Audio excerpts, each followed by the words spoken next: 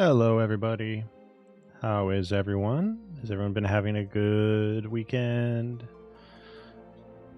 Sorry I've been offline. Just been really tired feeling, so I've been resting instead of pushing myself.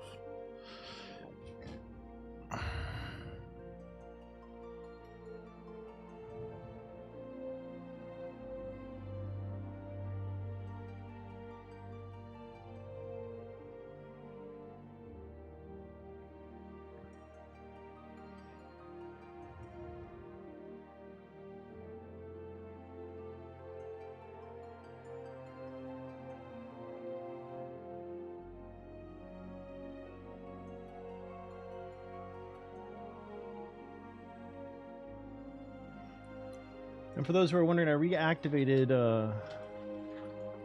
the throwing program. Let's see if it behaves itself or if it crashes things again.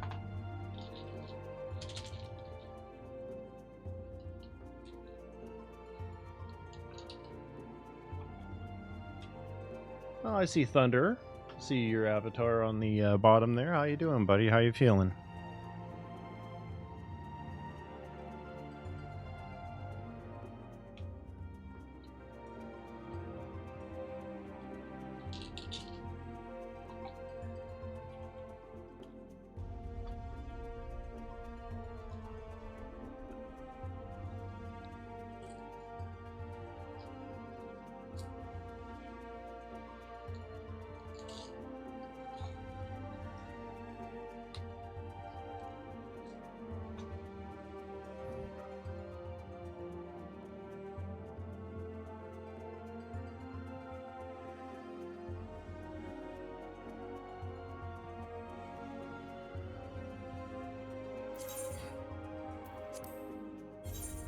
I was gonna say I was a little surprised at first. I'm like, wait, there's no queue today?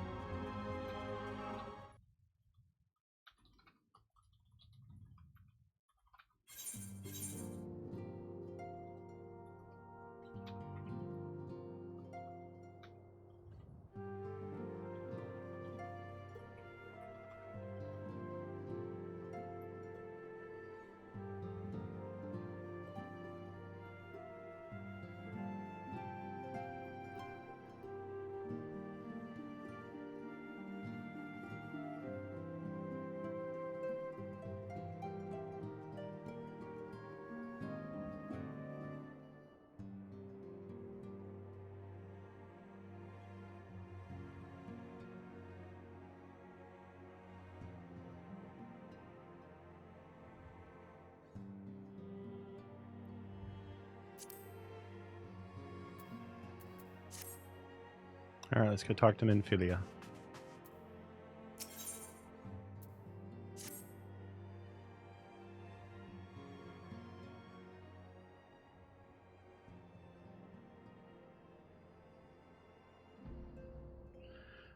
Until not so very long ago. Hey, Thunder, how you doing, bud? Until not so very long ago, you were but one of the many adventurers seeking to make their way in Eorzea. But for your character and courage, you were raised to the esteemed post of envoy. Thereafter, you traveled the realm, aiding those in need without thought of reward, confirming to Yida and Papalimo that the Scions would benefit from your aid. And no sooner had you joined us that you personally bested the primal Ifrit.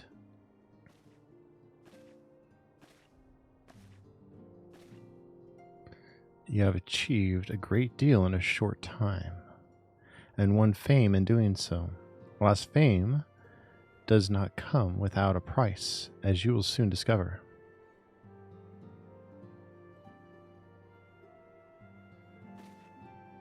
We have guests, Cornell. Or rather, you have guests. Beg pardons.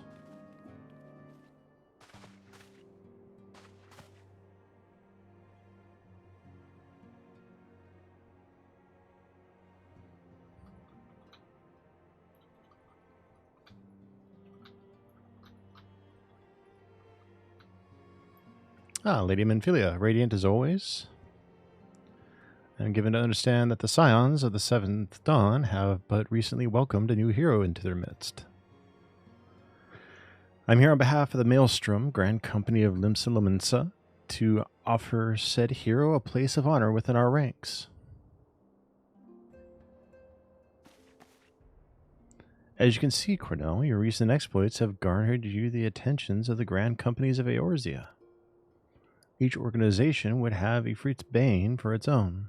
To this end, all three have sent officers to court you. They would not ordinarily go to such lengths to enlist a new recruit. It is evidence of their high regard for you. I found myself wondering how word of Cornell's deeds spread so quickly that the immortal flames should know of his triumph is to be expected, but what of the other grand companies? Eep. Your reputation precedes you, Master Crits. 'Tis no ordinary man who can face a primal and emerge the victor. And imagine our pride when we learned that you began your journey as an adventurer in our own Gridania. Know that the people hold you in high esteem and that you will always be welcome among us. The Order of the Twin Adder has need of a valiant men such as you. Join your strength to ours, friend, and together let us ensure that peace ever reigns over the Twelveswood. What a pleasure it is to finally meet you, Master Crits. My comrades speak of you in the most glowing terms. A man of your talent belongs with the immortal flames.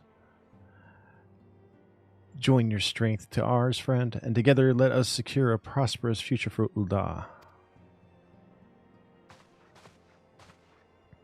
The Admiral was not exaggerating when she said you have the look of a hero. Full often does she speak of you, friend. It is only natural that we should want you for the Maelstrom. Join your strength to ours, and together let us see the grand vessel of Limsa and Lominsa to the shores of glory.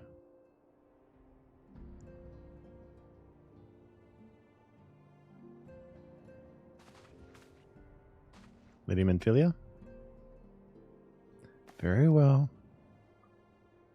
Though I'm quite sure you need no reminding, mayhap a brief summary of the situation would help clarify your thoughts on this matter. As you know, the Grand Companies are all-encompassing organizations empowered to call upon the martial, economic, and technological resources of their respective city-states in times of strife. There are presently three such organizations in Eorzea: the Maelstrom of Limsa Lominsa, the Order of the Twin Adder of Gridania, and the Immortal Flames of Ul'dah. Serving a Grand Company means serving the nation to which it belongs. You will be charged with its defense and tasked with advancing its cause. In return for your faithful service, you will be furnished with various rewards. Hi, Hasu, how are you? Some of which may well prove useful to you in your other endeavors. If you are agonizing over which of the Grand Companies best deserves your loyalty, be at ease. The commitment you make this day need not be permanent. Should you wish to shift your allegiance at a later date, you are entitled to do so. And yet, I concede that it is no small choice you face. I'm doing good, feeling a lot better, more rested. I've been feeling tired the last few days. A thought occurs to me. You will, of course, recall that the three city-states are planning to hold remembrance services. Well, as part of those proceedings, I am given to understand that the leader of each Grand Company will deliver an address. Hearing these addresses ought to help you make an informed decision. What say you, my dear officers? A fine suggestion. You are wise as you are beautiful, my lady. Very well, let Cornell hear our leader speak, then return here with his decision. We eagerly await your answer.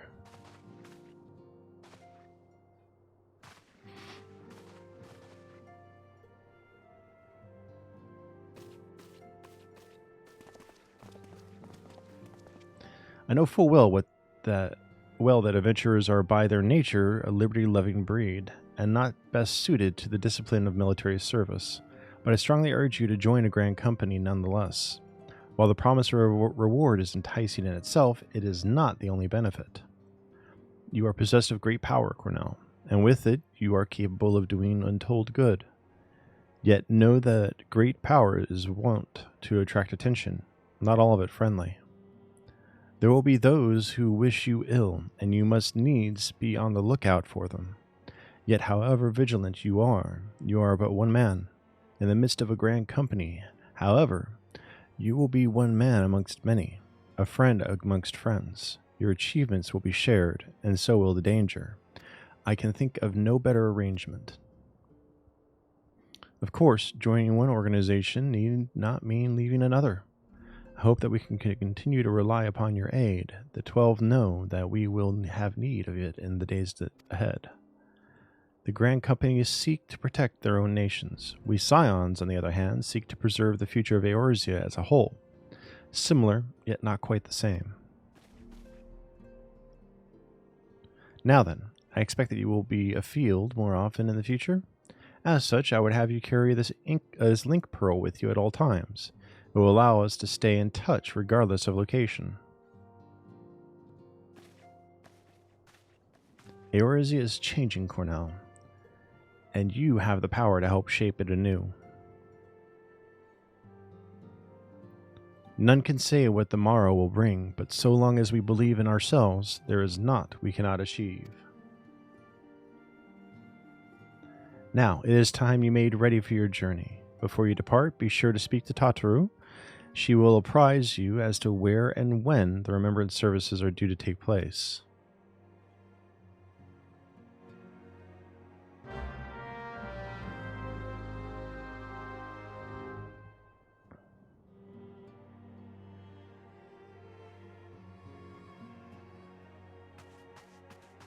How was your weekend, Hasu?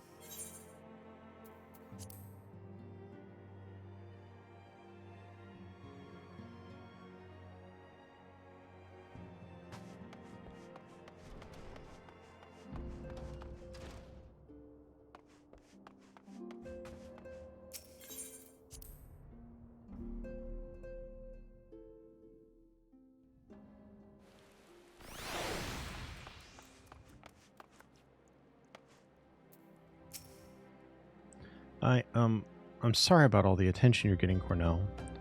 I might have sung your praises a little too loudly and often to a few too many people.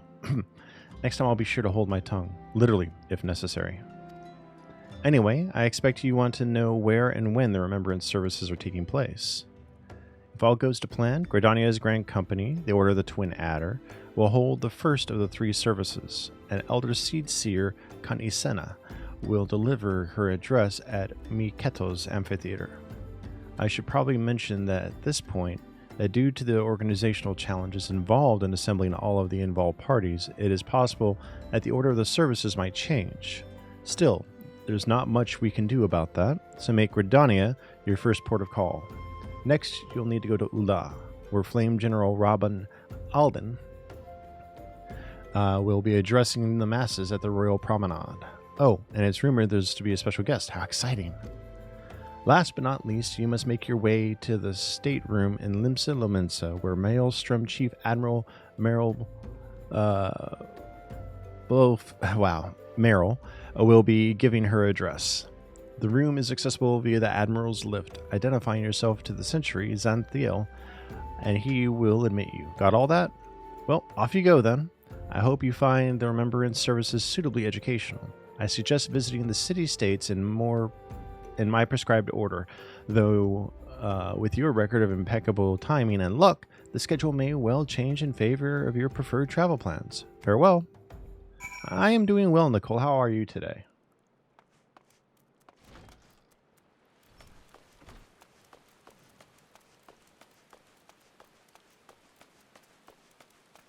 Alright, let's teleport. So we want to go to Gridania first.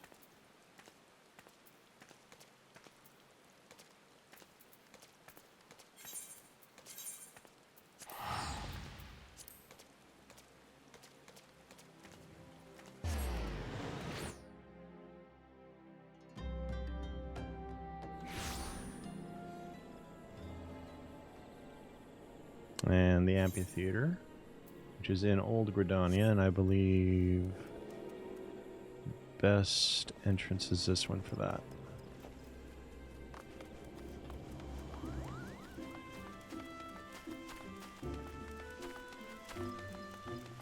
My weekend was alright. Lots of resting.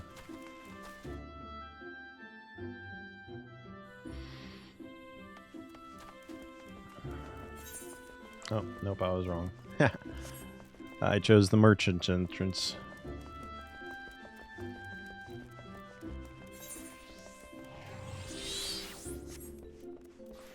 But I can still get there from here.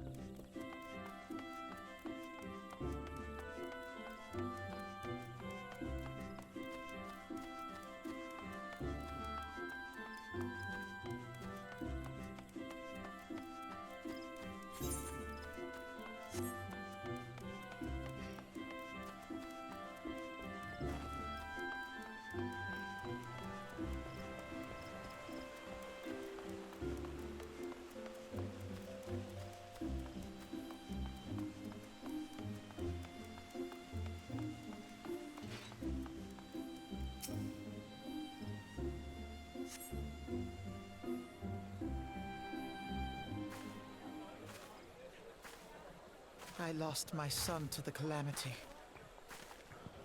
The three seed seers are all together. Some say you couldn't take a step without stumbling over a body.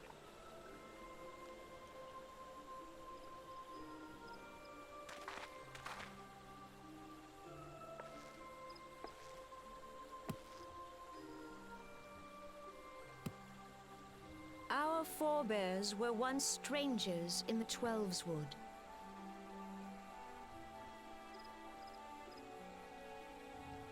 Fearful of the Green Wrath, they hid themselves in the dark recesses of the earth. Yet they dreamed of basking in the dappled sunlight of the forest. Through great effort, they proved their worth to the elementals, and were granted a place beneath the boughs. So it was that Gridania was born, some 5 centuries ago. Working hand in hand, the Hyur and the Elysian settlers sowed the seeds of our civilization, and soon they were joined by folk of all races. So nourished by the waters of unity, and blessed by the light of the matron, Gridania flourished into the great nation it is today. Do you see the Gridanian standard? There, hanging behind the Elder Seed Seer. The entwined serpents represent the unity between Hyur and Elysian. An elegant symbol, do you not agree? In accordance with the will of the elementals, They were on the embraced a life of peace. wagon with us Alas, when we first came to our Gridania. neighbors have not always sought the same Excuse for me. themselves, nor for us. Though we Gridanians have no love for war, we have still less for those who would threaten our way of life. Ever have we fought to protect the sanctity of the Twelveswood. When the Garlean Empire brought its war of conquest to Eorzea, we rallied under the noble standard of the Twin Adder that we might push back the encroaching darkness. And it was we who prepared the ground for the reformation of the Eorzean Alliance, that all the peoples of this realm might stand united against the common threat.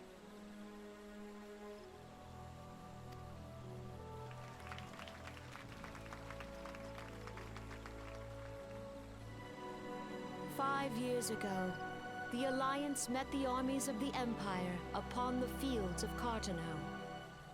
It would prove the bloodiest battle in recent memory. Countless Gridanian lives were lost.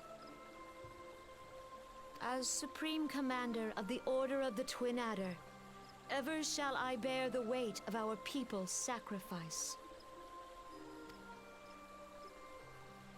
Alas, their loss was not the only tragedy to befall us that day, for soon came the calamity.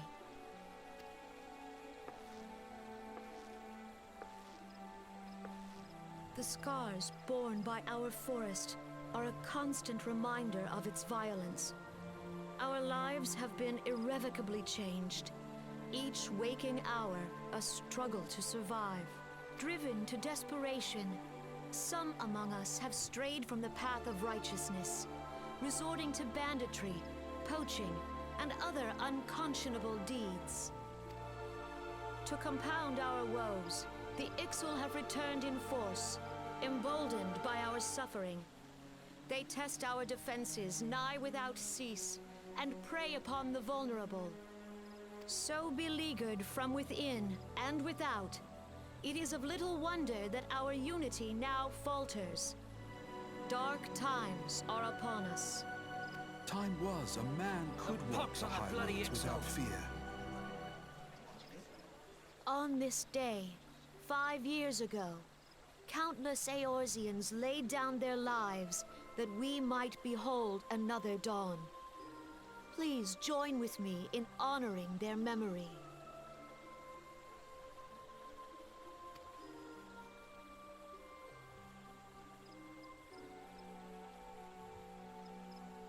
And how do you propose to honor the memory of those you cannot remember, pray tell?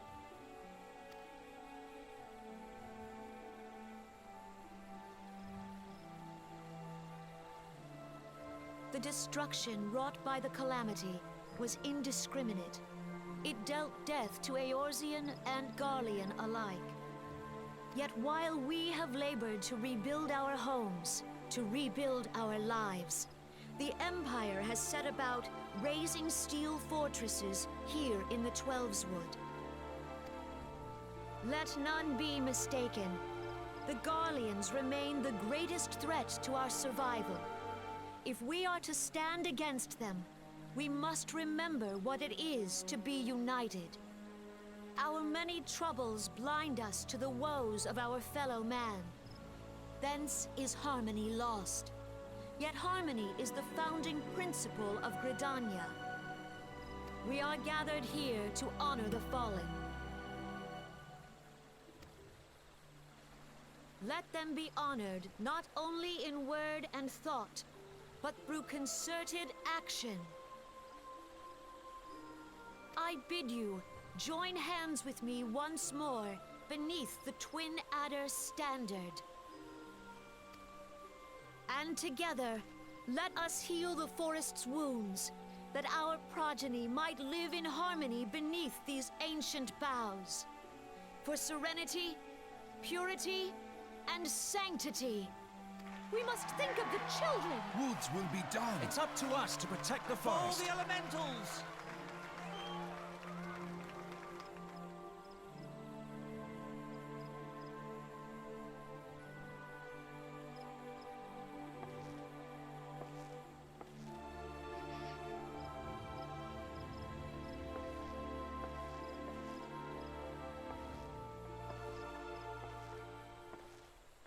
Sorry, I was quiet doing that. I was letting the dialogue just go. Seems like we have some more to talk about with these two.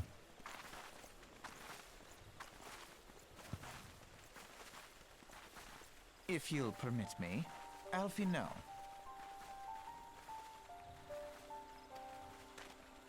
And my sister, Alize, at your service.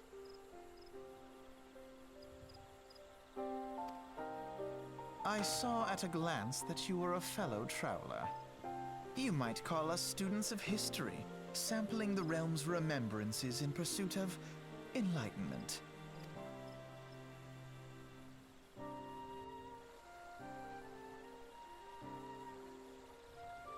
The Gridanians are unfortunate enough to have to contend with two beast tribes. The Ixal are unquestionably the more troublesome, being of a naturally warlike disposition and want to summon their bloodthirsty primal Garuda. The Sylphs, by contrast, are peaceful in nature, being mischievous rather than malevolent, and have long been on friendly terms with the Gridanians, until recently at least. Alas, they have grown aloof, a change observed at roughly the time they summoned the primal Ramu. The Gridanians have no love for war, and they consider open conflict a last resort.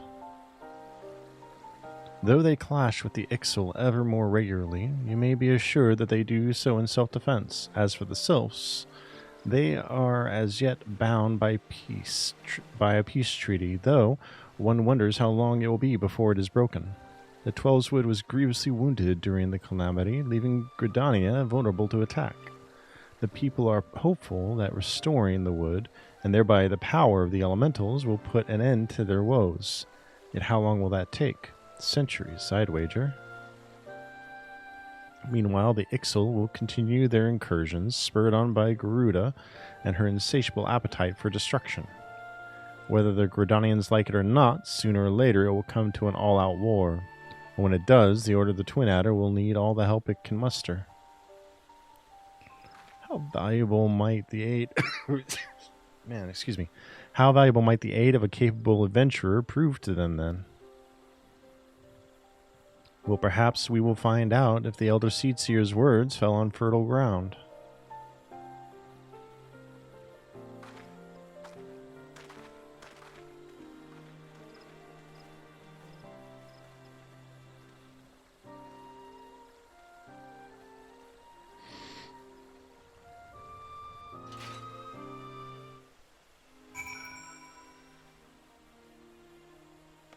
So now we need to go to Ul'dah. So there is an Ethernet shard here.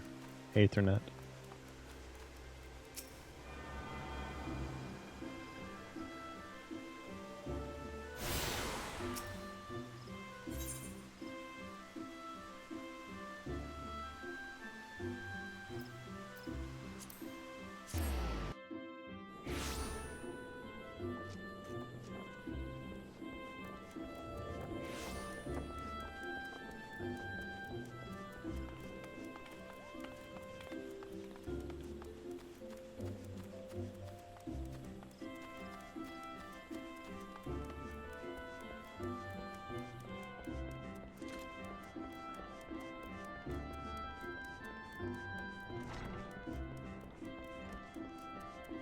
So next we're off to Ul'dah.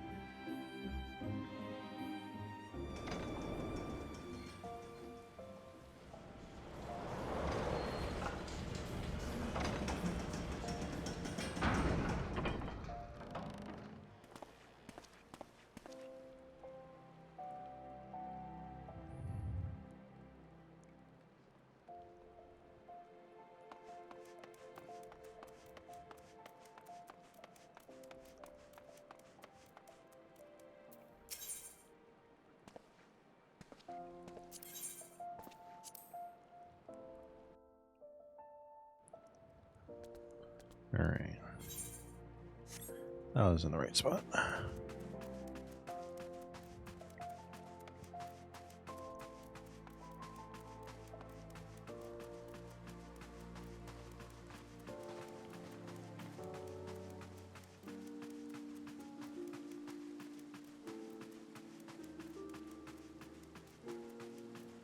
All right, let's listen to the next one.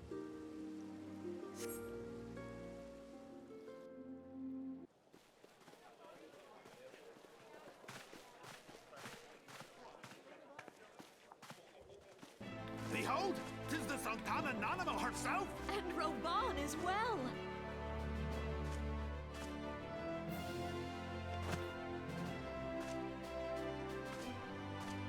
Hark you, souls of flame, drawn to the bosom of the desert, where the fire burns brightest and shall rage forevermore.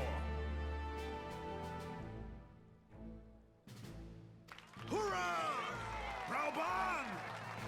Where since antiquity, under the sage and judicious rule of the Ul dynasty, we have wrought sand into gold. where by the grace and glory of Nalthal have our brave sons and daughters flourished and prospered. I speak of Ul'dah!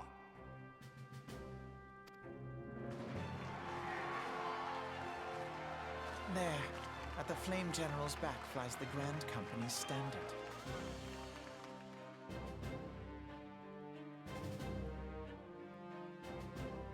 Note the sigil.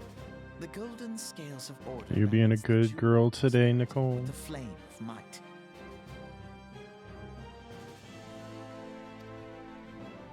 Great and many are the gifts our nation has given the realm. In Eorzea's darkest hour, on the killing fields of Cartano, none spent more in blood and gold than we. Thus was the 7th Imperial Legion laid low. So that's how it happened. How soon history forgets. Yet many left our gates, never to return. Let us pray for our absent brothers and sisters, that they might know happiness in the great beyond, as Thal's honored guests. If the fates were fair, the price we paid that day would have bought us victory. Alas, they are not. And now, but 5 years into this 7th Umbral era, the spirit of sacrifice which granted us our strength is all but dead.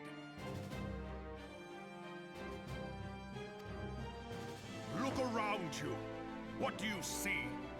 A people divided, downtrodden, and enthralled. Where are the merciful alms of the rich? Where is the just steel of the righteous? I ask you, is this the great nation our brothers and sisters gave their lives to save?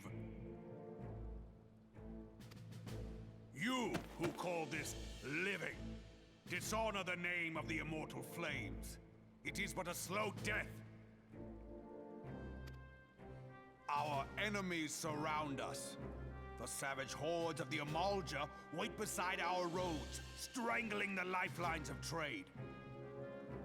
Meanwhile, the Garleans make mock of our borders and despoil our land of its natural wealth. We stand on a precipice, yet we do not act. Whether trader or soldier, monetarist or royalist, all must recognize that a divided Ul'dah stands to fall. Victory and fortune walk hand in hand. Ye who seek glory and wealth, look not to what little you can snatch from your neighbor, but to the boundless wealth of the world beyond. Now is the time to unite. Now is the time to ride forth. In the name of the Sultana, I beseech you. Line not your own coffers, but those of the immortal flames. Seek not to prosper from Ul'dah, but to restore her to prosperity. As the realm prospers, so shall Ul'dah. As Ul'dah prospers, so shall her people. Ja, for Ul'dah! Together we are one.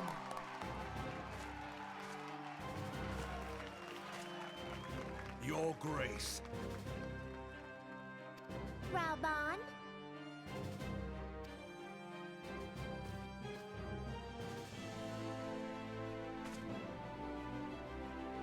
People of Ul'dah, I, Nanimo, 17th in the line of Ul, address you. Much has been made of the wealth of Ul'dah. Yet those who measure that wealth in coins and carats are gravely deceived. For the true wealth of Ul'dah lies in the health, happiness, and hopes of her people. beloved subjects, I bid you raise aloft the torch of Ul'dah, that her flames might serve as a beacon for all Eorzea to see. Long live Nanamo! Glory to the Sultana! For victory and fortune, stride fearless into the inferno, for we are, by fire, reborn!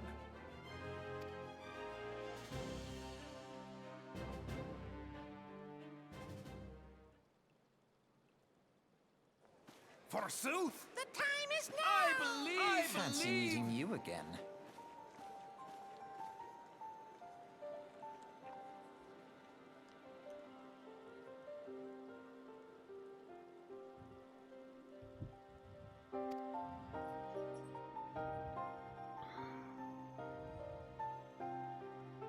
The Uldans have a long history of conflict with the Amalja, the beast tribe that worships the primal Ifrit. Judging by your look of distaste, I take it you have encountered them. The Uldans do not shy from confrontation. If aught threatens their precious prosperity, they will seek to crush it. So have they dealt with Ifrit thus far, smothering his flames each time he is stoked to life. Yet he is but one of several problems. Though they have been quiet these past 5 years, the Garleans have not gone away. Meanwhile, refugees continue to arrive in droves, and Ul'dah has no clear policy on how to deal with them. After all, not even the Sultanate's coffers are bottomless, and even assuming they had the coin, resources will be very ever finite. Which brings me back to the subject of Ifrit. It has been observed that the Amalja are summoning him with ever-increasing frequency. Every time they do so, the Uldans send their forces to smite the primal, and though they invariably succeed, each victory is bought with blood. It is a war of attrition which they cannot well sustain. Small wonder, then, that the immortal flames are eager to recruit more members. At such a desperate hour, an adventurer of your experience would be most welcome addition to their ranks. I hate this cough.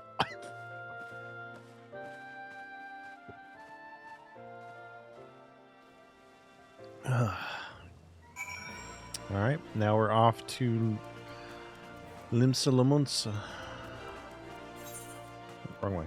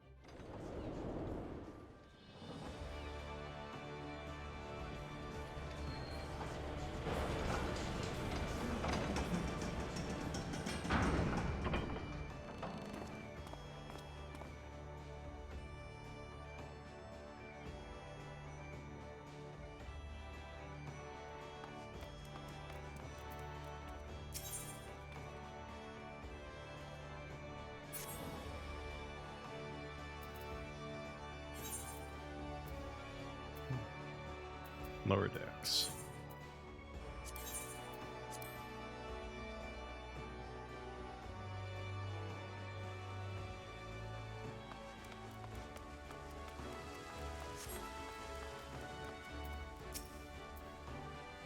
Here to attend the remembrance service? Be quick, the Admiral is due to give her address at any moment.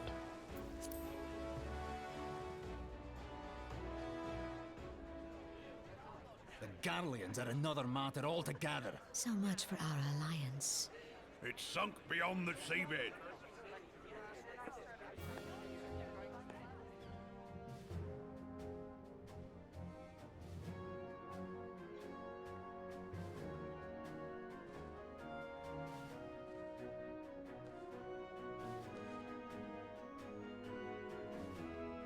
Brothers and sisters of the sea, hearken unto me. Look upon this, our mighty crimson standard, and tell me your hearts do not swell with pride.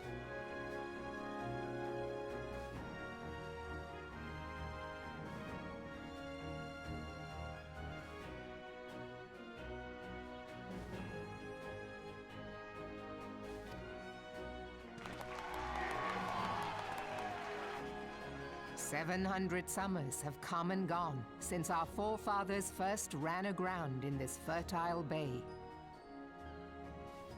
In that time, guided by the Mother of Oceans, Limsa Lominsa has grown from humble fishing village to uncontested ruler of the 5 seas and beyond.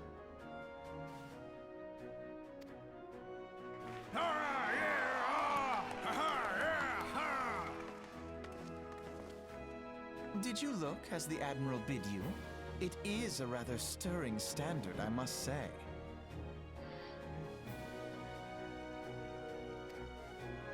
The crimson field is meant to signify the blood of fallen crewmates, while the black longship represents a pirate vessel. When the Garlean Empire marched upon Eorzea, we assembled beneath the Maelstrom Standard, and our grand company was reborn. All answered the call, from the Knights of the Barracuda to Hilfir's bloody executioners, and together we met our would-be conquerors upon the field of Carteneau. That day, the world bore witness to the united strength of Limsa Lominsa. I swear to you, no army ever fought harder or with more courage, yet many of ours did not survive.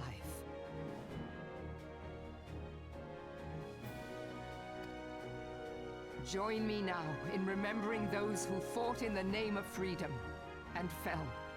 May their souls be returned to the sea.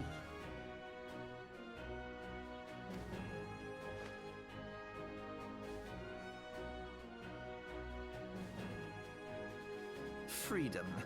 Yes, they have always been rather fond of their freedom.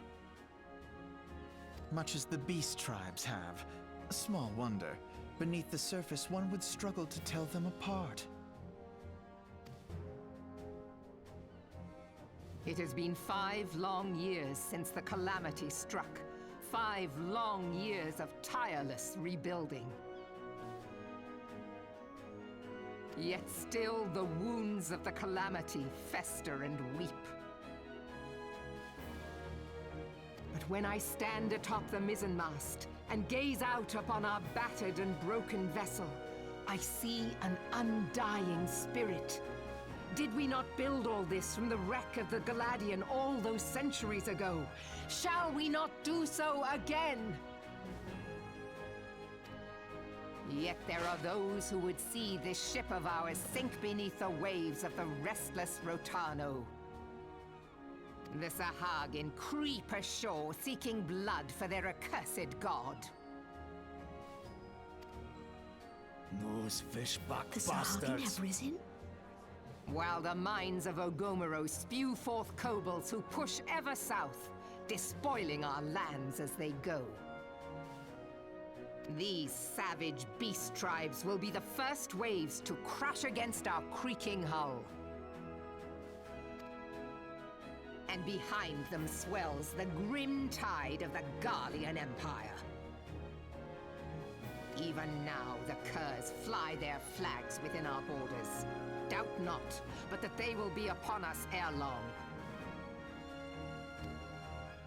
We are well nigh surrounded. Yet there are those among us who would rather turn their swords against their crewmates. How can we hope to repel our many enemies when mutiny breeds below deck?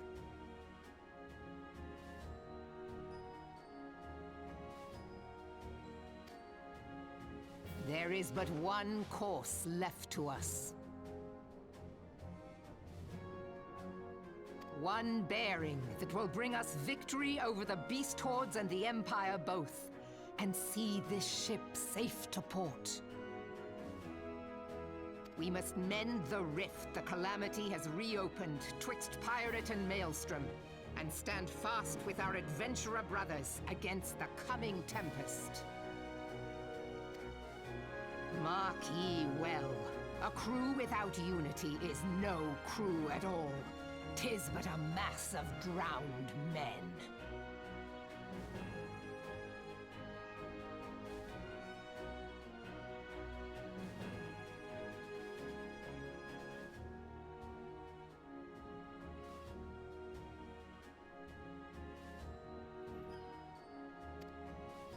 To me, then, brothers and sisters of the sea, gather beneath the undying crimson standard, and pledge me your strength, your skill, your wisdom. And with the guidance of the navigator, this great vessel of ours shall ride the waves, till sea swallows all. Long live the Admiral! Gather the lads! Oh, where's me cutlass? I'll follow ye to the seven hells, Admiral!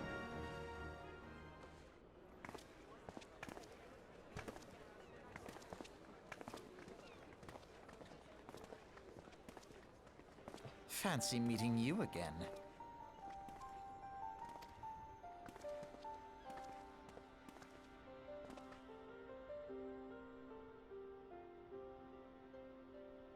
As the Admiral mentioned in her address, Limsa Lominsa is plagued by two beast tribes.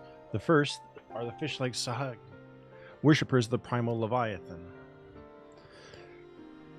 The seconds are the kobolds, who dwell beneath the earth and take the primal Titan for their god.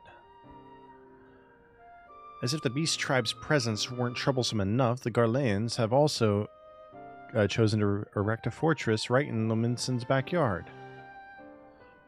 And that is to say not of the internal strife. As a nation of pirates, there is no end to the blood feuds between the various factions. And while they fight amongst themselves, the Garleans whet their blades and watch. If the Lominsans are to have any hope of withstanding the Empire, they must first resolve their own affairs. Differences must be set aside, and the primal threat dealt with once and for all. To this end, I expect that they will soon take decisive action against the beast tribes. Mark my words, the Maelstrom Standard will be drenched a deeper shade of crimson ere long. That a capable adventurer like you would be a valuable addition to their crew is beyond question.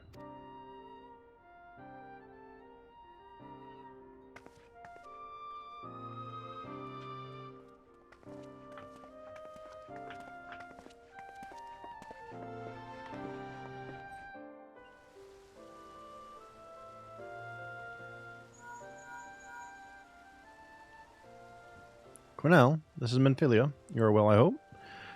I be correct in thinking that the Final Remembrance service has now concluded? A moment ago, you say. What a coincidence. Jesting aside, I trust you remember our guests from the Grand Companies. Well, delighted though we are to have them here at the Waking Sands, it would not do to keep them in suspense any longer than necessary. In short, hurry back. She's tired having them around. Hello, Domino.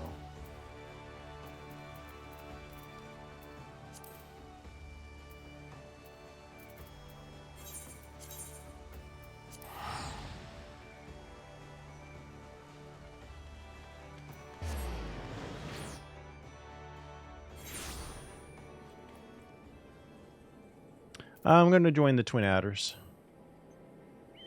Being that's where I started my character.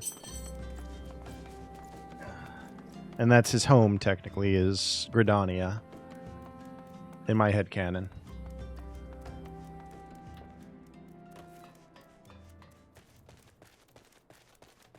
And it's the city I like the most. Easiest for me to navigate.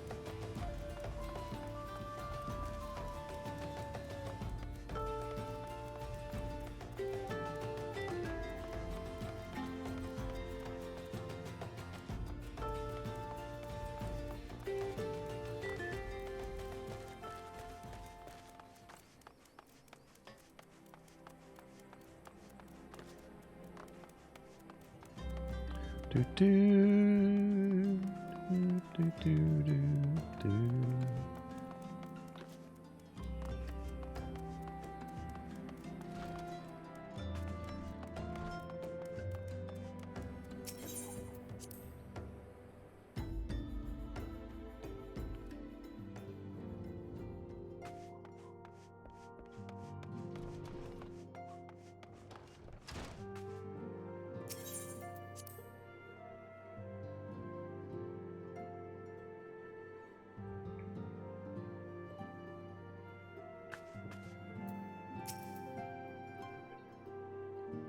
I was taking a drink. Welcome back, Cornell.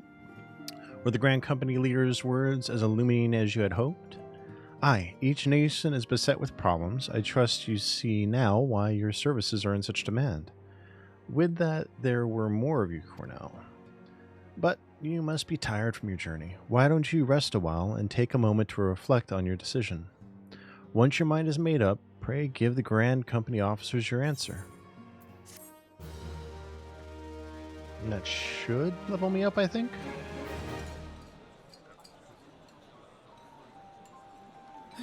The gods only know what grand company our adventurer friend will keep. The wheels of change are in motion regardless. Brother, are you certain this course is best? Whatever do you mean, dear sister? The so-called remembrance ceremonies were little more than standard waving rallies. As though the Calamity and Seventh Umbral era warranted scarcely a mention. Well, of course they were standard waving rallies. Since you are so observant, mayhap you noticed what mention was made of the Warriors of Light? None. I suppose they must have forgotten the heroes who spared Eorzea a fate worse than the Calamity? No, dear Eorzea, they haven't forgotten these details. They have elected to omit them. Deep are the wounds the Calamity inflicted upon Eorzea. So deep, in fact, that the realm still bleeds. Needless to say, the beast tribes and their primals do little to alleviate the pain. So, the task of salving Eorzea's wounds falls to the scions of the Seventh Dawn, with a little help from our friends, the Grand Companies. Remembrance will yield no remedy. If our world is to heal, we must put the horrors of the Calamity behind us. Our grandfather would never entrust the fate of the realm to despots who rewrite history to their convenience.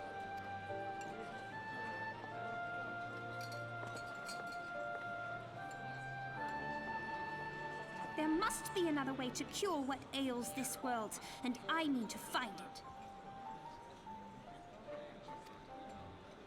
You are most welcome to try.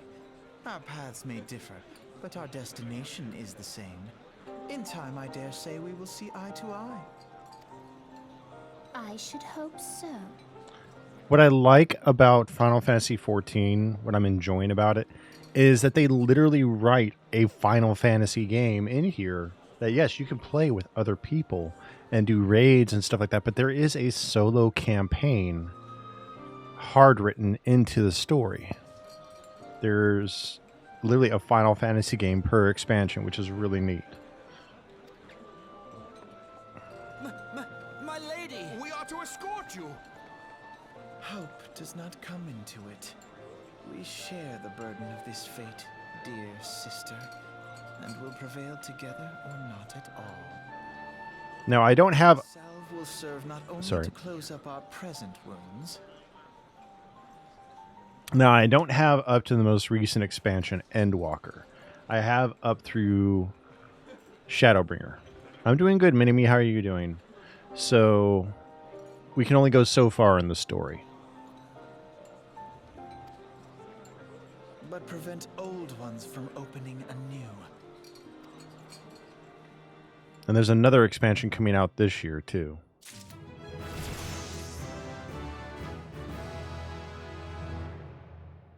Alright, let's do serpents.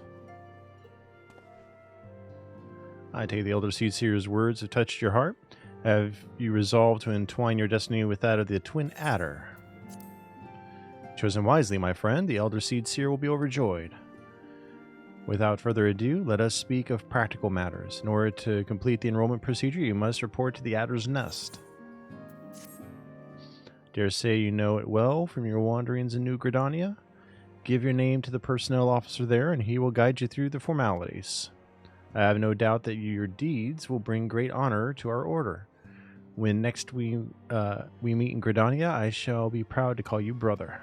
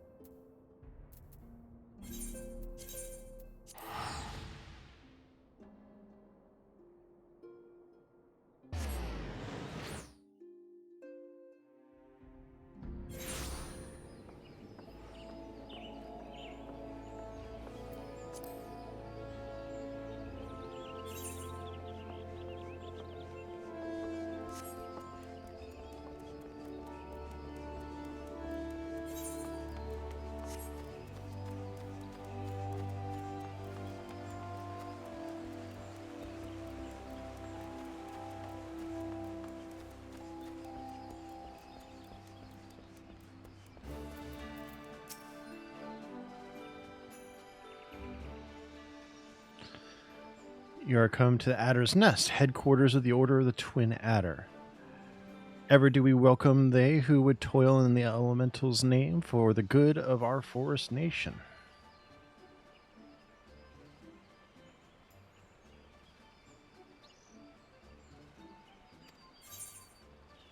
My name is Cornell Crits, I believe.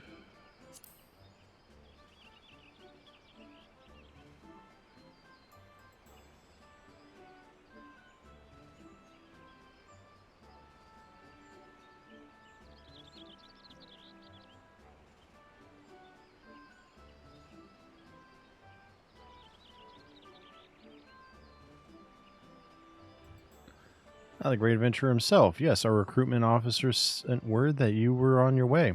It's a pleasure and an honor, both, to welcome you to our ranks, friend. Now let me gather together the relevant documentation. Sir.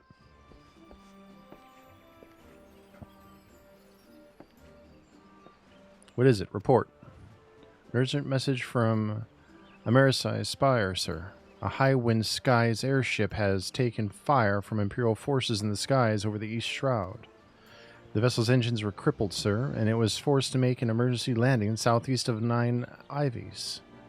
Nine Ivies, gods, this could not have come at a worse time. All but a handful of our forces are presently afield dealing with the Ixal. Cornell, I know full well you have yet to be formally inducted into our ranks, but we have urgent need of your aid. In all likelihood, the airship was bearing civilians, and if the reports are accurate, it will have come down dangerously close to the Garlean occupied territory. Please, make all haste to the area southeast of Nine Ivies and locate the airship and ascertain the status of the passengers.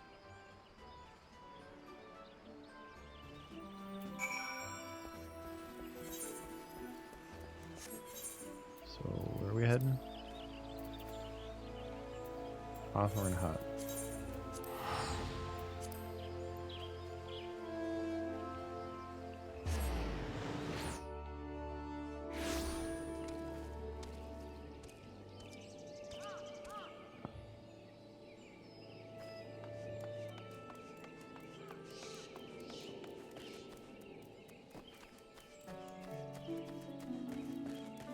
Man, I like the music in this zone a lot.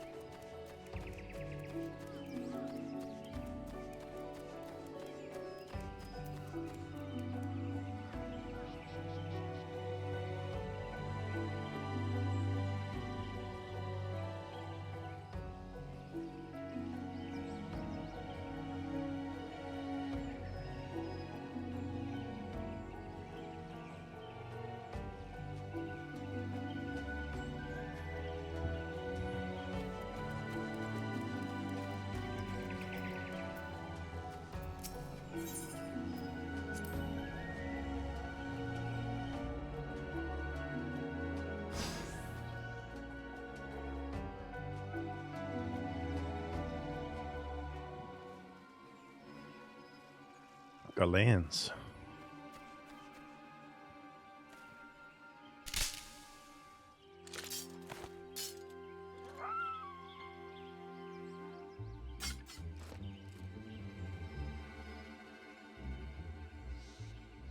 An adventurer. What are you doing out here? No, wait. Let's find some cover first.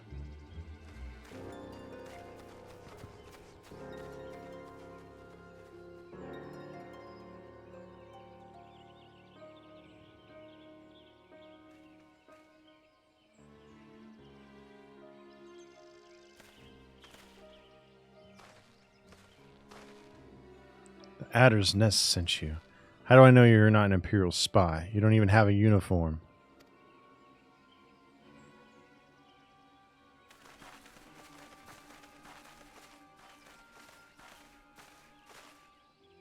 Peace, friend. We mean you no harm. You are an engineer of Garland Ironworks, are you not? We were alerted to your plight and have come to rescue you. And you are Cornell Crits, I presume. I was told to expect an honorary serpent. My thanks for your aid, friend.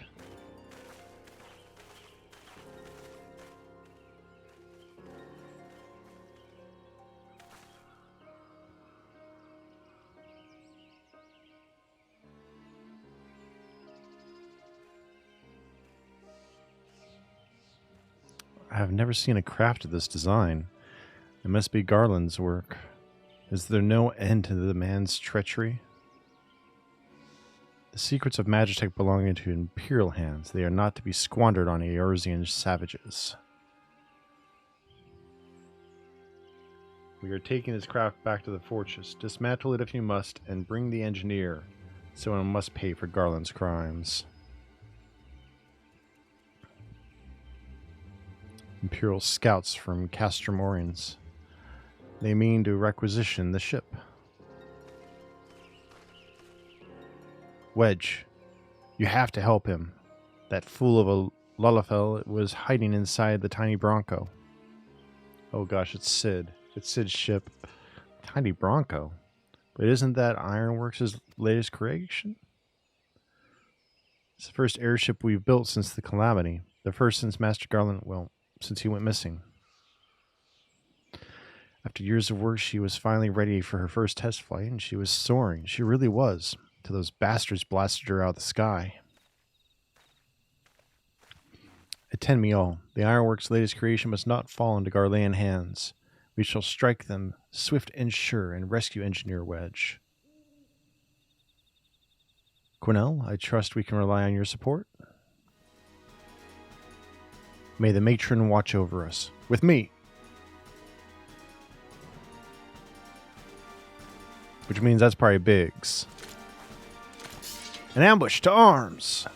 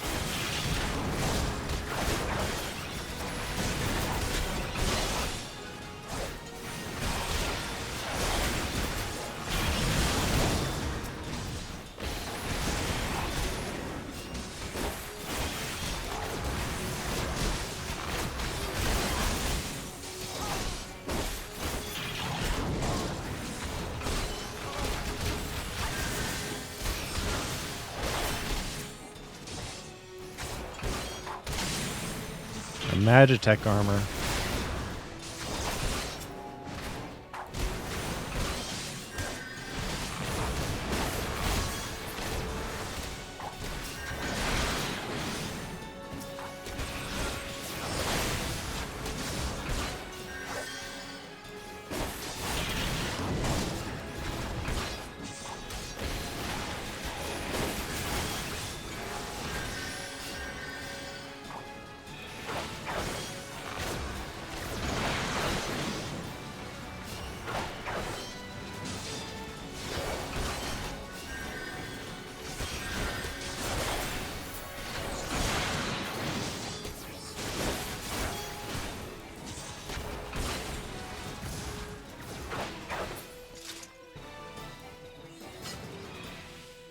Nice.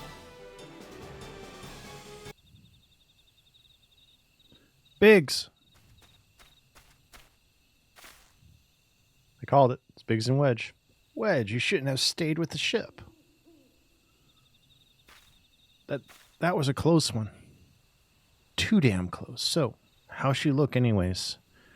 The auxiliary propeller is a dead loss, but I think we can wring enough thrust from the main propeller to get us airborne. A few minor modifications and we should be able to fly the tiny Bronco home. While you do your work, we shall keep watch over the perimeter. The enemy may yet be lurking nearby. As for you, Cornell, you have more than done your part today. I bid you return to the Adder's Nest and complete your enlistment. I pray there will be no further interruptions. When next we meet, let it be as fellow serpents of the Order. I just wanted to say sorry, for calling you an Imperial spy and all that. Got that one wrong, didn't I? Seriously, though, if it hadn't been for you and the twin Adelads, we'd be chained up in a dungeon by now. I'm in your debt, friend. We both are. Wedge? Thank you. We're very grateful.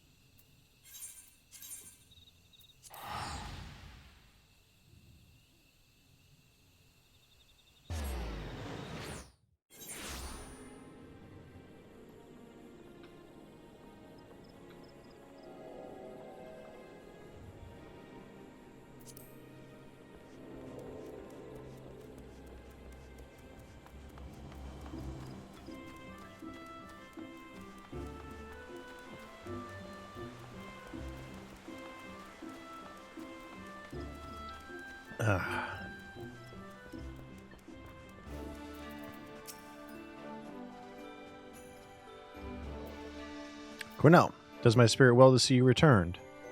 Word arrived but moments ago from the team at Nine Ivies. Lest you worry, the two engineers are safely on their way. The lieutenant informs me that you were instrumental in the mission's success. Had you not found Engineer Biggs when you did, and helped us to rout the Garleans, things might have been very different. And all this before you were even inducted into the Order. You are well on your way to carving a fine career for yourself beneath the Twin Adder standard. But without further ado, let us see to your induction. 12 willing, there won't be any further interruptions.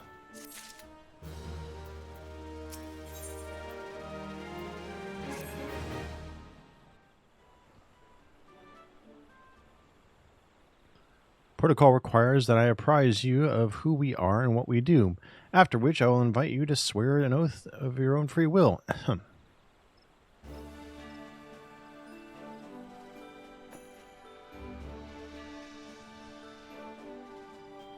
The Order of the Twin Adder is the Grand Company of Gridania. Brings together the martial, economic, and technological resources of our nation that we might stand strong in times of direst adversity, when our very survival hangs in the balance. Our order was formed in the days before the calamity, in readiness to fight the Garlean Empire, and to combat the beast tribes and their primals. Needless to say, our struggle continues to this day. Elder Seedsir Kane Senna is the supreme commander of our forces. Under her wise leadership, we protect the people of Gridania and the sanctity of the 12 Woods. 12's Wood. As the entwined serpents that grace our standard, let Forestborn strive as one with friends from afar to ensure that peace shall ever reign in Gridania. In so doing, we honor the will of the elementals, and theirs is the will of the wood. Now then, Cornell Crits, I ask that you give unto us your oath of allegiance in whatever fashion you see fit. My life for the Elder Seedseer.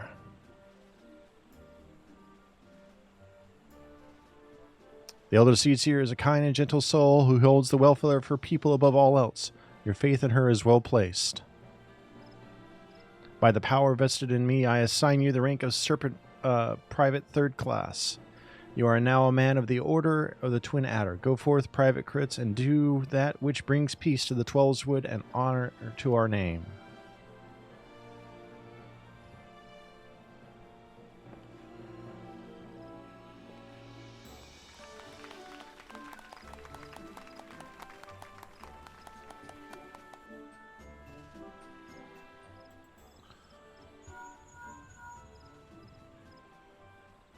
Drove Saturday to Tulsa, went to the movies, saw Aquaman.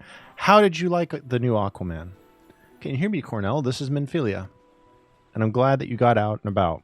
Does you some good to get some fresh air. An officer of the Order of the Twin Adder contacted me with news of your enlistment. My congratulations, Private Crits. I have no doubt that you are eager to make acquaintance with of your new comrades, but I would ask that you pay a visit to your old ones first. Remember, though you are now a serpent of Gridania, you are no less a scion. Pray, return to the Waking Sands at your earliest convenience. There are some friends here whom I would very much like you to meet. We shall be waiting. The distant call of a friend in need, perhaps. As you are needed elsewhere, I shall not keep you any longer. I would, however, suggest speaking with High Serpent Commander Versil Helus. Helu? I think I said that right. Before you depart, he may provide you with assistance on the journey ahead.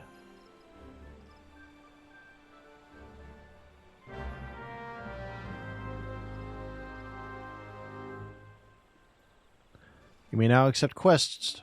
The quest My Little Chocobo, Twin Adder, by speaking to Versil Helu. This quest must be completed in order to proceed to the end of the main scenario for Realm Reborn. So, I think we finally get a mount.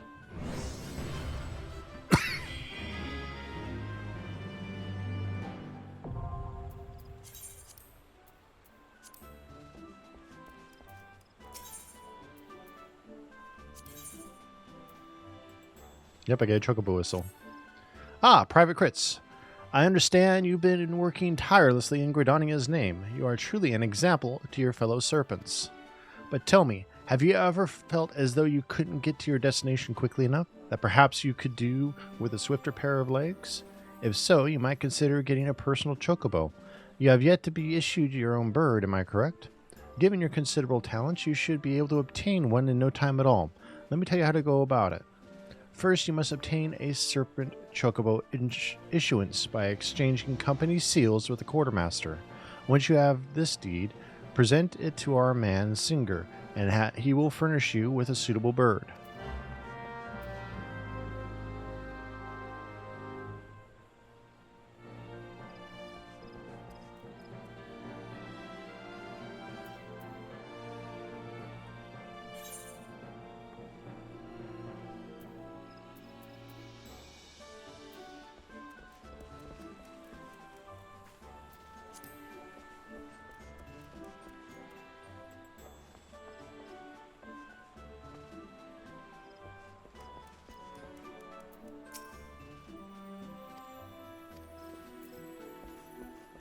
Okay.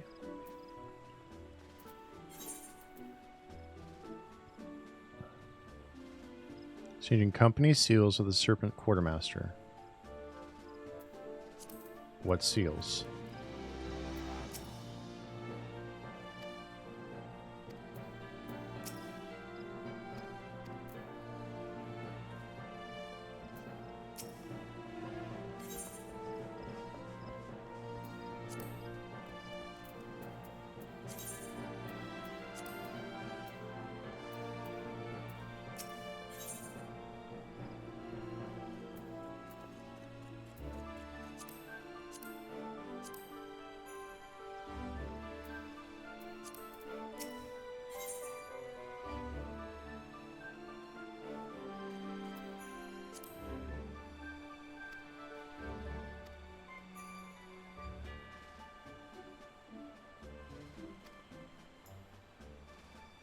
Okay.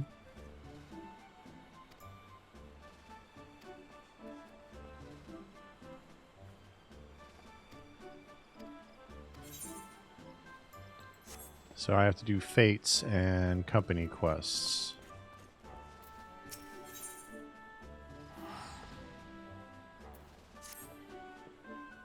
Listen well, Private Crits. The Order of the Twin Adder does not just welcome glory seekers and willy-nilly in our ranks. You stand here today because we believe in your potential. We believe that you will go forth as a serpent and help restore order to the world gone mad. And yet potential alone will not carry you far. Indeed, the road to glory is littered with the bodies of would-be heroes who lack the determination and diligence to hone their innate talents. But you will not suffer the same fate. I am certain of it. It is with such high hopes for your future that I would send you to begin the next phase of your training. The venue shall be the Wolf's Den, a proving ground established by the Eorzean Alliance to prepare Grand Company recruits for the battles ahead. The Wolf's Den is found just off the shores of Lanoska. The ferry at Morabie Dry Docks in Lower Lanoska will grant you passage there. So you got Storm Captain Burka. Okay.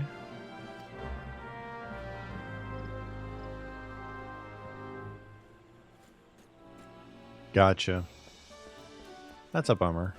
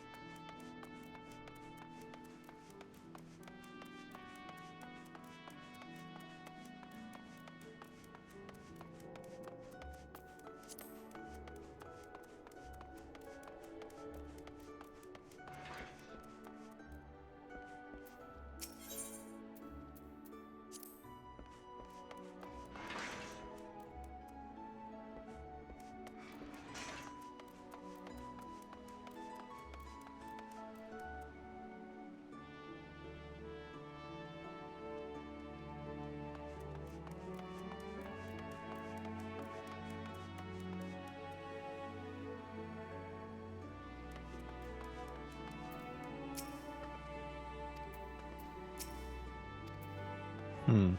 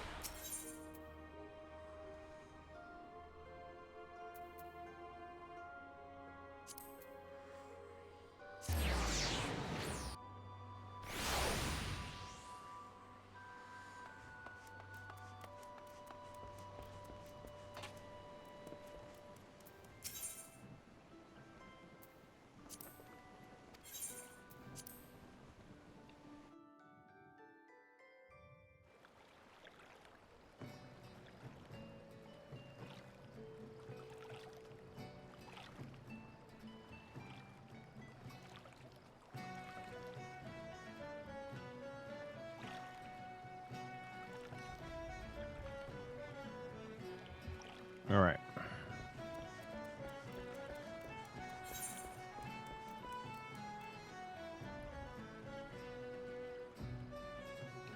Not in the right spot.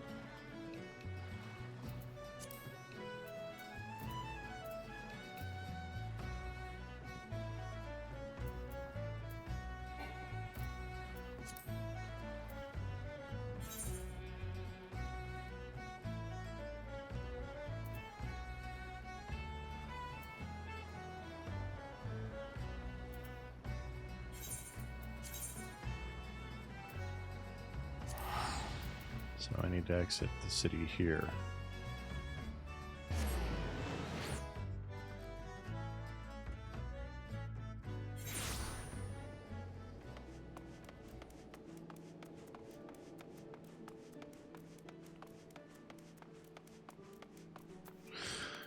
Okay.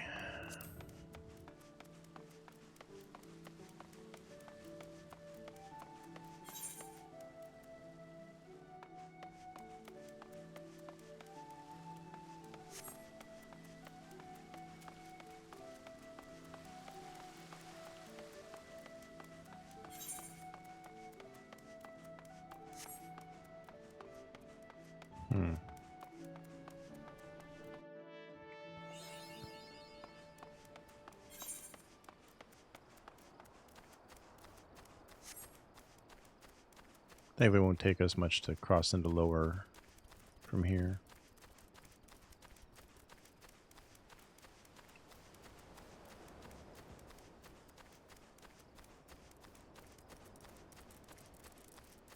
Like, where'd everyone's avatars go?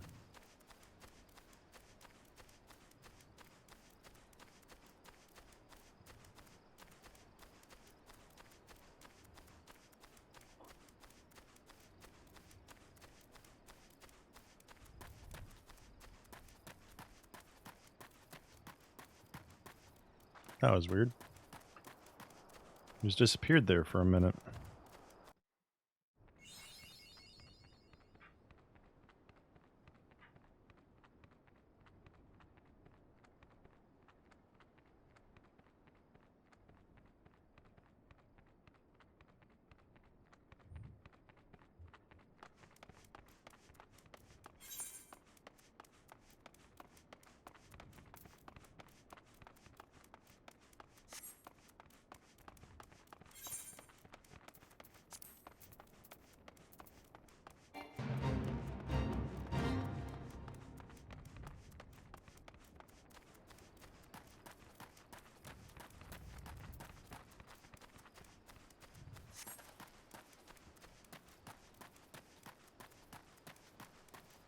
We got a long run, it looks like.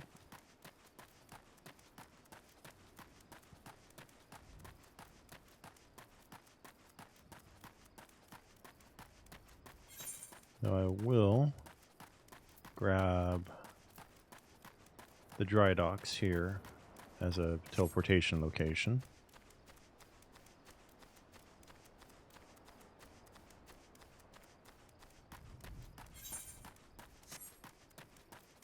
Well, they kind of also knew when making that movie that that was kind of the last one for him as Aquaman because of James Gunn taking over.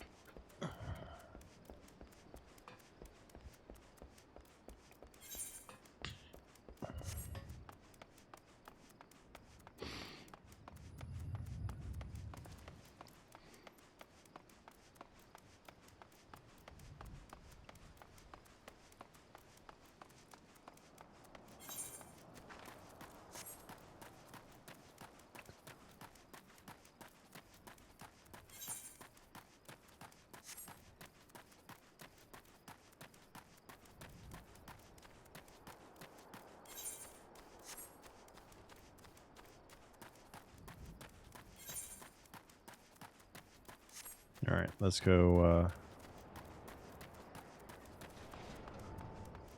grab this crystal.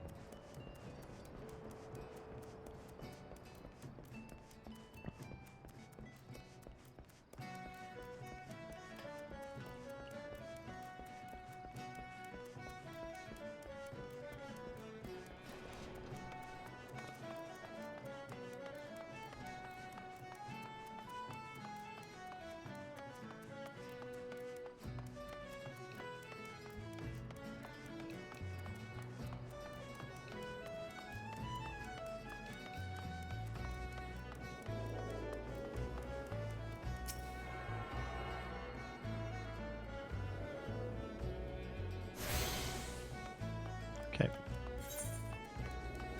Out we go.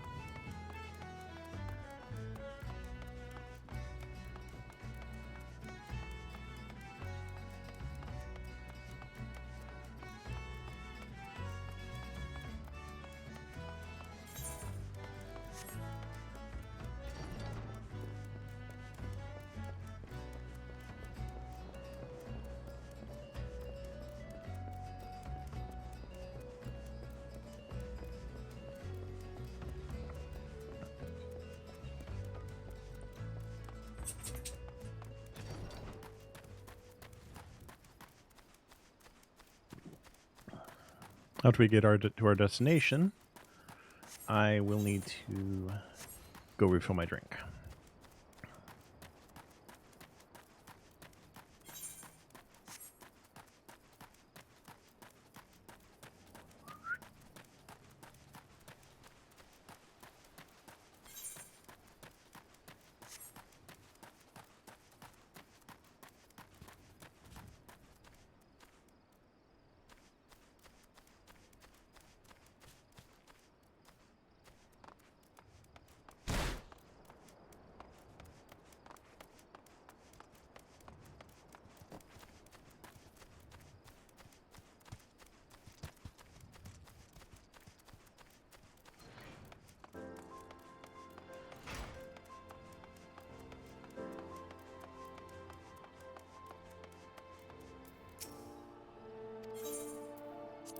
No, not airport.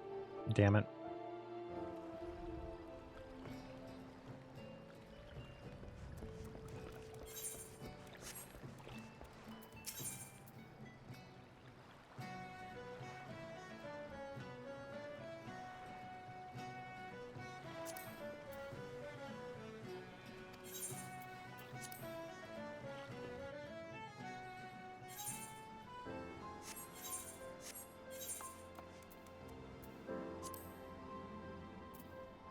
Okay.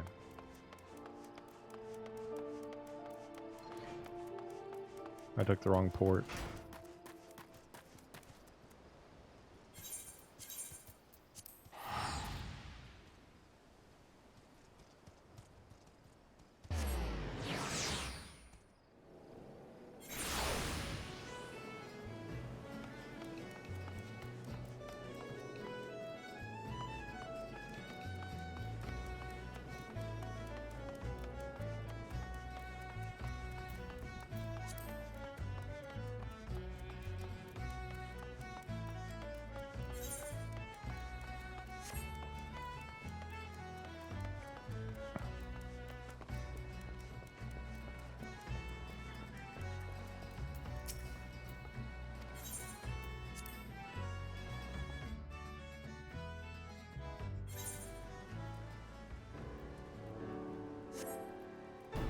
Oh. Hope it actually doesn't make me do PvP for this.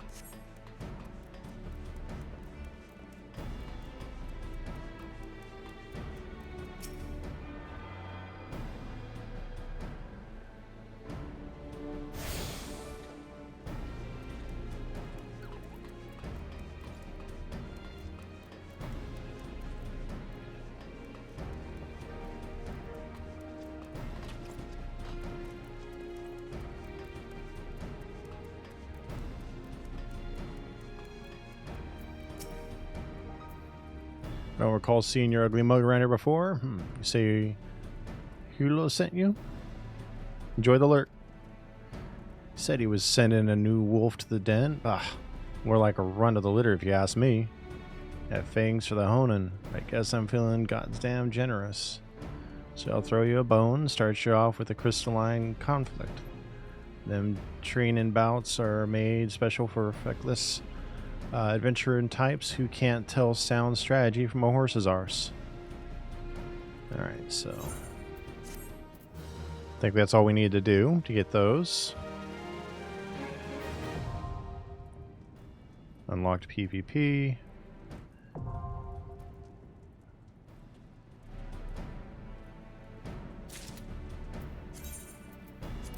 Alright. Back to Gridania.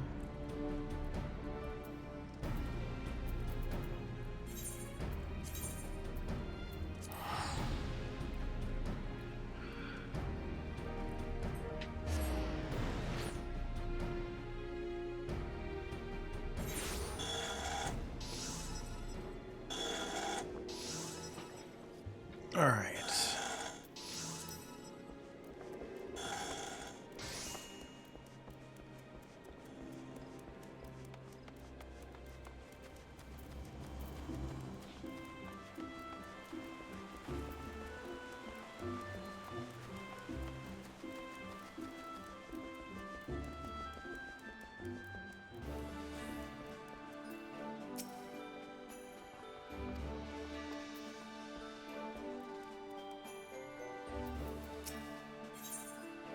All right.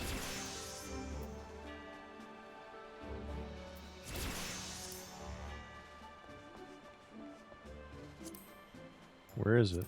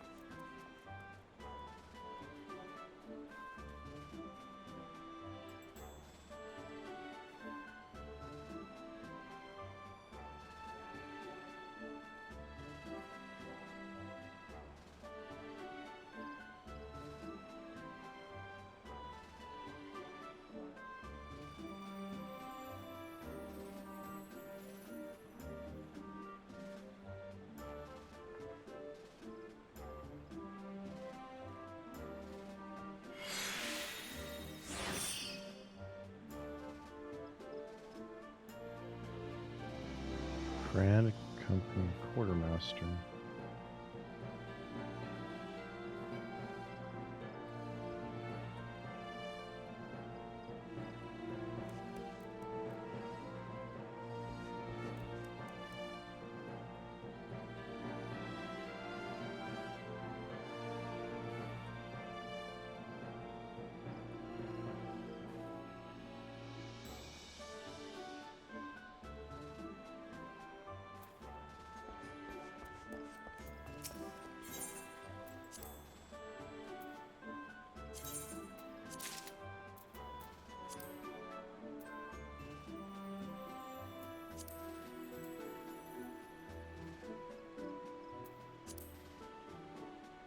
There we go.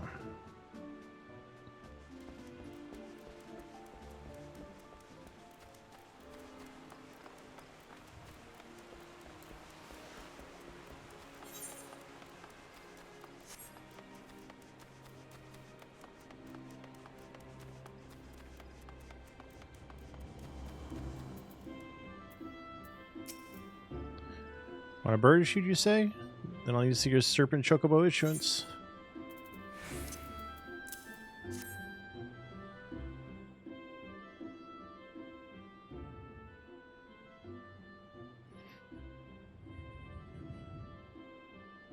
Yes, everything appears to be in order. Moment, please. I'll be right back with your chocobo.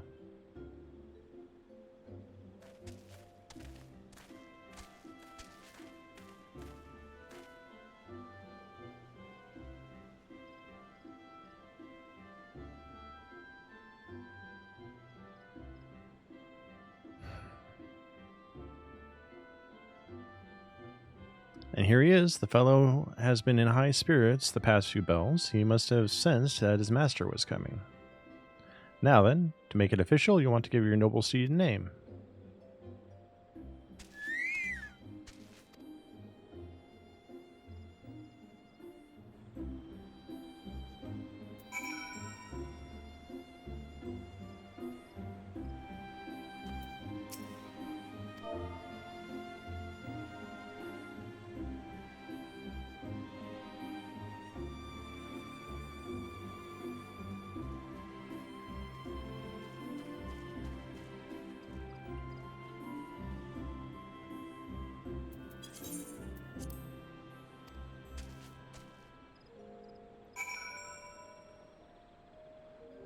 Named the chocobo after my dog. He likes his name. Here's your very own chocobo whistle. Simply blow into it, and your feathered friend will come bounding to your side. But do forgive him if he doesn't respond when summoned in a crowded city, areas, or monster-infested lairs. Chocobos are stout-hearted creatures, but they have their limits.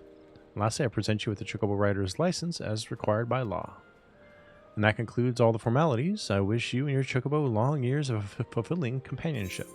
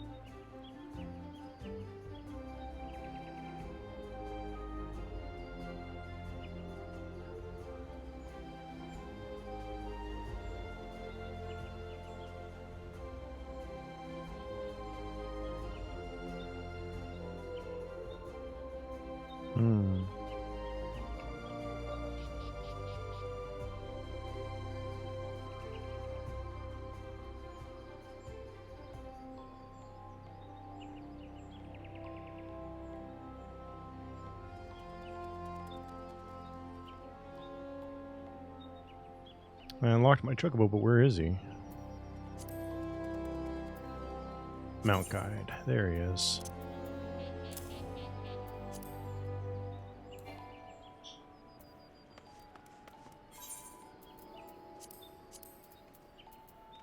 Back to Thanalan.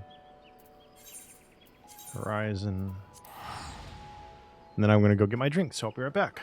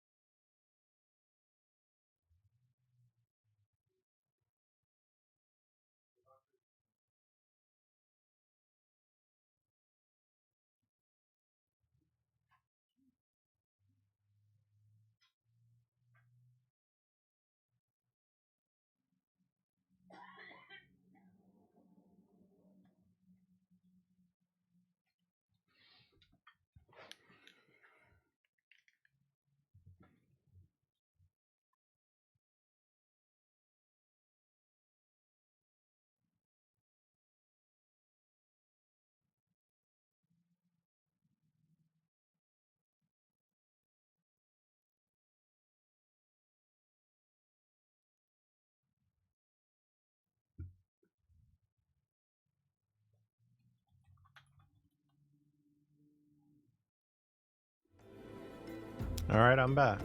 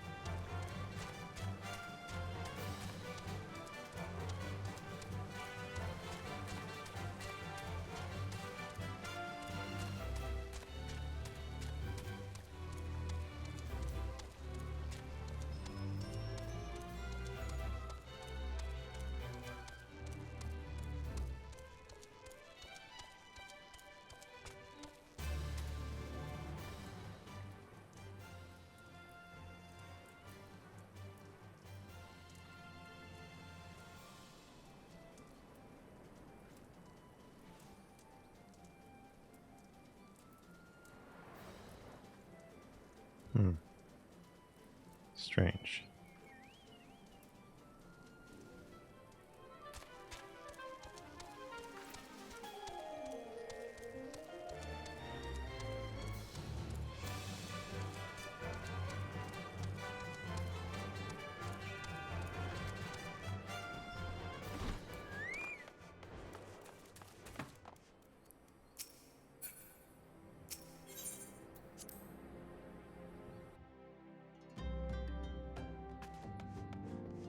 Ida, Papalymo. Welcome back, Cornell. Lady Minfilio awaits you within.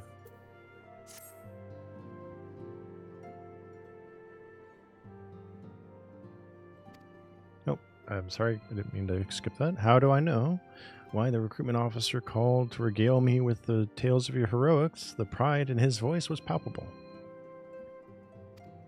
We Scions are truly fortunate to have you with us, Cornell. Now, when last we spoke, I said I wanted you to meet some friends, did I not? Well, I neglected to mention that you have already met. Tatsuro, please show them in.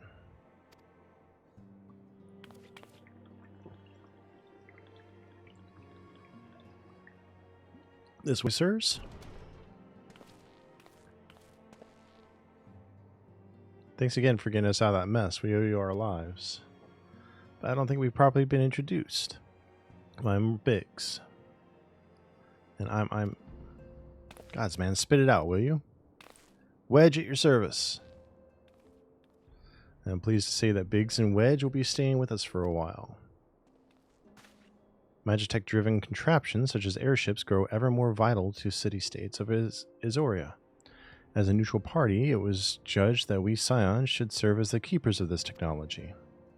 Of course, for this, we needed the knowledge of experts, and so we requested the assistance of Garland Ironworks, who very kindly sent us 2 of their finest engineers. Our happy family continues to grow. On behalf of the Scions, I bid you welcome to the Waking Sands.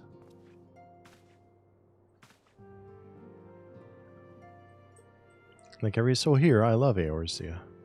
I count myself blessed to have been given this chance to stand with you all and fight for the future of the realm. Never have I known such fulfillment, such happiness.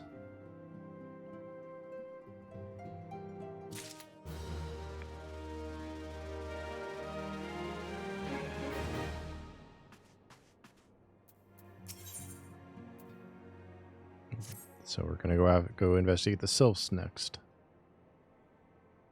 Now, having set aside the formalities, we have a favor to ask of you.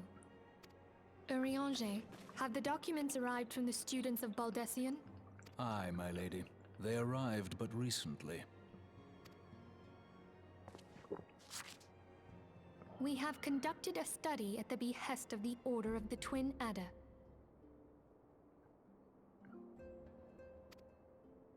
Papalymo, Ida, a synopsis if you would.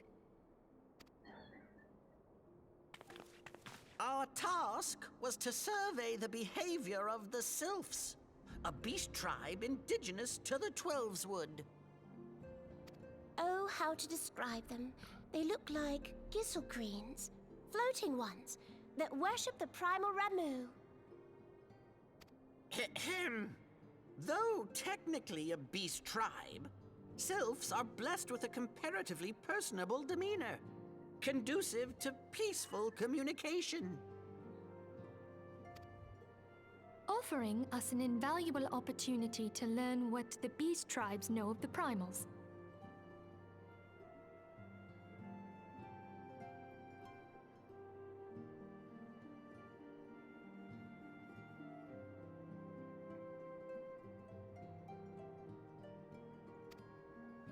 While Ramu's existence is well documented, the Sylphs do not, or perhaps cannot, summon the primal any longer, insofar as can be ascertained, until such time as we know.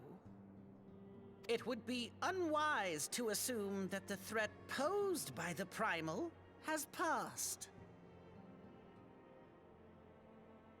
Which leaves Gridania with the added worry of not knowing what they should be worrying about. In that regard, they are hardly alone. What we can say with absolute certainty is that Gridania has its hands full fending off Garuda,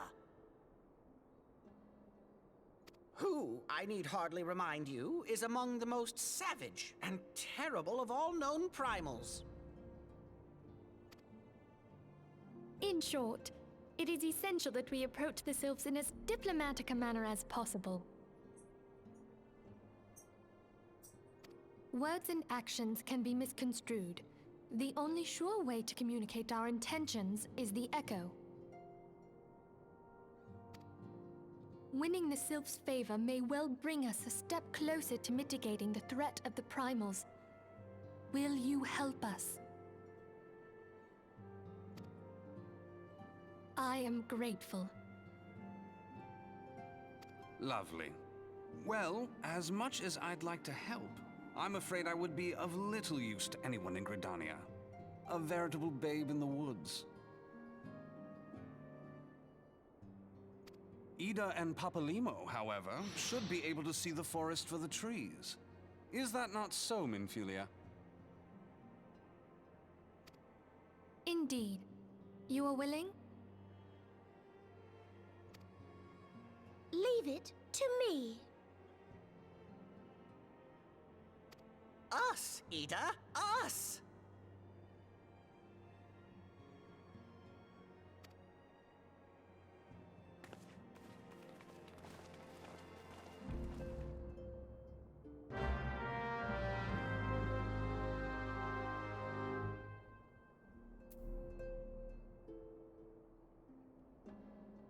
All right. Back to Adder's Nest. Feisty little chocobo, too. Interesting. Sounds like we might be getting flying now that we're level 30. Or since we're level 30.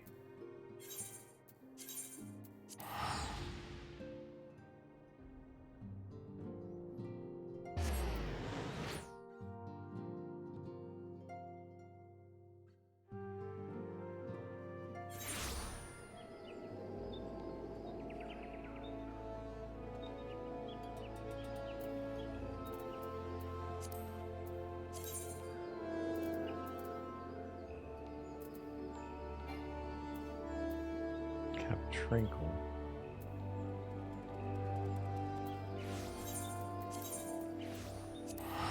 Go ahead and just go for that real quick.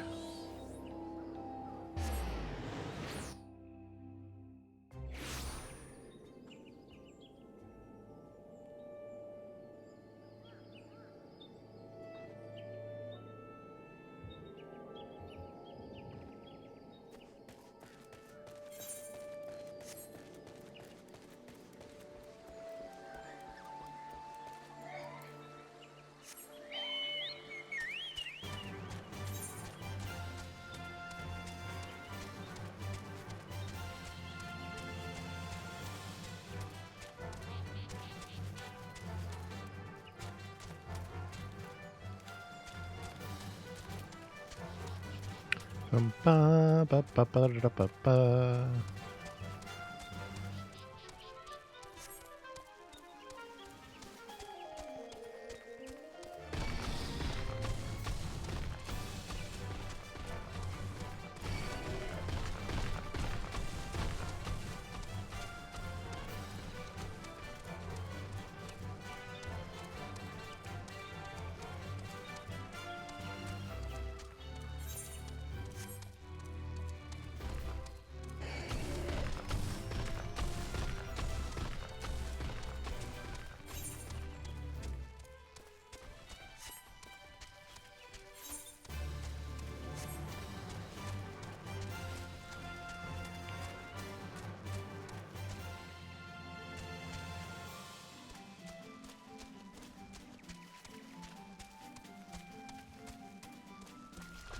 There's where we're heading.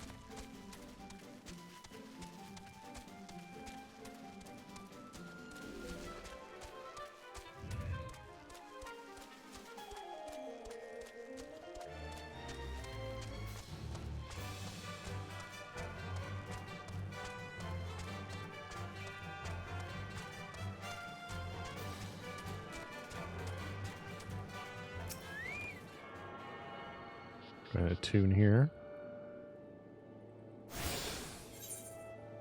So.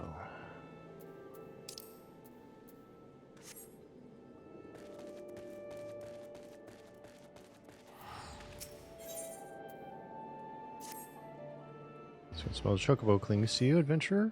Would I be correct in assuming that you have your own trustworthy steed?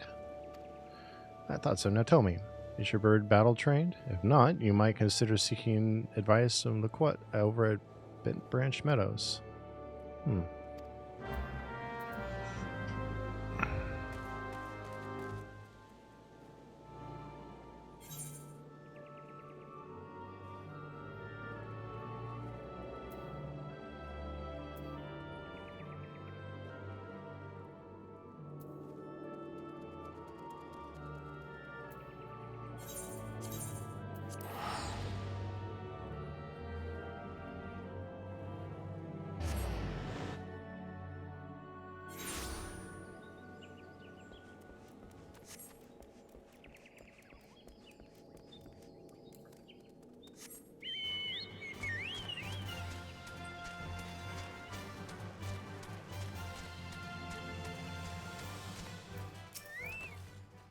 Good day to you, Cornell. Is there something you need? You wish to have your chocobo trained in combat. That is no small request you make. Riding your bird is one thing. Asking it to take hurts in your name is quite another. I will help train your chocobo, but on the promise that you will never unduly expose it to danger. Do I have your word? Very well. To begin, we will need a bunch of gishal greens. You have my leave to pick ones from the field yonder. Return here when you have.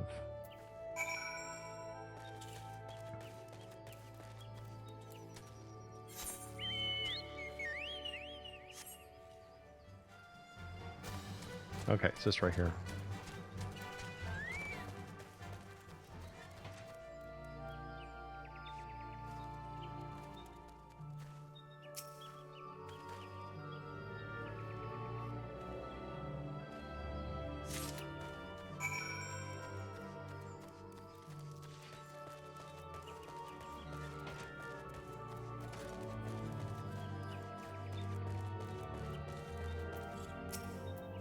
Have you acquired the greens?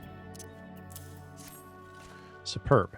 Then we shall get straight to it. Doubtless you already know this, but chocobos are highly fond of gishal greens. They love the leafy vegetables so much, in fact, that they will completely forget their fears in the face of danger. And thus, by feeding your bird the greens, you can prevail upon it to fight beside you. And then, once called, it will be up to you to direct its actions as you see fit. Find that your chocobo innately responds to a number of general commands. Give your bird an order, and it will act accordingly and to the best of its ability. This simple yet effective methodology was developed by the Four-Temps family, one of the most houses in Ishgard. And that concludes your lesson. Of course, it's not enough to merely hear about practice, one must venture forth and attempt it oneself. Summon your chocobo with a bunch of Gishal greens, and together make your way to Sorrel Haven. The broodses that prowl the area ought to be a suitable challenge for you and your companion. Put down 3 of them and return here. And lastly, by way of advice, I would recommend that you keep an ample supply of Gishal greens on your person at all times. Our resident vendor will be able to provide you with as much as you can carry.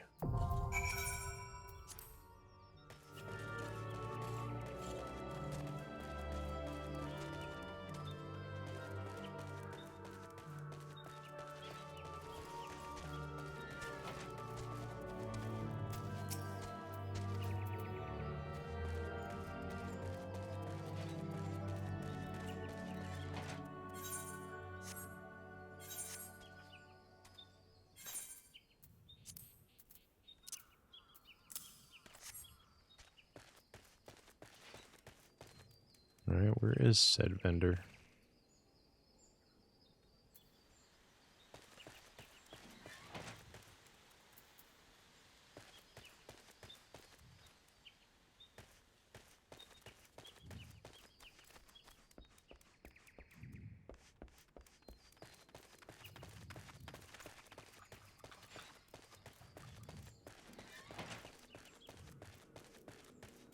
Alright, where are we heading? Sorrel Haven.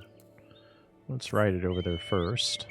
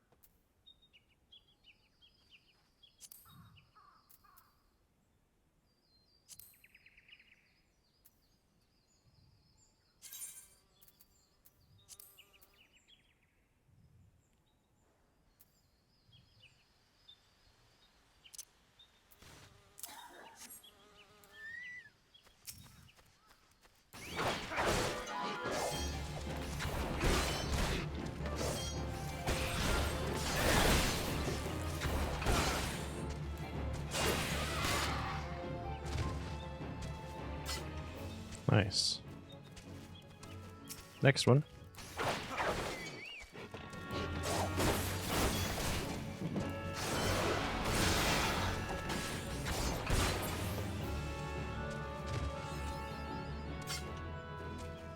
One more.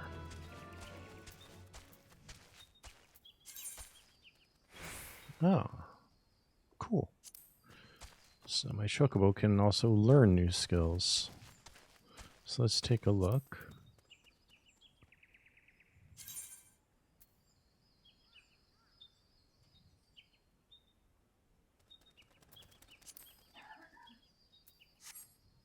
Okay, so that would be in...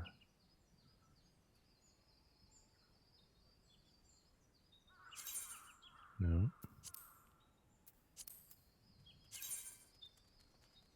There we go. Skills.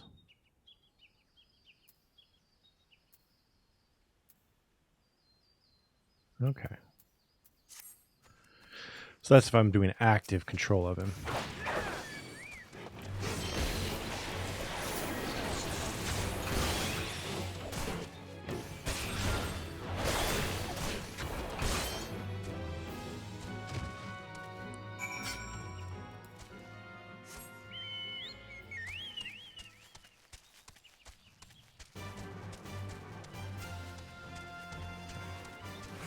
Do do do do do. Bum bum bum bum bum bum bum bum bum bum bum bum bum bum bum.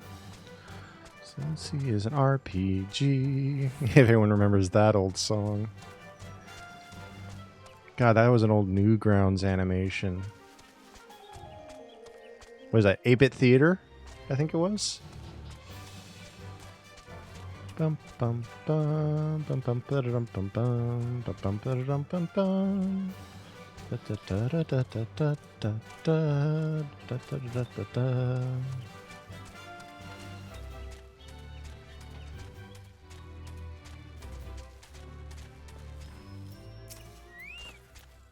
So you have successfully negotiated your first few battles with your chocobo. Well done. Tell me, how did it feel? Was it not supremely reassuring fighting with your feathered companion?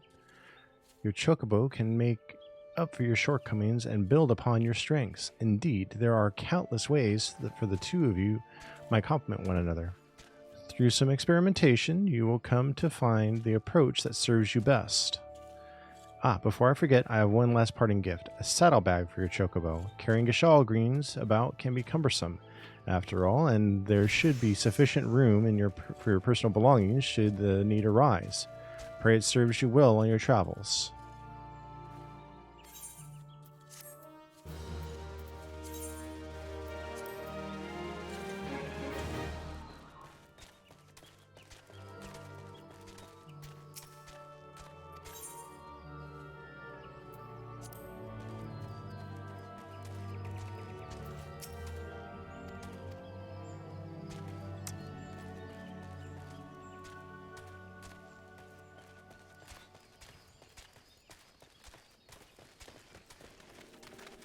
I wonder if the repair merchant and mender, I wonder if they carry Gashal greens.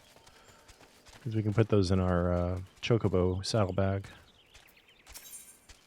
Purchase battle gear, field gear items. Gashal greens.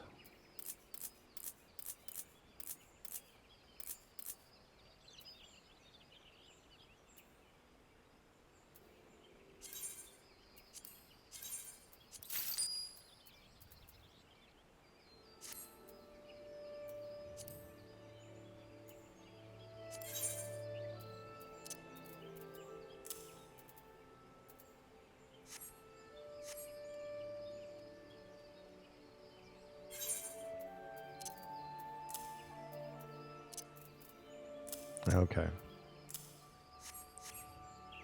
They have to be in my active inventory. Now, self-management.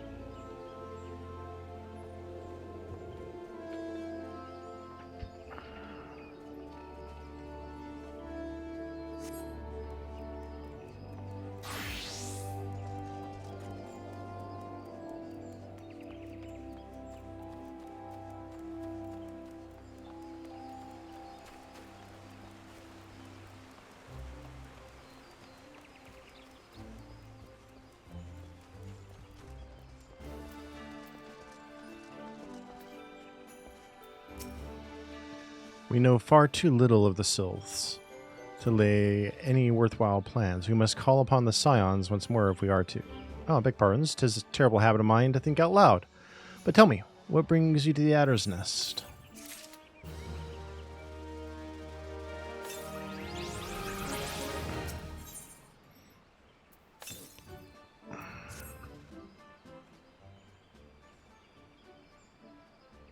Well, if it isn't Private Crits reporting for duty, that's the zeal I like to see from an enterprising young serpent.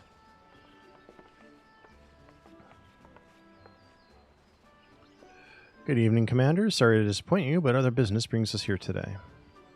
Ida and Papa Limo. Always a pleasure to see the two of you. My men tell me your quest in the name of the Scions of late. Quite so, Commander. A little bird told us that the Twin Adders was in need of our adventuring prowess. Ah, your little bird sings true. No doubt you've heard that we're investigating the Sylphs, that curious beast tribe that calls the depths of the Twelves Wood home. The Sylphs are, for the most part, a peaceable bunch, much to the delight of the Elder Seatseer, who has no desire to see her people embroiled in yet another fruitless war. The Twin Adder is of the same mind, and 'tis precisely for this reason that the Sylphs' relation to the primal Ramu has raised a flag of warning amongst our ranks. Friendly as they may appear, beastmen will be beastmen. Should there be even be a sliver of a chance that the summoning of the primal might disturb the balance between Gridania and the Sylphic tribes, it is a possibility we cannot ignore. Better be safe than sorry indeed.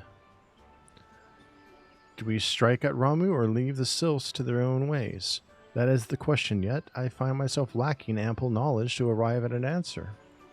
Opinions abound within Gridania, but to listen only to one's own is amongst the greatest mistakes a commander can make.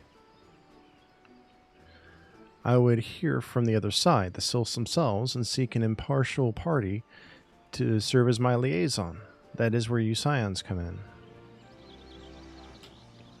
The Sylphs of Little Solace remain untempered, and have held many a productive dialogue with our people. I would hear their candid thoughts on their tempered brethren. That said, I urge you to exercise due caution. Sylphic tradition and etiquette bear little resemblance to our own.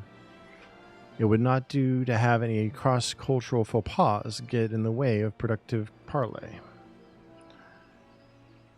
En route to Little Solace, you will come upon the Hawthorn Hut.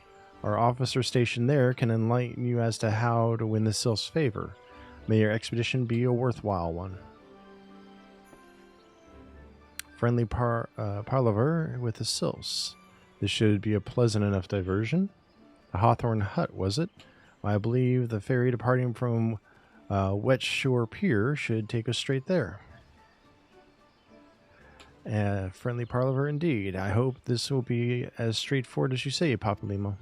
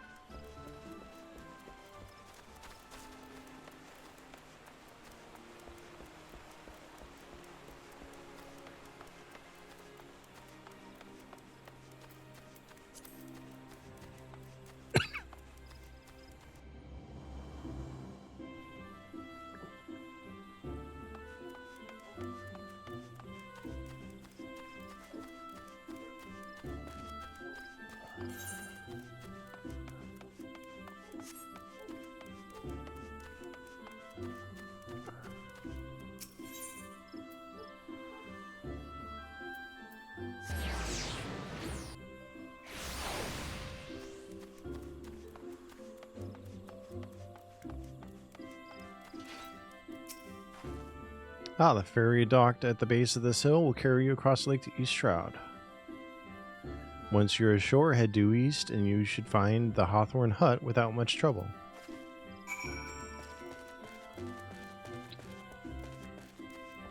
Hi, Domino, handsome boy. Alright, lay down.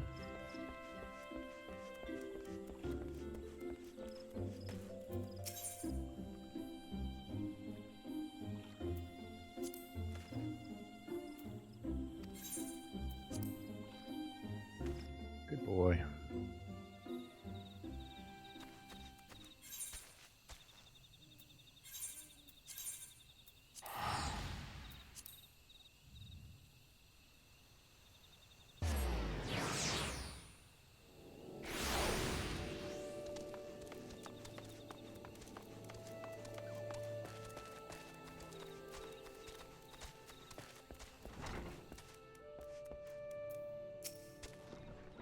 Indeed, I am Amelin of the Twin Adders.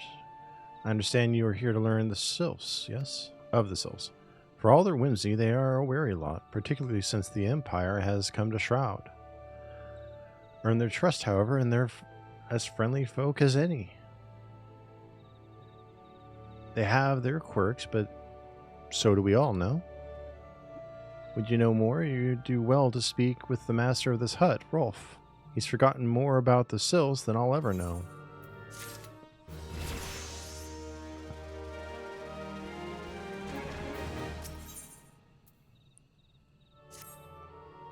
Come to learn a thing or two of the Sylphs, have you? I'll tell you one thing, they're peculiar folk. How peculiar, ask? Well, just let me tell you. They're beg pardon, friend. My memory's just not what it used to be. I've seen much more in my adventuring days, and it's all a clutter in my noggin, though. I've shared my stories with those around the hut before. You might have more luck with them.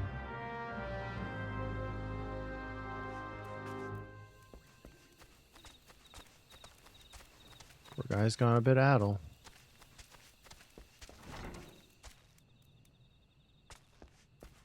Isabel? Sosia's father told me his stories plenty of times.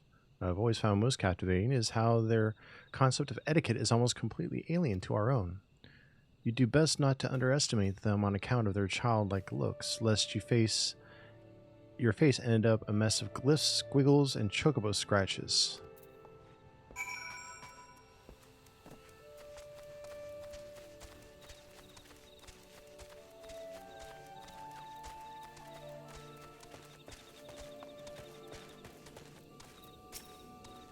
The quickest way to a quiver woman's heart might be through her stomach, but don't even think of trying to foist your foodstuffs on a sylph. They sustain themselves simply by bathing in the sun, or so Rolf once told me.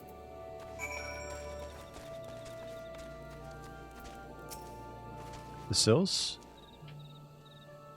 Invertebrate tricksters and troublemakers, that's what they are. One day they're drawing marble faces on our masks, the next they're sending our young sentries falling to the bottom of a ravine. Tell them to stop, and they just laugh at you. Rolf claims they harbor no ill will, but I dare to say pranks are no laughing matter.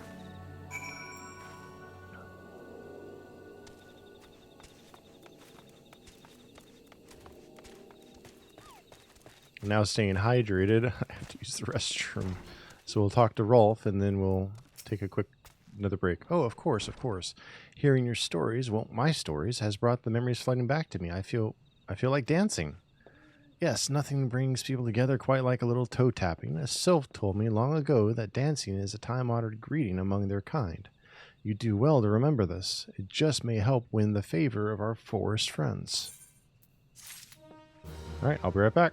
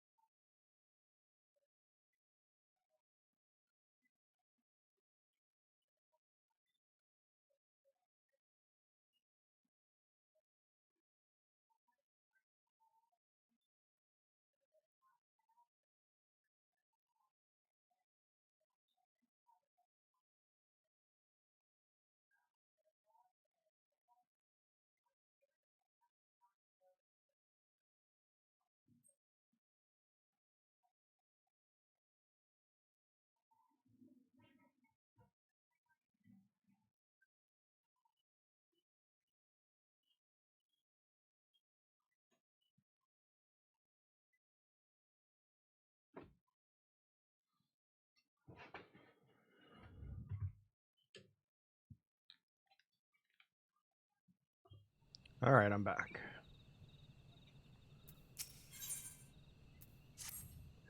Oh, still here, huh? Great. There's one more thing you should know about the Sylphs. They don't take kindly to guests who show up empty-handed. To earn their trust, you'll have to bring along, what was it again? My wife Rosa and I were just speaking on the matter not days ago. Forgive me, my friend. Speak to Rosa at the comb. Her memory should prove more reliable than my own.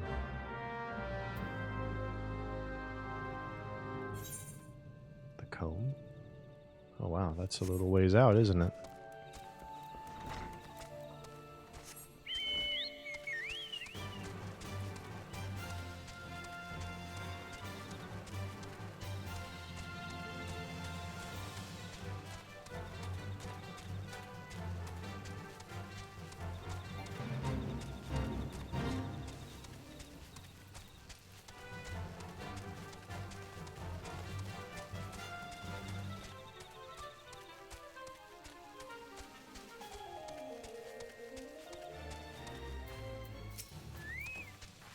Peace offering for the Sylphs? Were it anyone else, I'd recommend a jar of honey, but I fear that wouldn't get you past the front door, dear. No, their tastes run more to the unusual. Are you perchance familiar with milkroot? That's what we call the root of the most fiendish seedkin, the ochu. When chewed, it exudes a cloudy liquid that's said to induce curious visions to the imbiber. You'd not catch me dead trying the stuff, but the Sylphs seem to enjoy it to no end. I've not seen an ochu around the comb in quite some time, but I did encounter a suspicious clump of grass the other day. Were you to stimulate it somehow with some of this amber syrup, for example, you might be surprised what comes out. Good luck.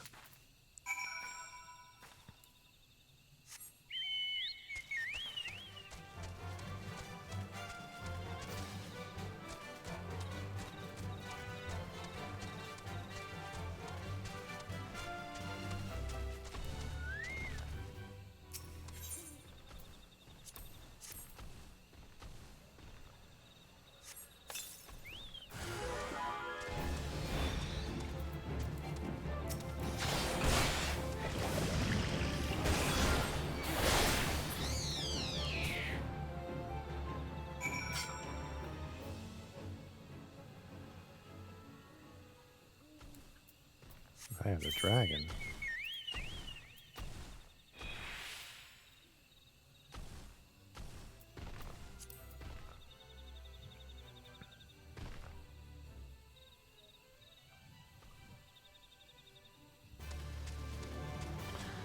Bum, bum, bum.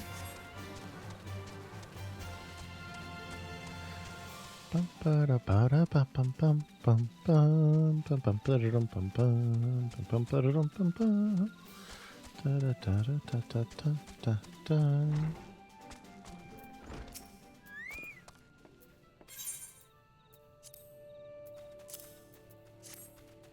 Milkroot, but of course, those Sylphs quaff the cloudy stuff as quick as I do flagon of mead. The effect's just about the same as well. Any road, a gift of milkroot will have the Sylphs calling you friend and brother the moment they lay eyes on it. Now let me wrap it up for you. I'm starting to feel a bit woozy.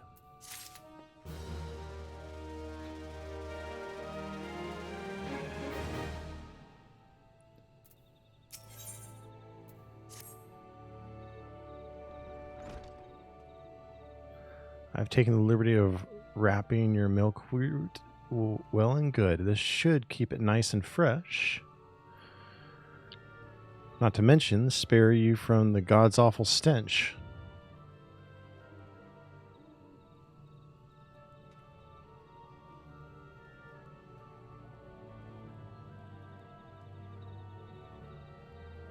The Sylphs love the stuff, but me, I'd rather bury my nose in chocobo dung. I dare say the reek even rivals the breath of a Marlboro that put an end to my adventuring days. I can tell you that story another time. You've more important matters to attend to today, yes? The Sylphs are an eccentric bunch, but I've shared their company enough to know they're kind at heart. They'll not shun one whose intentions are true. May your parley be fruitful one, friend, and do stop by on your return. There's a flagon of full flower mead with your name on it if you'd regale me with your adventures and tales. Ah, and before I forget, don't go traipsing off just yet. Amelin would have a word with you. Travel in safety, friend, and do pass along my regards to the winged ones.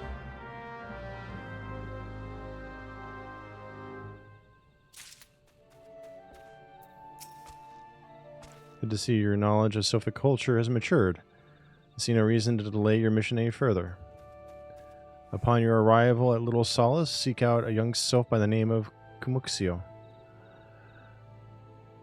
He has served as intermediary between our peoples on many an occasion, and has the close ear of the tribe's elder. See, at Hawthorne has furnished you with some of that malodorous root the sylphs so adore. I have something of far greater import for you to deliver, a missive from the elder Seatseer herself. Summarize the letter's contents in brief. Vouches for the integrity of our envoy. That would be you.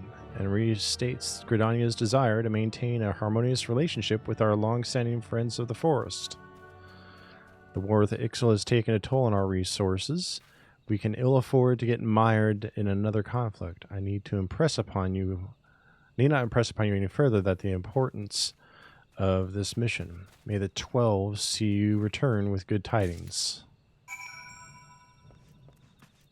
Alright, now we're going to go do this Eye of the Dragon quest, which I guess is in Gridania.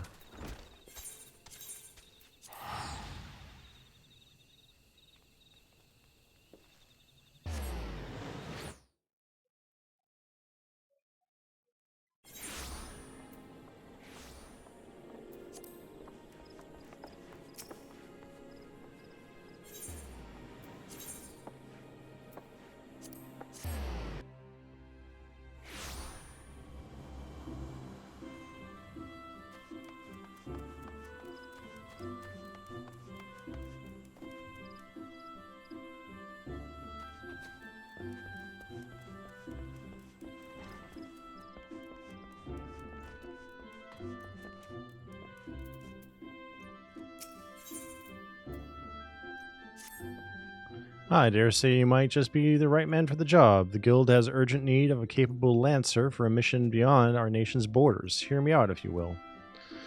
I received word from an Ishgardian friend to the effect that he requires our aid. I would have you go and provide that aid. As you may already know, due to her ongoing conflict with the dragons, Ishgard has kept her gates closed to outsiders for some time. The occasional dragoon on patrol duty is about all folks see these days.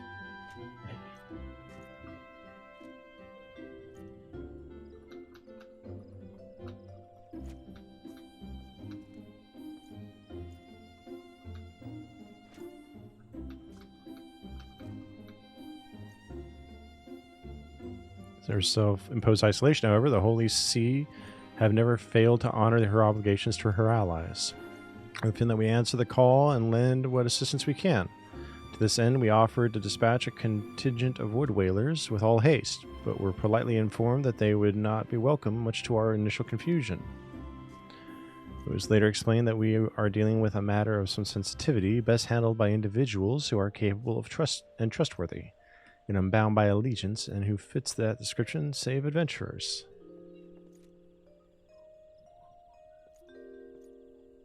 Secrecy being paramount, I can provide no details as to the nature of the task, and you will all you need to know will be revealed at the rendezvous point. Should you accept this mission, take yourself to the observatorium. A knight by the name of Sir Albric will receive you upon your arrival.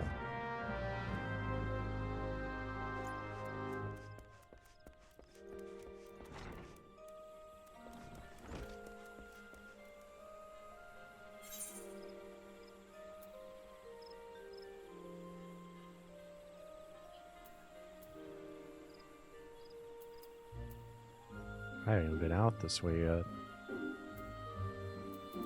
I've been... Yeah.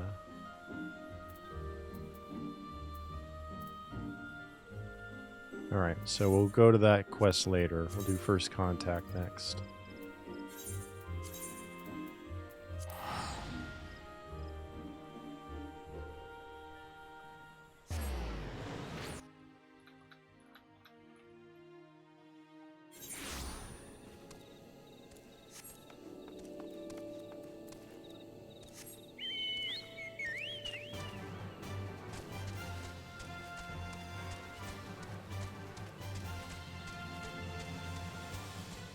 Do do do do do do do do do do do do.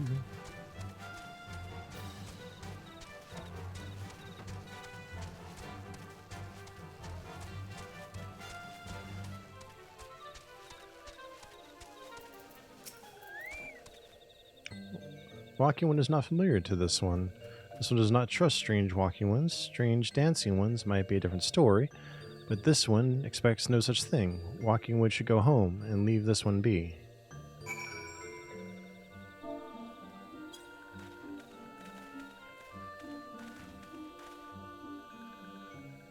This one would welcome Walking One with moves like these ones. If Walking One would talk to this one will answer. This one is a busy one, so Walking One should speak with quick tongue. We bring gift to this one. Walking One is most kind. Walking One brings milk root. Milk root fills this one with great joy. This one gives thanks. Gives many, many thanks.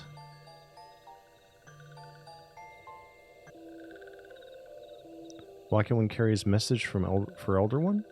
This one will deliver the message to Elder One. Walking One should not worry. Hello there, we're envoys from Gridania, and we're here to treat with your people. Aye, we come to pay respects to your elder and to learn from him more of your Lord Ramu. Who are these ones? These Walking Ones come from Gridania? Walking Ones became a dancing one and brought milk root, but Walking One tricks this one. This one does not like tricks. This one will speak no more. Elder One is busy. Walking One should go home. Go home, you say, but the sylphs of Little Solace have always welcomed Gridanian envoys with open wings. The letter carried by Cornell here is an oath of peace penned by the Elder Seed Seer herself. Still you would refuse us? This one's reasons are no business of Walking One's. Elder One has no words for Gridania. Walking One's waste everyone's time.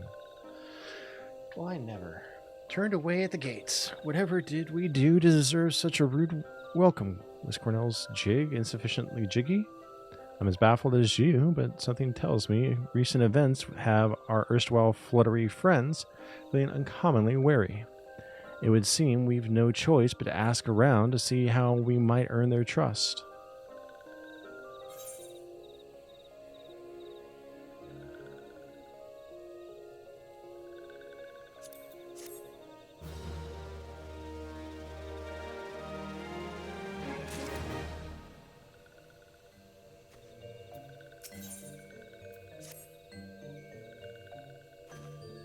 See, Cornell, are you in the mood for dancing? That's right, dancing. You went through all the trouble to learn the sylph's traditional greeting, but you've greeted hardly any of them. Why, if I were a sylph, I'd be beside myself with delight to see an adventurer expressing an interest in my culture. Me? Of course I'd be happy to join. Ow. There goes those bloody leg cramps of mine acting up again. Yida. Sure.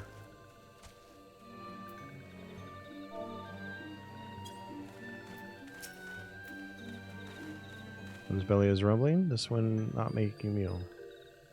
Bark and flower seeds to dye thread. Huh.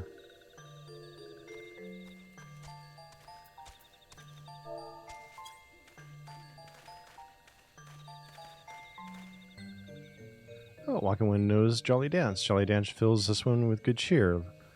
Let these two be friends.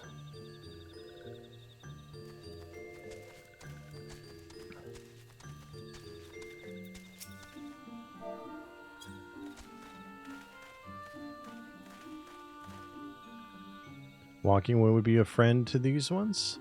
This one is overjoyed, but this one keeps the ways of weaving a secret. Even if Walking One learned the secret, Walking One could not weave in the same way.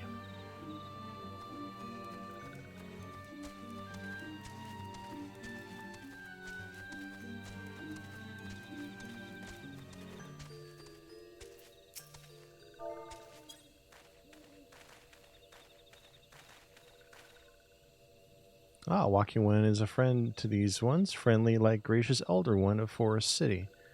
Knows how to dance into these ones' hearts.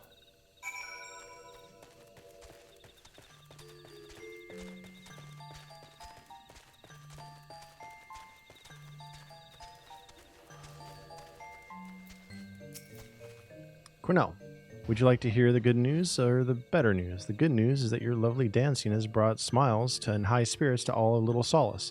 The better news, why I've thoroughly recovered from those accursed leg cramps. Onward to our next adventure.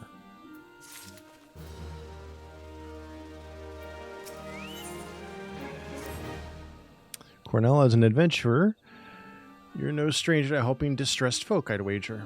Tales of good deeds are quick to spread. The adventurer who comes to aid of the local populace can go from stranger to hero overnight. No doubt you see what I'm getting at. The sylphs who make their home in Little Solace do so have been driven from their woodland home. Surely they have their fair share of troubles. Seek out troubled sylphs and see what might be done to ease their worries. That said, the sylphs are not known to share their worries with outsiders. You would be better off inquiring with Hearer Media of the Gridanians who resides here. She is most like to be privy to the sylphs' troubles.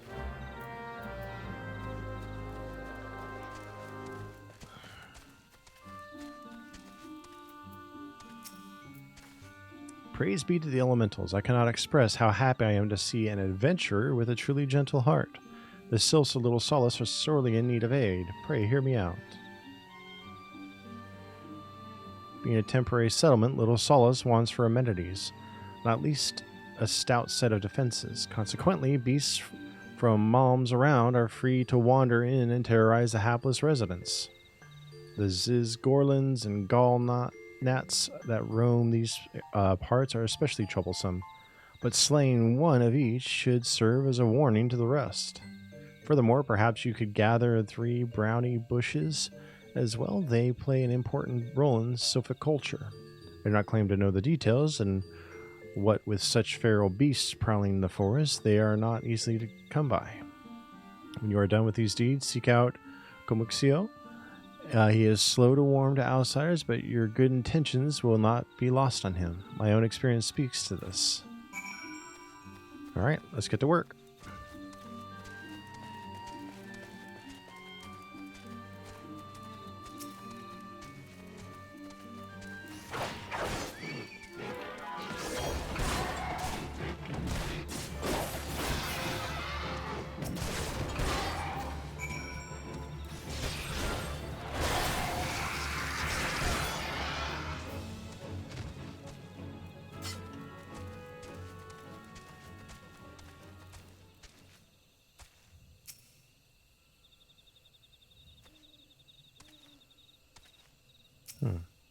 That was a weird little bit of lag.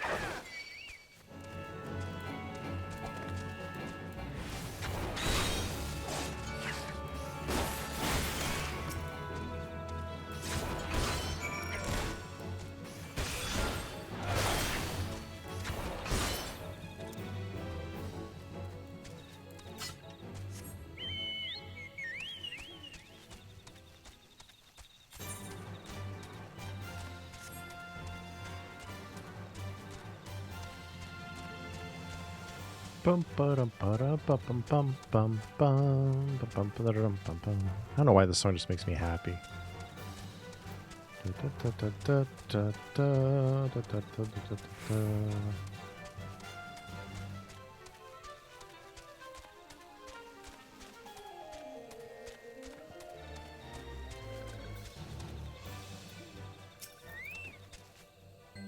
Dancing One is still here. Dancing One can dance all day. This one trust is not so easily earned. Dancing One brings brownie bushes for this one. This one can dye thread once more. This one is pleased. Dancing One kills Bitey and Bitey Buzzy One. This one hates Bitey Buzzing ones. Dancing One is kind, too kind. Many walking ones come to these ones' abode, but few are friendly like Dancing One. Perhaps this one was wrong not to trust Dancing One after all.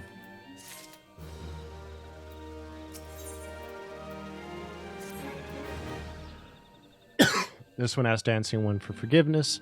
These ones have many troubles since walking ones last came to our abode. This one must be careful, always careful. But Dancing One is not like other walking ones. This one can trust Dancing One. This one would ask Dancing One for help. Strange walking ones with bodies of steel come to the home of these ones. This one thinks steel ones come from Empire. Where Empire goes, many living ones become dead ones. Trees fall and bushes burn. These ones' home is in danger. This one begs of Dancing One to help this one no more. Dancing One is friends with these ones and walking ones, yes? Dancing One must speak to these ones here and walking ones in Hut House and find out more. This one has bad feeling. This one fears steel ones are after something. But this one should speak no more. Go, Dancing One. This one depends on kindness of Dancing One. Man, their tongue twisters a little bit talking to them.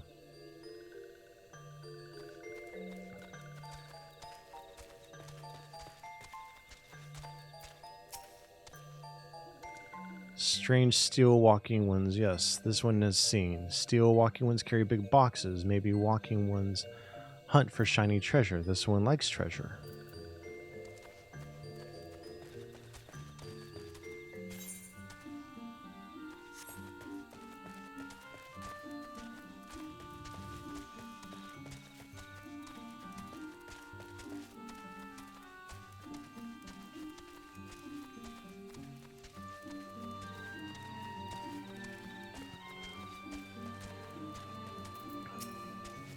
Shush. This one says, steel walking ones are scary, like touched ones. This one hates scary, and scary ones have scary friends.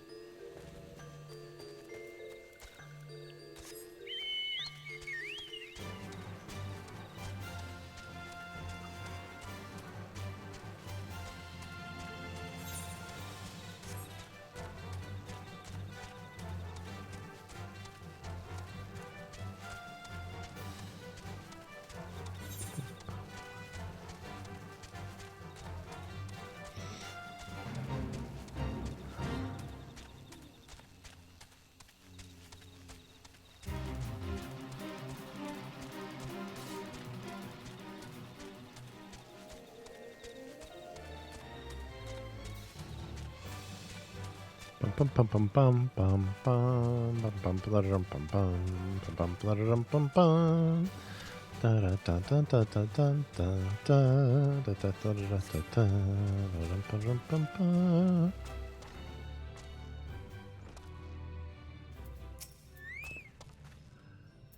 Fearsome types clad head to toe in steel, you say? Imperial soldiers, no doubt. I couldn't tell you what they were plotting, but I'm sure it's nothing good.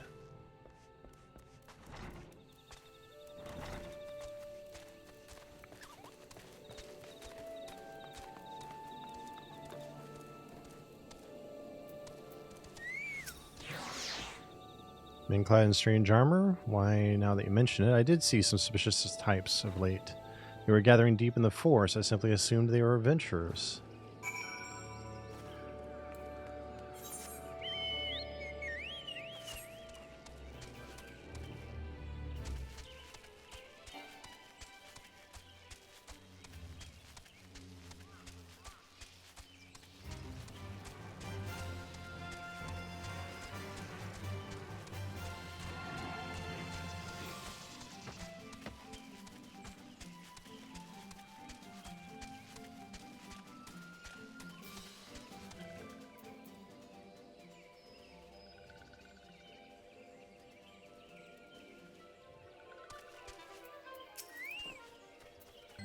Happy to see Dancing One return.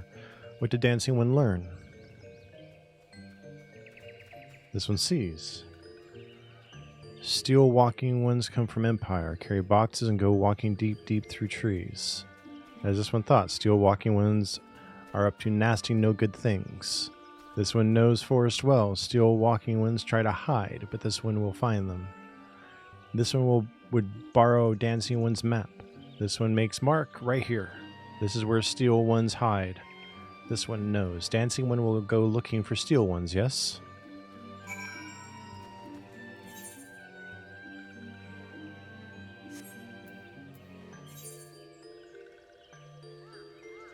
Oh, there it is.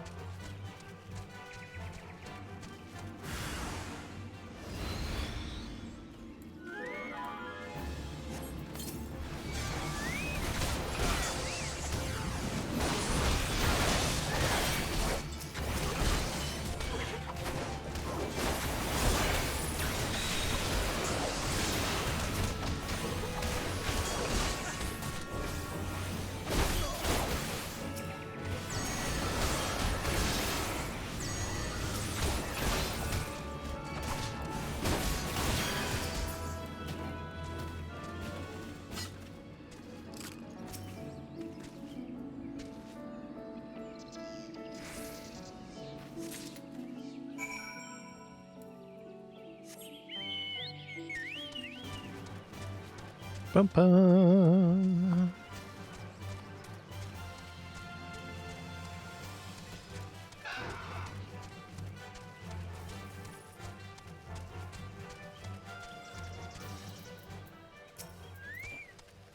Dancing One is back. This one breathes a sigh of relief. This one was worried.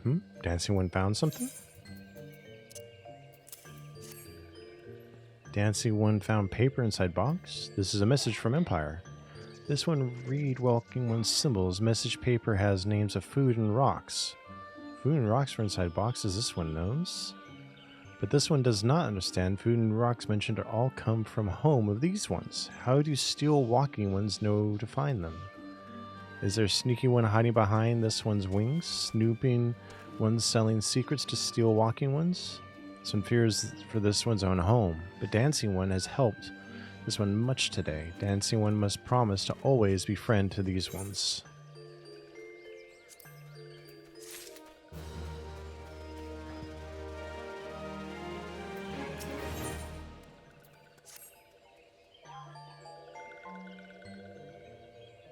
Helpful ones arrive at good time. This one needs helpful ones' help. One of these ones, named Claxio, ventured outside Little Solace alone. Alone is unsafe. Helpful one must find Claxio. Claxio struck west after leaving the settlement. Hurry before Claxio ends up in the belly of a beastly one.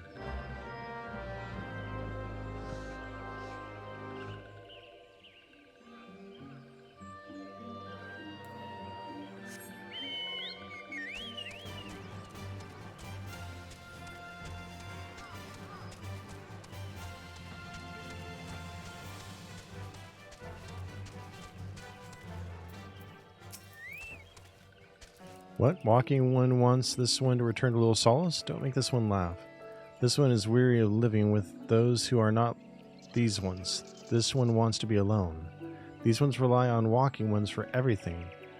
No better than those ones that summoned a primal one. Small wonder this one chose to leave. This one thought this is a likely place to build a home, but then Meddling One arrives. Forces this one to go deeper into the forest. Meddling One is forbidden from following this one. Away with Meddling One.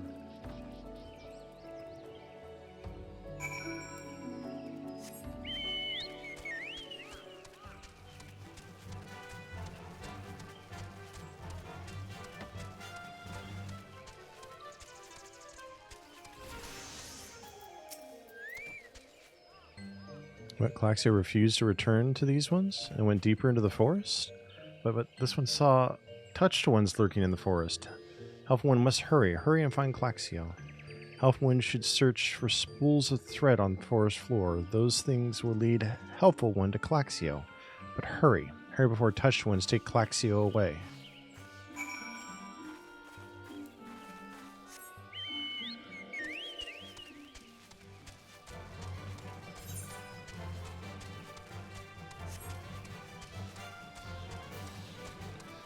Bum bum bum bum bum bum bum bum bum bum bum bum bum bum bum.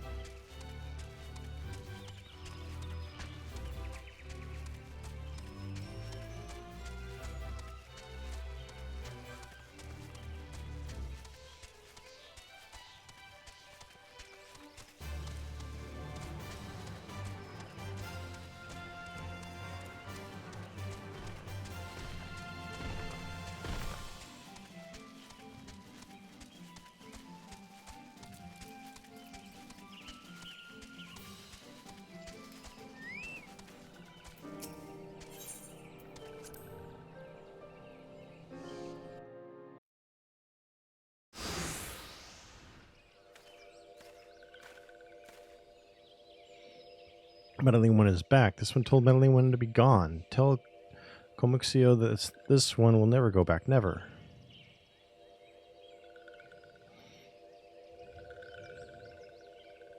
Touched ones. Touched ones should go away too. This one is good one. Everyone should just leave this one alone. Be on guard, Cornell. These sylphs have been tempered, brought under the thrall of the primal Ramu, akin to the Amalja tempered by Ifrit. These sylphs exist only to serve their deity. They'll not answer to words, only steal. I take no pleasure in this, but it must be done.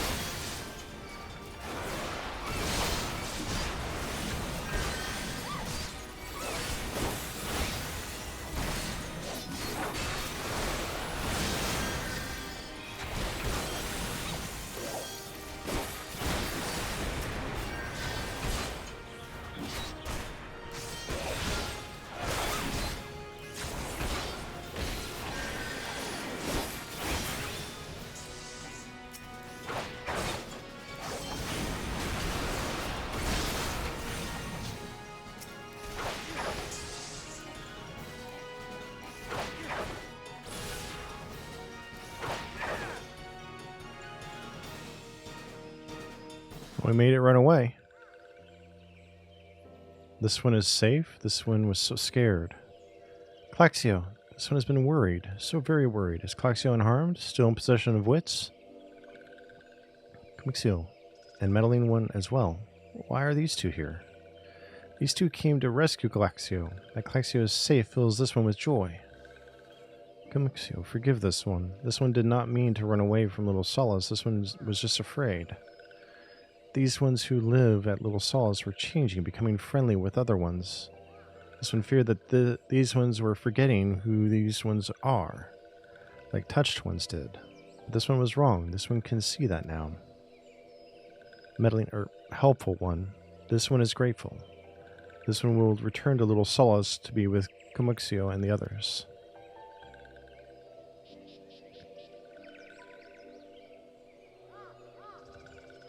Well, that should see to that. Would say we return to Little Solace as well. I, for one, could do with a nice hot bath.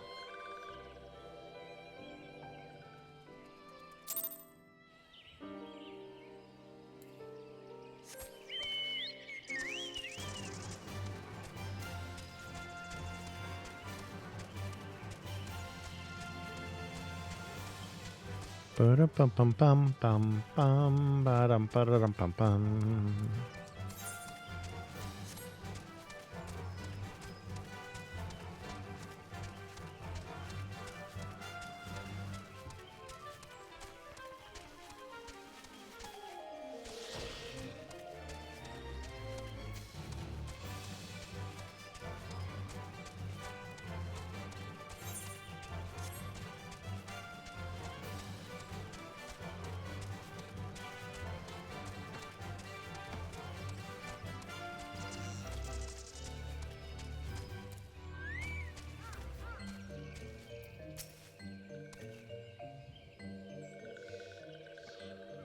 This one thought Calaxia was lost forever. Helpful one saved Calaxia. Now these ones can be family again. This one has known many walking ones, even many kind walking ones, but Helpful One is kindest and strongest of all. Helpful One is a hero to these ones. Helpful One will bring these ones and walking ones closer together. This one knows. This one would take Helpful One to see Elder One. But Elder One is...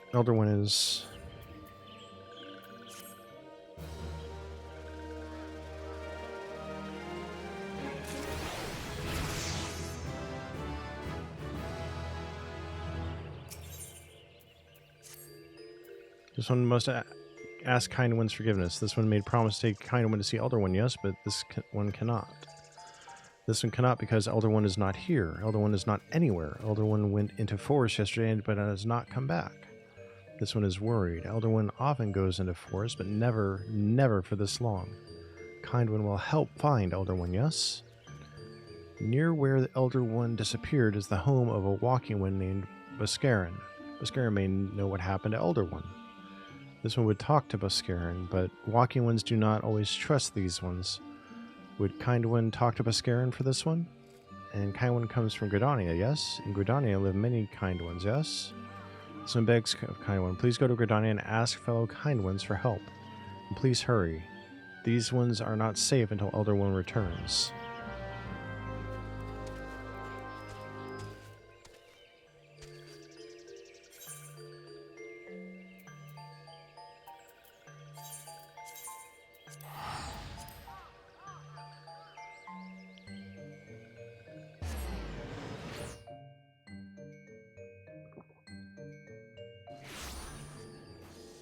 Starting to feel a little peckish.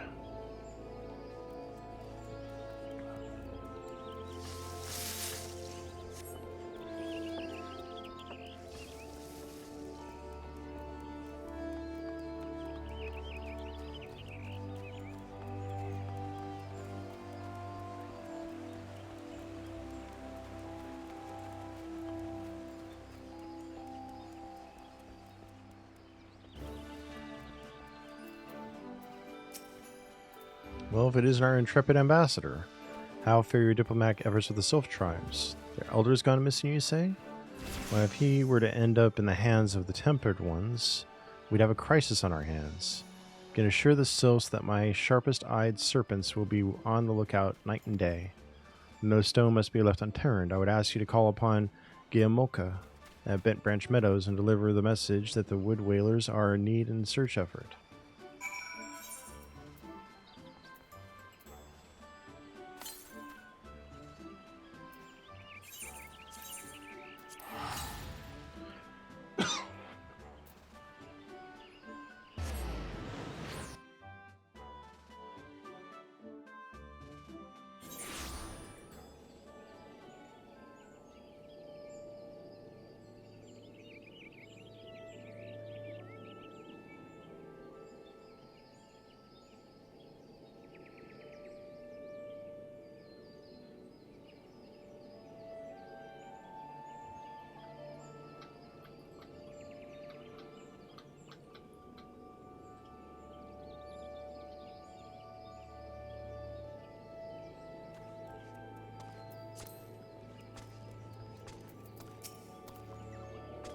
A message from Commander Hilloy, you say?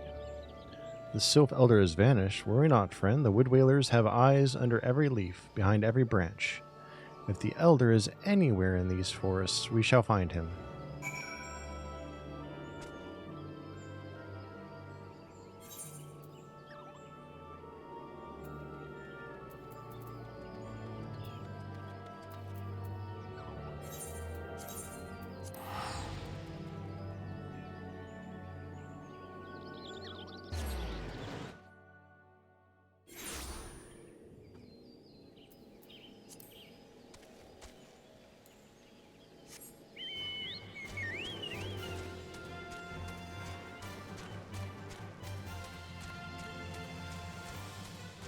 Bum bum bum bum bum bum bum ba-dum ba-dum bum bum.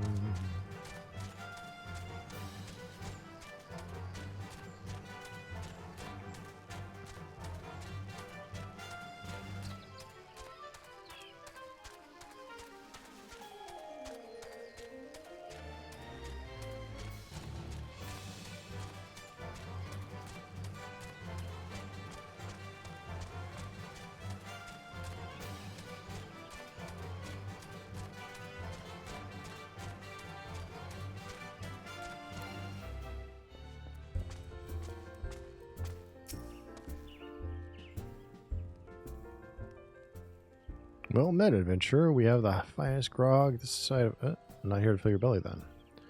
Hunger for news, is it I? There's been talk of a sylph lurking hereabouts, but I couldn't rightly say if it be the elder you seek. Those within scamps all look alike. Short for painting one red and another one blue, most folks would struggle to tell two of them apart. If you the time, mayhap you could stay a while and see what the gods have in store. You never know, you might even stumble across the sylph elder yourself.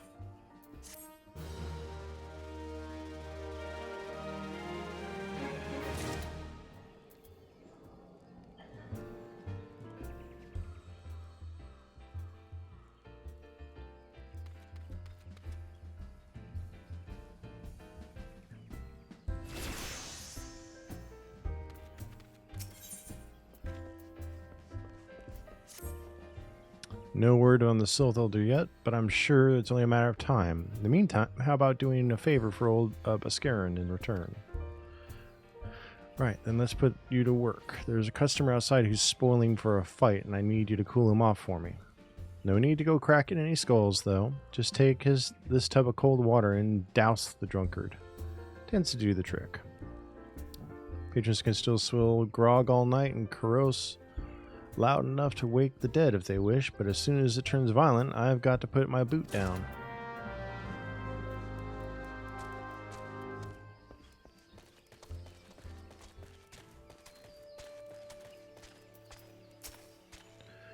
What are you staring at? You want to keep them eyes in your face?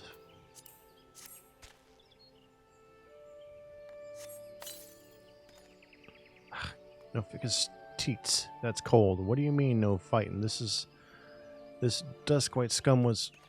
Yeah, I know the rules. That bastard gets to keep his skin for now.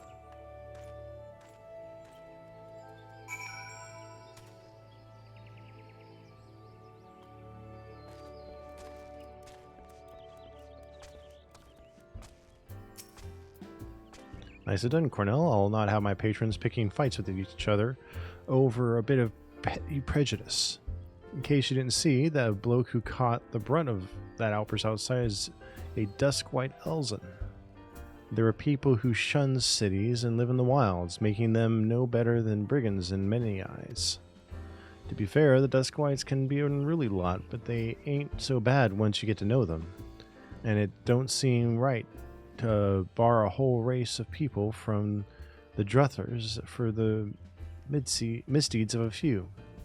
There should be at least one place where anyone willing to pay the coin and drink in peace is welcome, don't you think?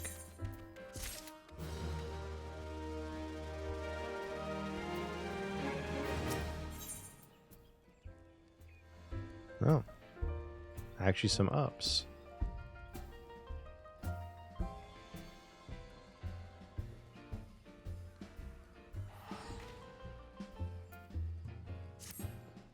Appreciate all the good you've done for our patrons. If you aren't disinclined, I have a favor of my own to ask you.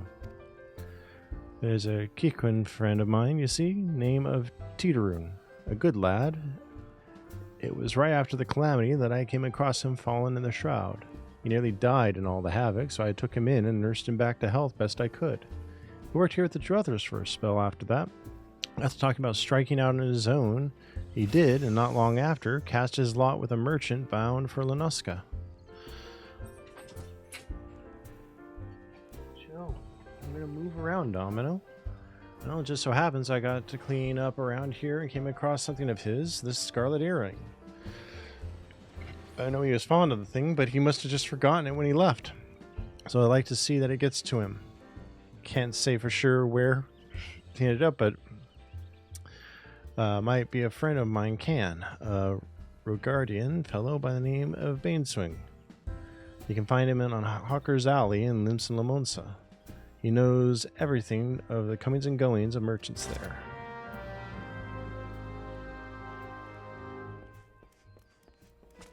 Filler episodes!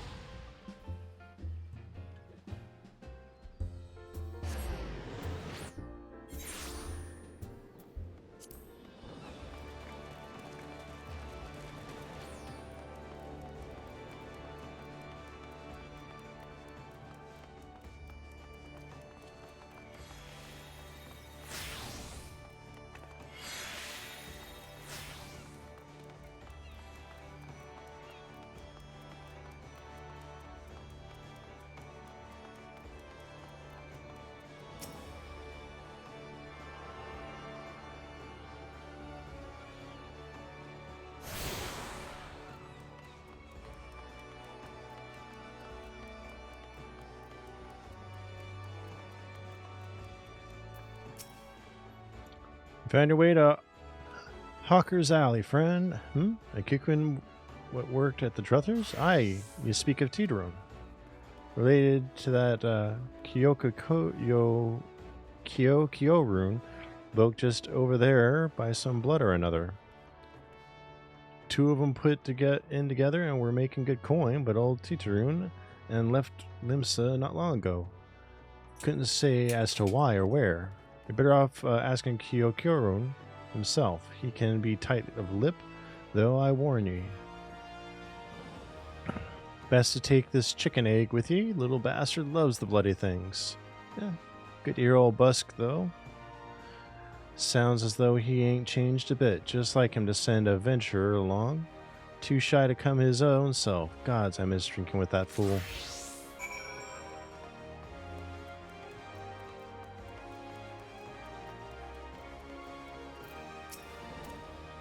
Customer be welcome, not customer?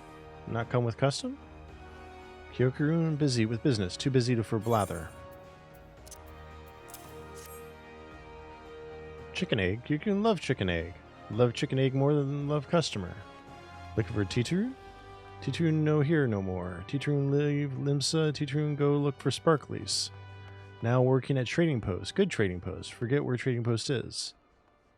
Weinberg no Titrun. Weinberg no trading post. Weinberg at ferry docks. You go to ferry docks. Kyokurun, forget things. Weinberg, remember things. You talk to Weinberg, not Kyokurun.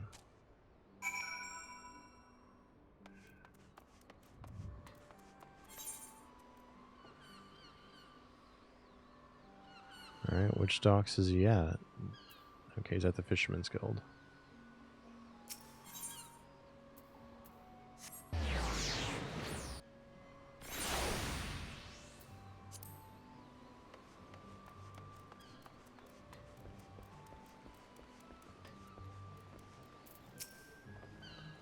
Titrun, I seen him.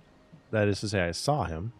He was headed somewhere up north, by way of the ferry to Aleport. Might as well head there and see what you can suss out. The skipper here can take you there. When you arrive, I'd start asking Altfot. He's an old hand, but knows a great deal about a great many things.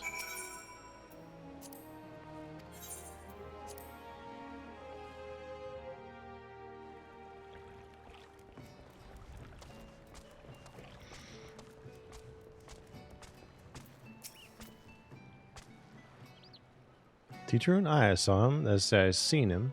He took himself north through Skull Valley into Oakwood.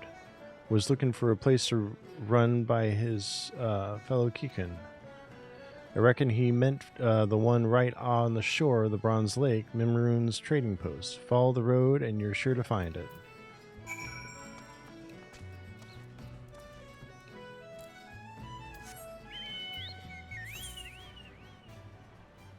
Okay, just head north.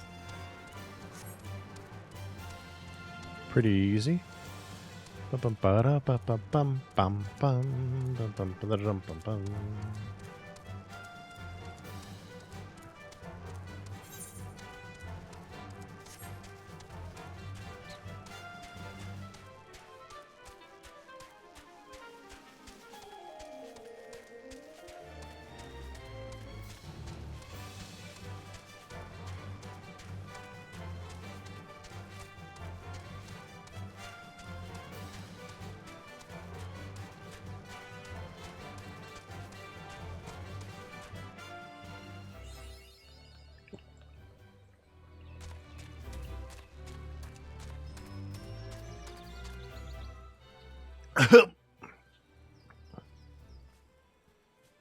That's a tonberry. That's also a thermitage. Oh god, that's bad.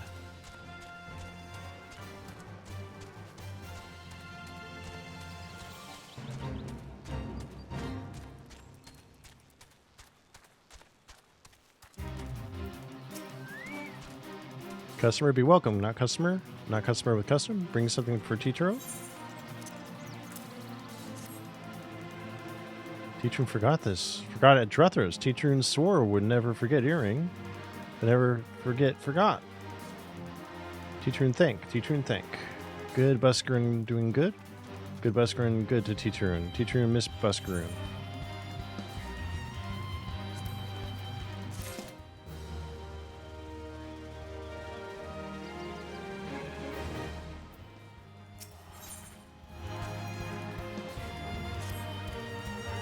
Good Buscaroon help Teacheroon.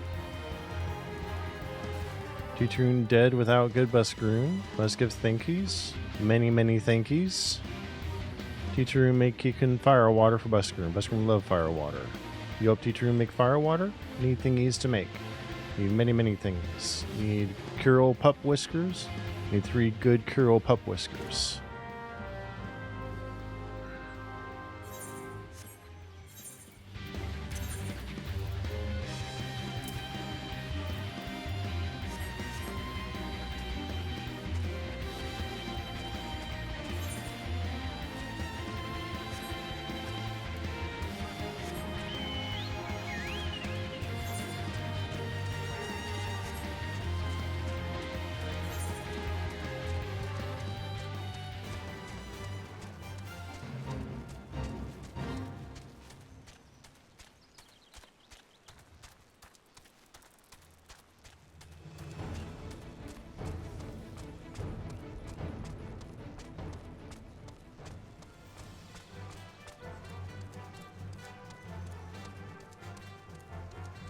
Ooh.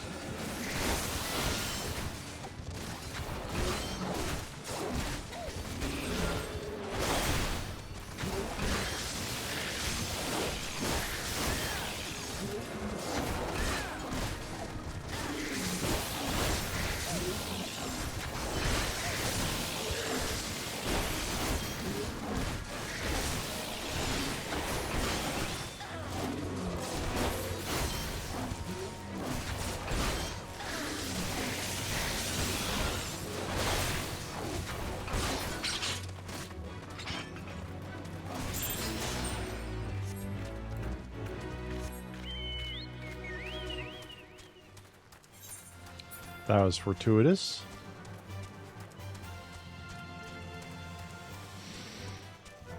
Bum bum bum da da da da da da da da da da.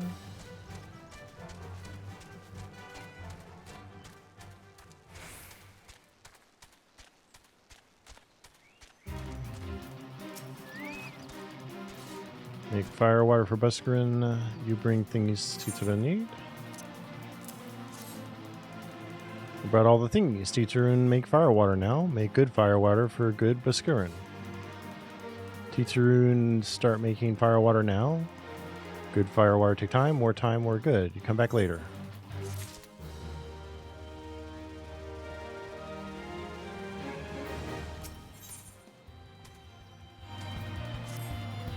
Teacheroon make fire water. Good, good fire water. You take the Buscaroon. Good fire for good Bascoon. Bascoon now drink now. Till put away 1 year, 1 year make best flavor.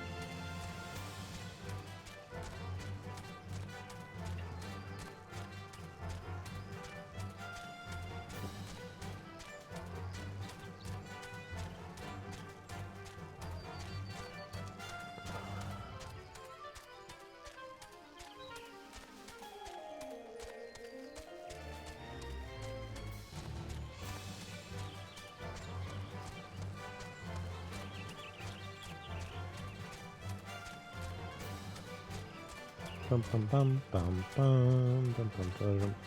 What's he and Papalimo doing here? Ah, you return. Thank you for seeing Teacher and his belongings to him. What's this for me? Kukrin's firewire. So he remembers my fondness for the drink, does he? Why that'll he bloody hell. He's cutting onions back there. He says he'll shelve it for a year, does he? Aye, that sounds about right. I hate to have to wait, but I reckon it'll be worth it. This stuff has an aroma and body unlike any other drink I know. It's going to be a long year. What say you come back then, friend? We'll see if we can make it through this bottle together. 5.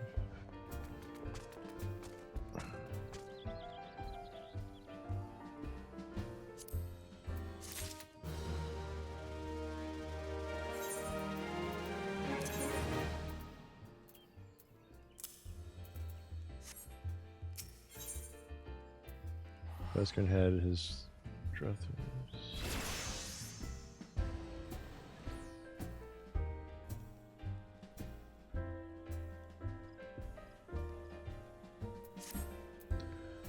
Word while you're away, sylphs were seen in the wood, but no near lands of their own. No, this was a place near to here, a place we've never known a sylph to come.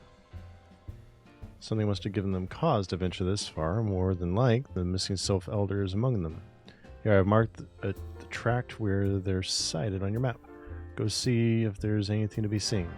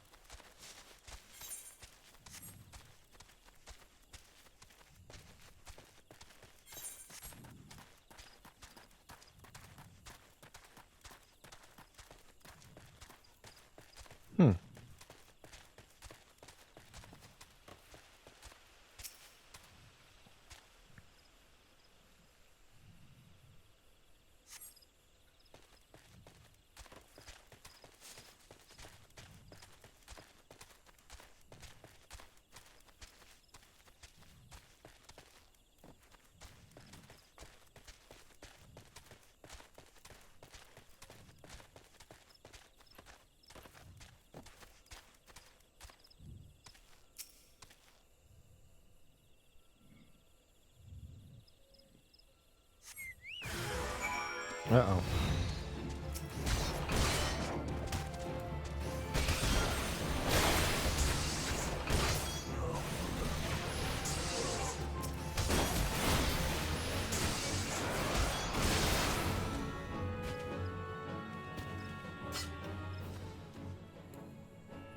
Go back to Bascaran.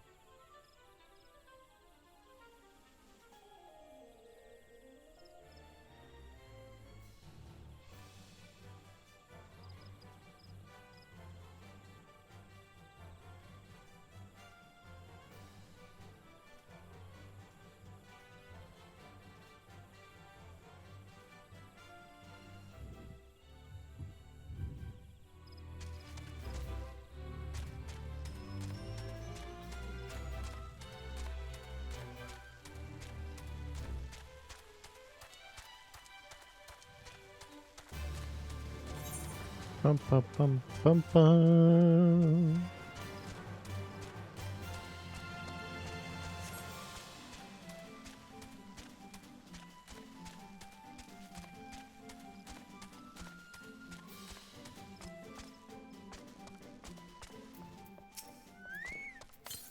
So, was there aught to be found in the wood?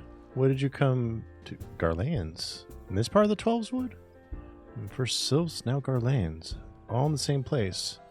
That cannot be mere coincidence. Might the Garlands be following the sylphs, tracking them, or giving chase mayhap? But no, not this far into the forest. The Whalers' spires are everywhere. Imperials could never have stolen past all of them. How in the bloody hells could they? Unless someone guided them through. Someone who knew where the spires stand and when the Whalers watch. A Gridanian traitor.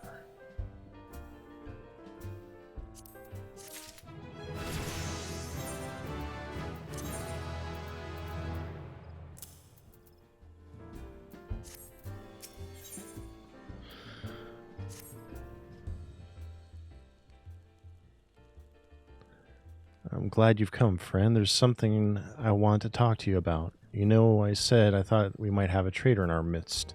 Someone who was aiding the Garlands. Well, I'm thinking I may have identified our suspect. Blah, blah, blah. There's a regular of mine who used to dine on thin soup and sip his pint on account of not being able to afford another. But of late he's taken to ordering my best wines and the finest cuts of meat I can lay my hands on. Were he a merchant, I'd probably think nothing of it, but this lad's a wood whaler.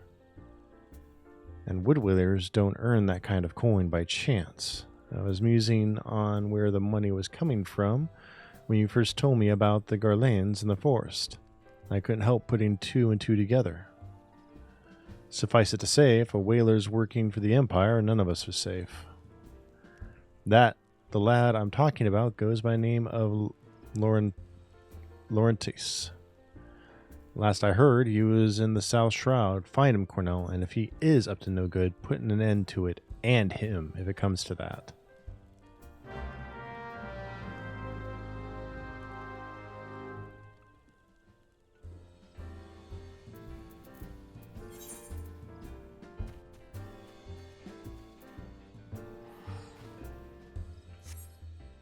It's not that far from here.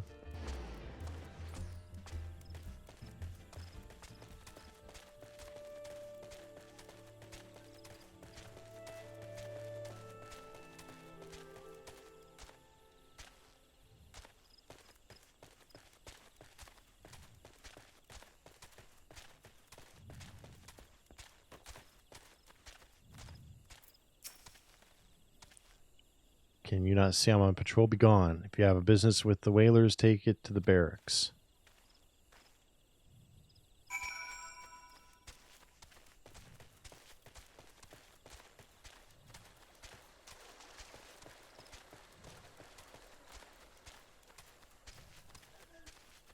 Yep, he's our trader, all right. Not long now. To think patrol routes and rations would fetch such a price. No more than I deserve, though. 'Tis little wonder the Empire has risen to such heights, if only the whalers paid men their worth. What did you... How long have you... Help, help, help! Come quick, my friends. It is I, Laurentis, and I'm under attack.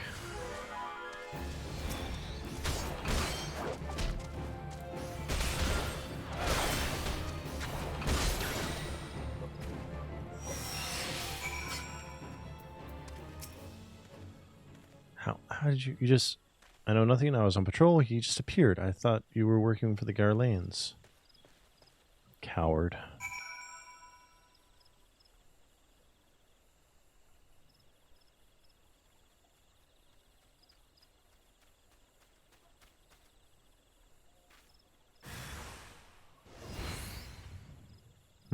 Huh?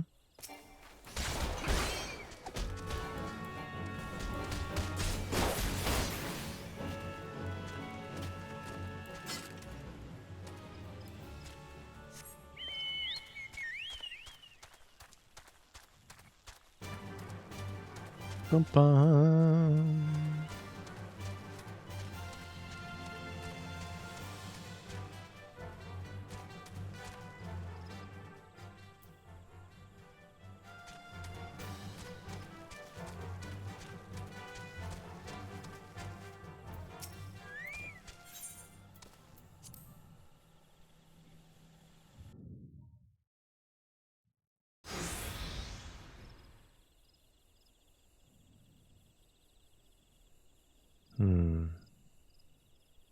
How long do you mean to keep this up?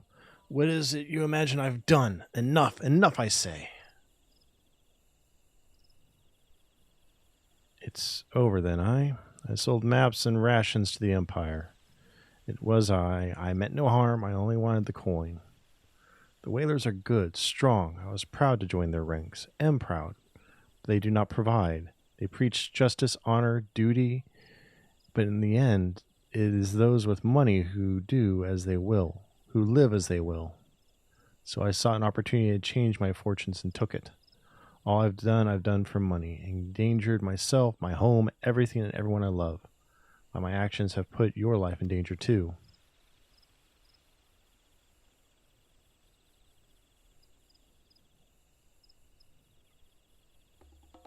Though you do not realize how much, bloody idiot.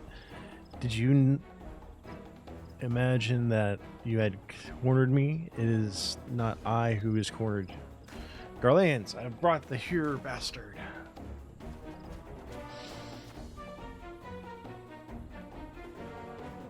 Permit me a question, if you will. Are all adventurers so deluded as to believe they can challenge the power of Garlemald?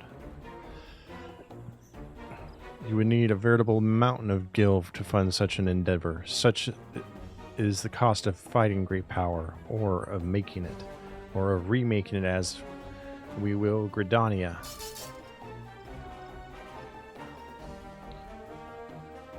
So that's the way of it. Swapped out your hard bunk at the barracks for a feather bed in Garlemald, huh?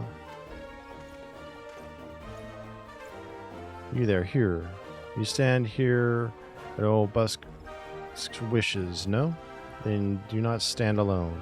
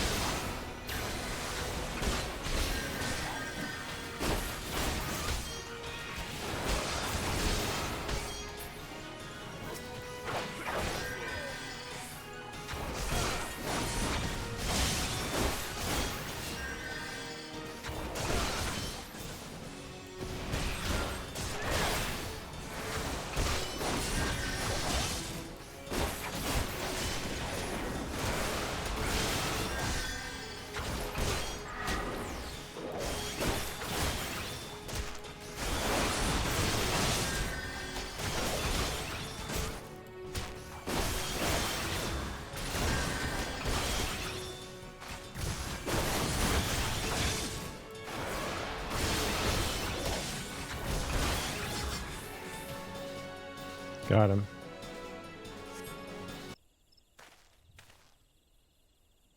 Possible. How did you best the Empire's finest, and with bandits and poachers at your side?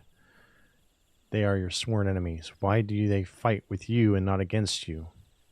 But I know the answer all too well, Boscarin. This is his doing. His words are want to inspire men to act. Better men than I. Gods, what have I become? What have I done? I am sorry. No more I will pursue this folly. No more lies. No more bribes. I will go to the Order of the Twin Adder and confess my crimes. There's something I would like to tell Boscarin. Tell him Laurentus the Fool says thank you. I feel as though a veil has been lifted from before my eyes.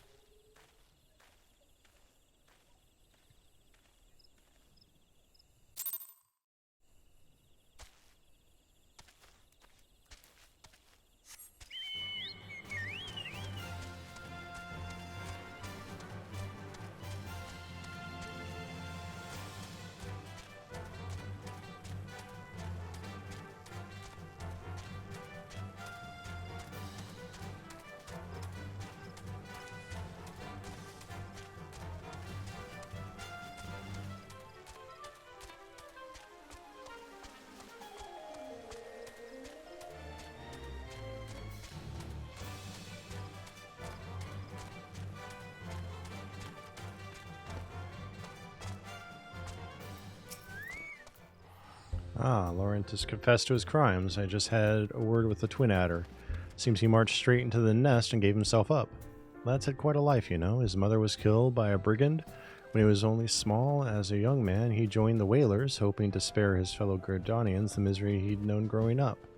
Trouble is, protecting Gridanians, too big a job for one man, and he came to believe that he couldn't make a difference, and that it was hopeless. There are few things more dangerous than desperation. And a man lost in the dark is easily drawn to the glimmer of coin. Reckon he thought that if he could change the lot of his fellow man, he might as well change his own. Thing is, he was making a difference, just not on his own. Somehow he'd failed to grasp one simple truth, that those things we cannot do alone, we must do together. Huh? He asked you to thank me, did he? Then there's good in him yet. I just hope them at Adder's Nest are able to see it. What he's done ain't easy to forgive, but I'd like to think he'd be afforded a chance to make amends. But let us leave fates to the 12. I have other news for you, Cornell. The Sylph Elder has been found.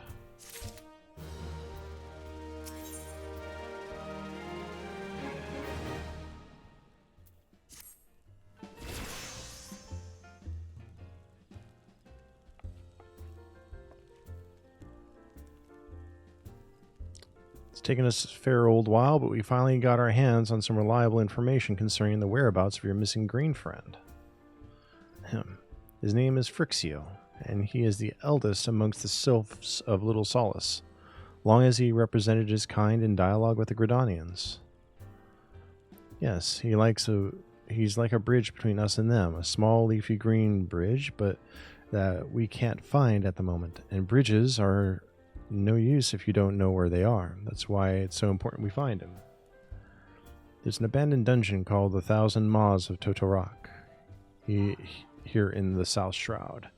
'Twas by the entrance to this place that Phrixio was seen not long ago.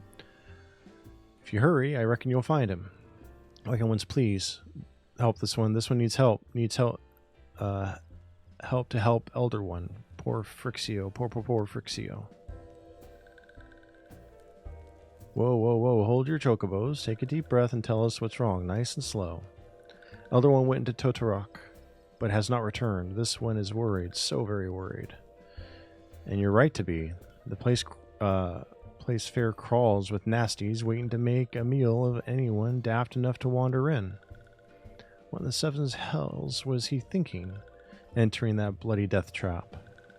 Elder One had no choice. Imperial ones were chasing Elder One. Please. Walking ones must help Elder One. Help Elder One now. Fates conspire against us. Forgive my pragmatism. Phrixio is our best hope of reaching an accord with the Sylphs. Were we to lose him, all efforts thus far will have been for naught. I will tend to her wounds. Yida, make haste to Adder's Nest and request assistance. Understood.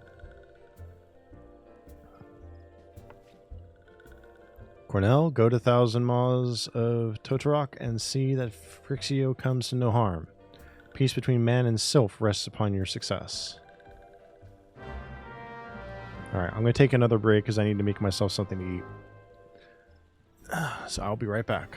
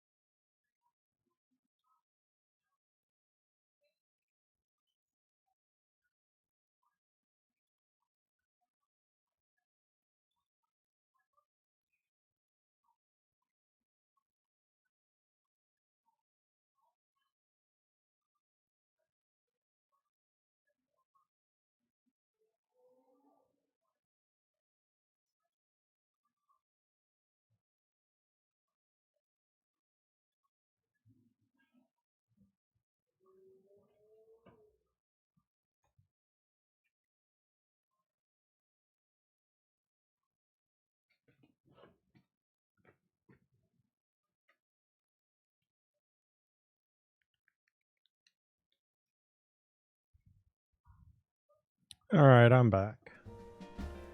So we're going to be paused, sitting here for a minute and eating.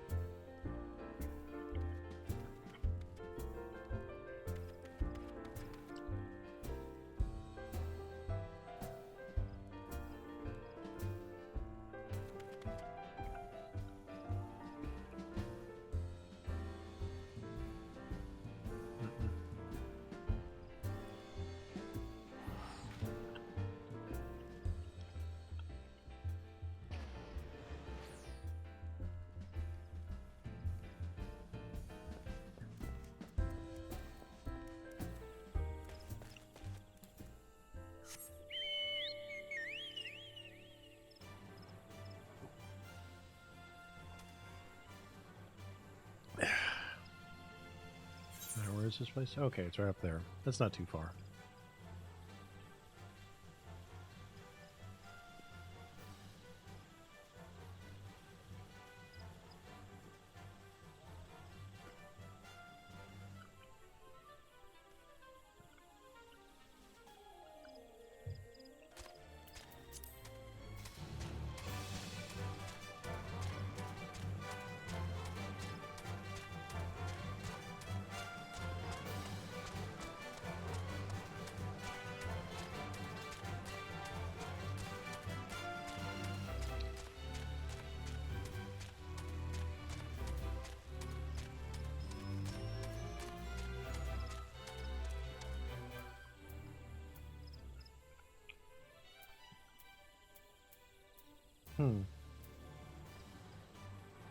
Definitely some game lag. Interesting. By order of the Elder Seer, this dungeon known as Thousand Miles Totorok has been placed under the control of... What? The Sylph Elder is inside? Are you sure? How the Seven Hells do you manage to sneak by? Gotta strike me down for a purblind fool. Right, so find the Elder.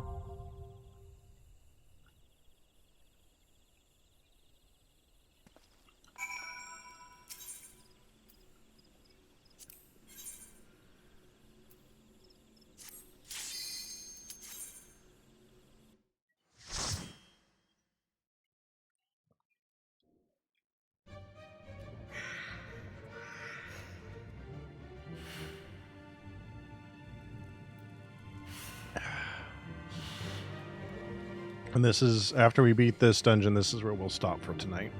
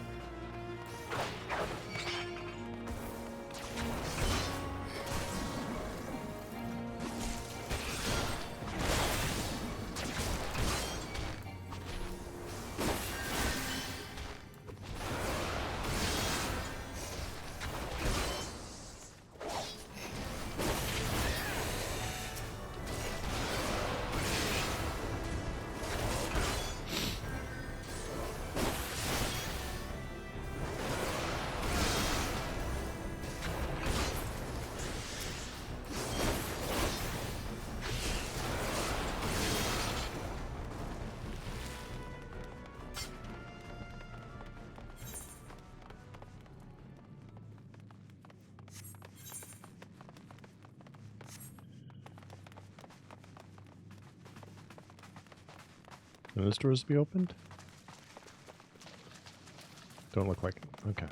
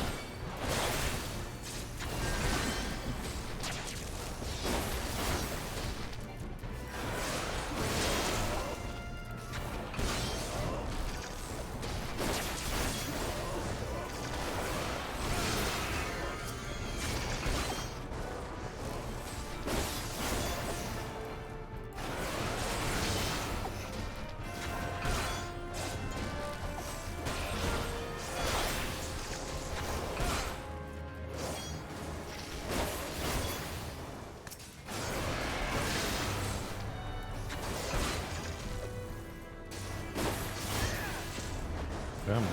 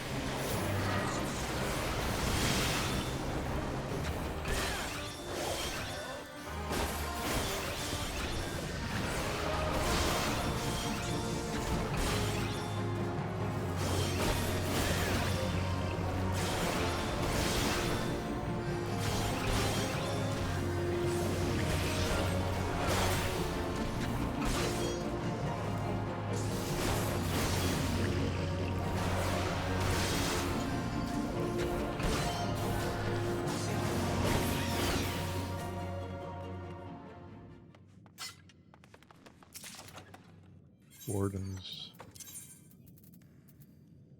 Wow, it's a big up.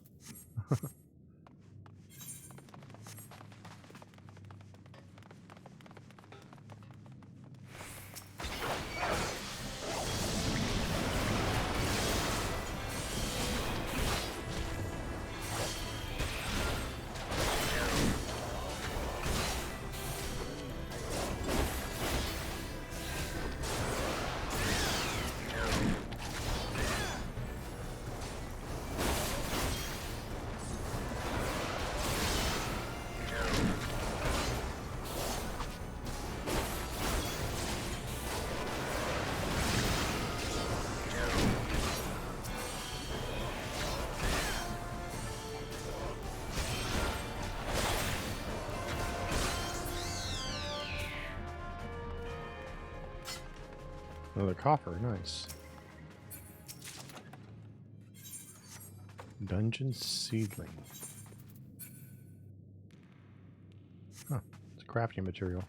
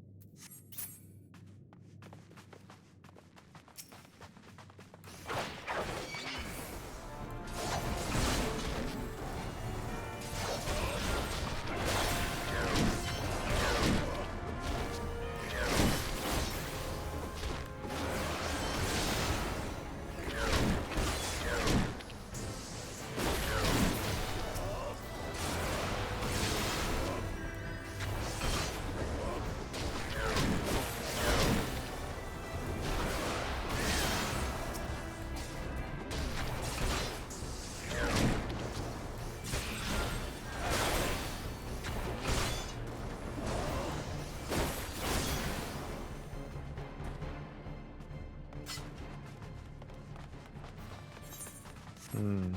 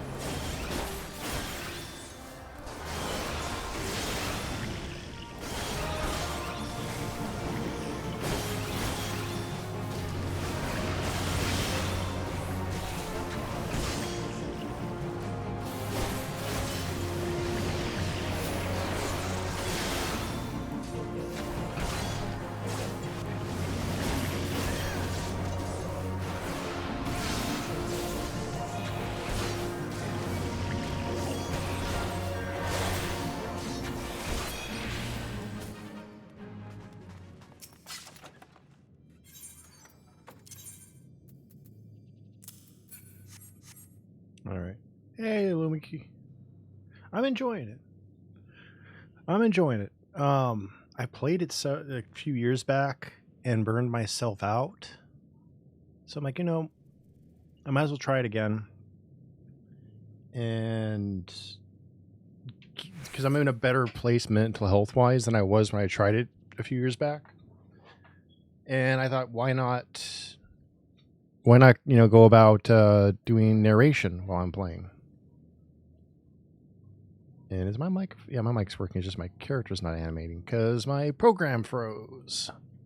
Fun. All right, let me reboot my my avatar.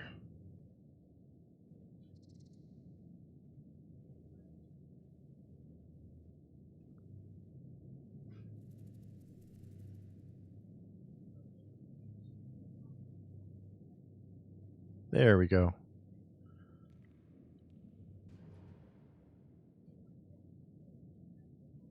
Took a year off from it. Wow. Yeah, I'm a longtime WoW player. So I mean, I've played WoW since like 2005.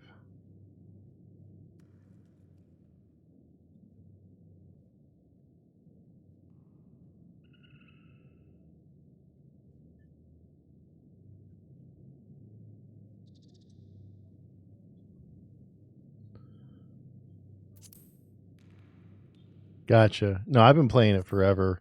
I still enjoy it a lot. But what I'm running into right now,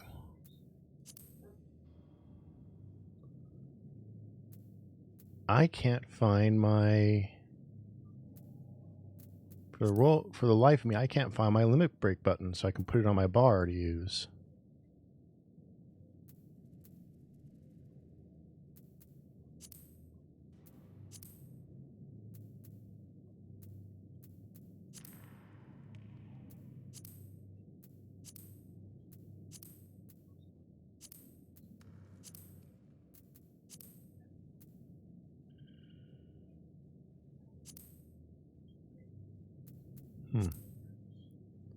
Under general.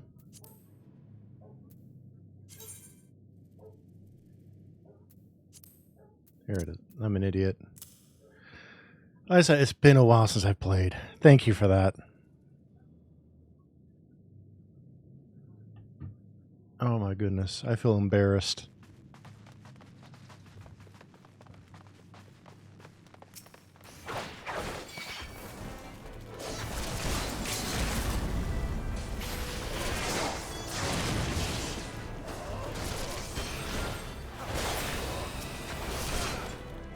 Okay.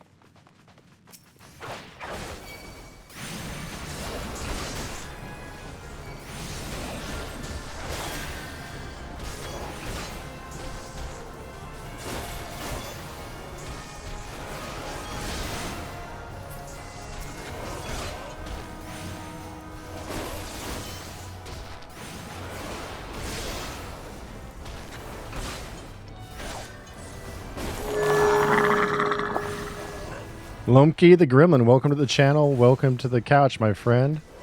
Welcome into my humble little library. How are you? And how's your pizza doing? What kind of pizza, if I may ask?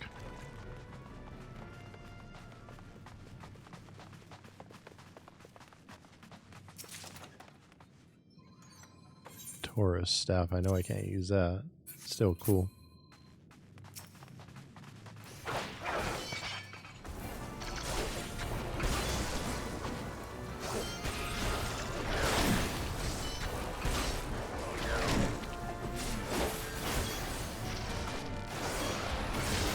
Ooh, that sounds really good.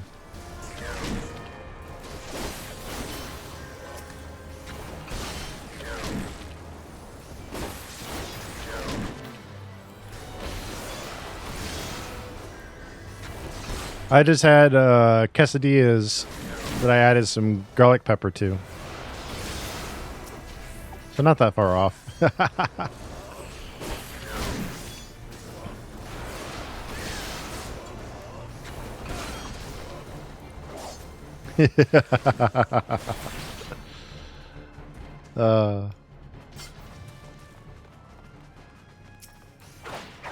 So I'm curious, how did you come across my my humble little channel? It's really good.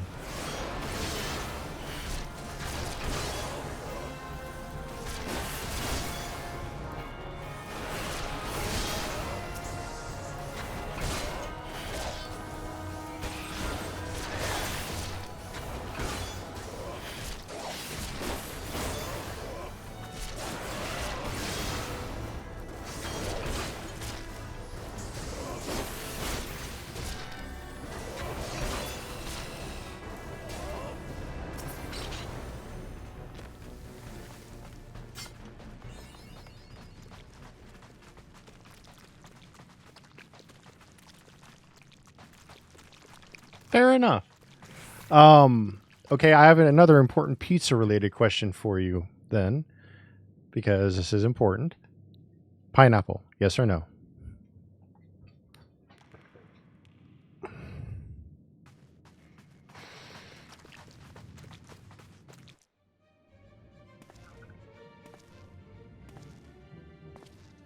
Yay! Pineapple is so good. Anything with baked pineapple on it is so good. Darkness.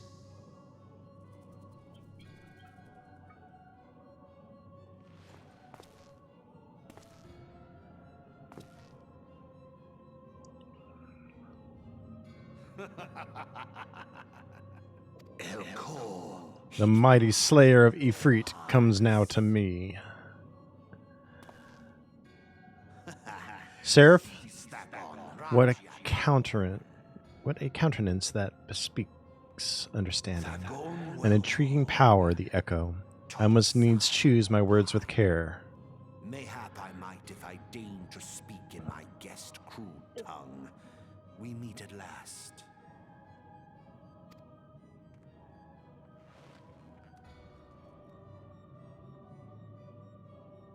I am Lahabrea of the Asians, servant to the one true God. I remember this asshole. Yours is a most fantastical tale, truly absorbing. Well, as far as progress we'll be able to make through different expansions and stuff as we go, I only have up through Shadowbringers. For Shadowbringer, I need to get Endwalker still. And I need to get the next one as well. I have 6 months of time booked out right now. It is a tale to tell Eorzea's children before bedtime, and it will soon be dark, bringer of light. The dark minions.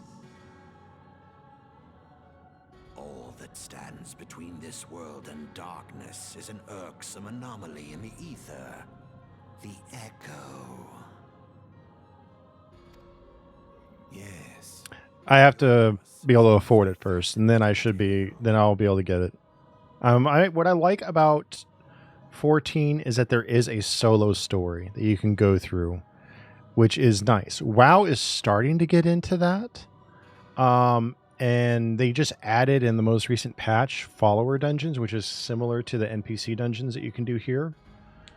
So they're and what's crazy is 14 and WoW learn from each other. I mean, which is great. And I like that at times you'll see WoW congratulate 14 on something on social media, and 14 will congratulate WoW on something on social media, that there's no animosity between the two teams, that they recognize and respect each other. Alas, like all good tales, it must needs come to an end. But fear not.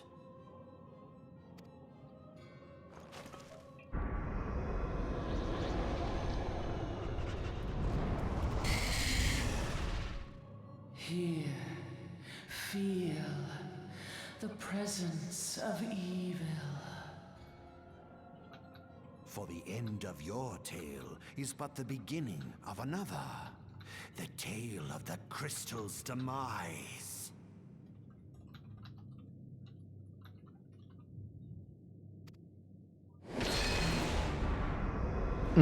It's great.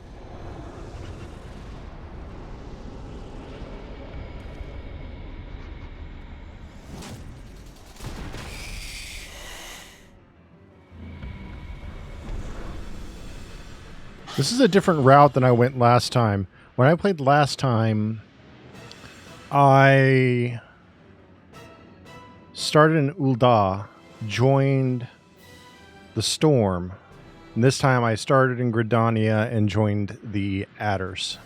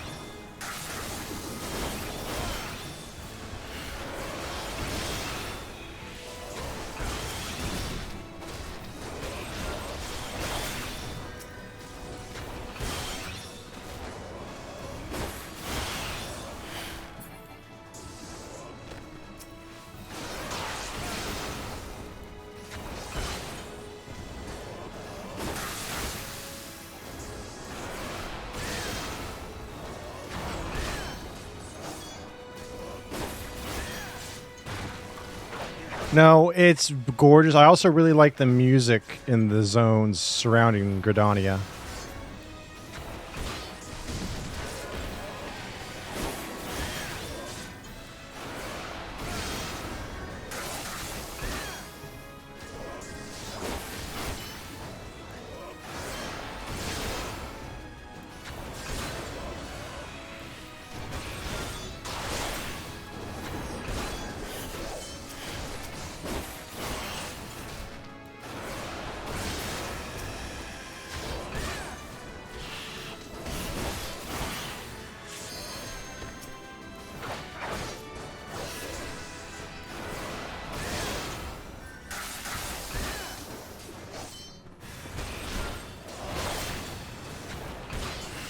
You know, and I'm someone who grew up with old school Final Fantasy and stuff like that, and then grew up with original Warcraft. Yes, I'm old. I know. So it's refreshing to see, not only with the new numbered entries of Final Fantasy, but also the expansion and reiteration they're doing with 14, and same with World of Warcraft. I'm excited for Rebirth next month. 1 month as of today. I'm really hoping, I'm supposed to be putting in a request for a review copy in 2 weeks. I'm really hoping I get approved for that.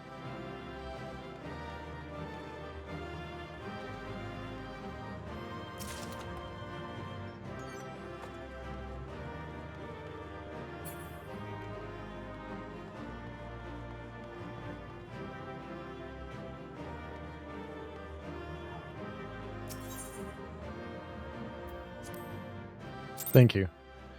I've done interviews with developers and stuff in the past. It's been a while, but I did it during the pandemic. I would like to do more and start getting into doing small reviews and stuff like that. It's hard to make the contacts, especially when you're disabled. And this is pretty much how I make my living outside of a small 15 hours a week contract job I do. Finally, fresh air. Mayhap not so fresh, but better than before. Ah, Sinister One is gone. This one can leave this awful place.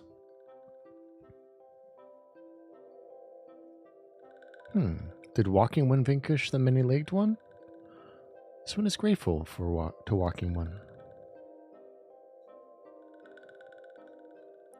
This one is called Phrixia, eldest of these ones of Little Solace.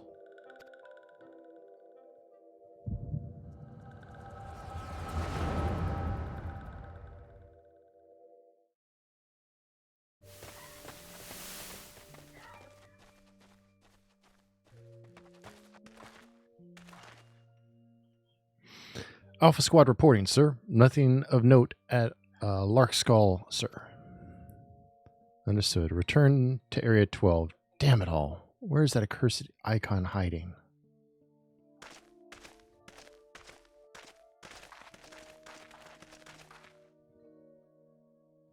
No sign of our wizened friend? I'm afraid not, my lord. Shall I order the search perimeter to be expanded? Absolutely not. We risk alerting the Gridanians to our presence. His Excellency bid us avoid unnecessary confrontation. Loath though I am to admit it, I have found no evidence to suggest that Ramuh will be gracing the mortal realm in the near future.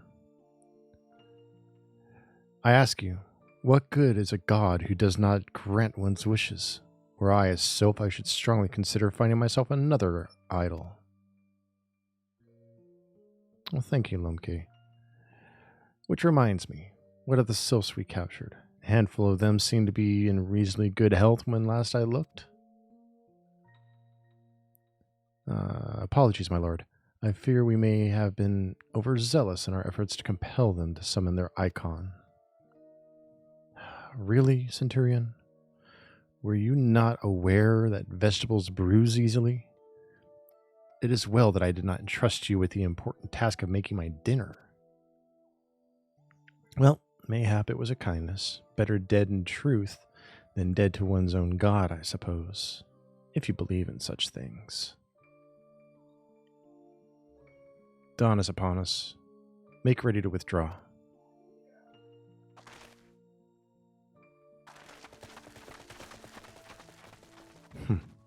Useless. We are so close to completion. I can't fair taste it. I can fair taste it, but at this rate... No, I must be patient. Our efforts will bear fruit in due time. What was it you always said? Ah, yes. Though it mean bringing down the very heavens, who shall challenge the limits of possibility if not we? In that alone you were right, Garland. But your star is long fallen, while mine doth begin to rise. And it shall burn so bright that Lord Van Balsier's ultimate weapon will seem a mere candle beside it.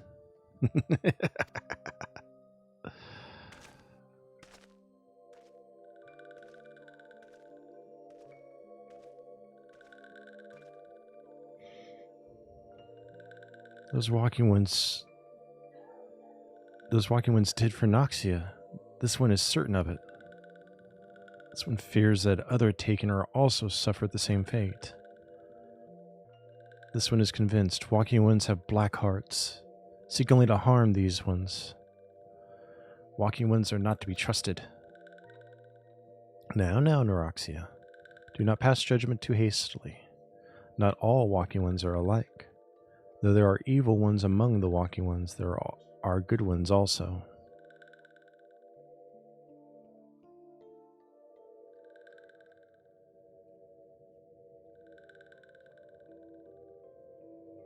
Does walking one feel unwell?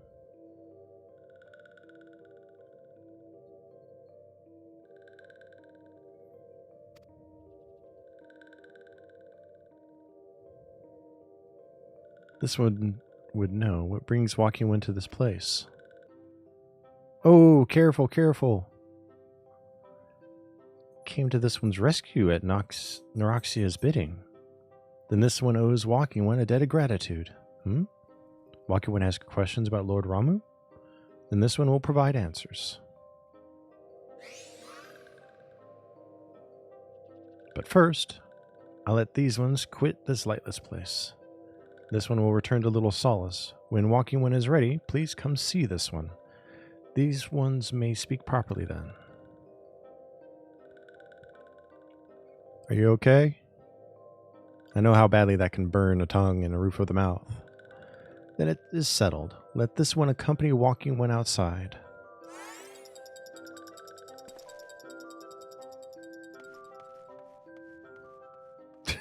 Oh, worth it. Good answer.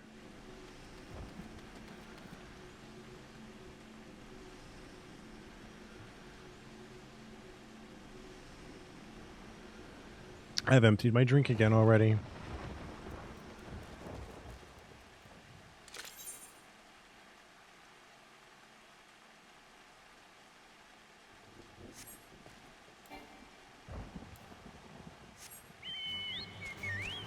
I'll have to go fill it again.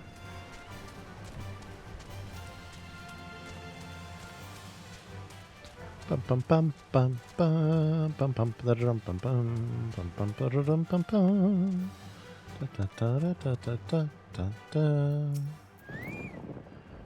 Ah, you're back. Tell me, the Sylph Elder as well? Yeah. Thank the gods for that. I don't rightly know what to make of the rest of your tale. But I'm full glad Frixio didn't come to any harm. But there I go tempting fate. Run over to Little Solace and secure us peace with the Sylphs before aught else befalls us, eh? Rest assured, I'll send word to our friends of Charlene and the Twin Adder both. You've done Gridania a great service this day, lad, and earned yourself a place of honor here at the Druthers in doing so. Be sure and come by whenever you feel like a drop of Kirkran firewater. And none of them are better, so we'll take the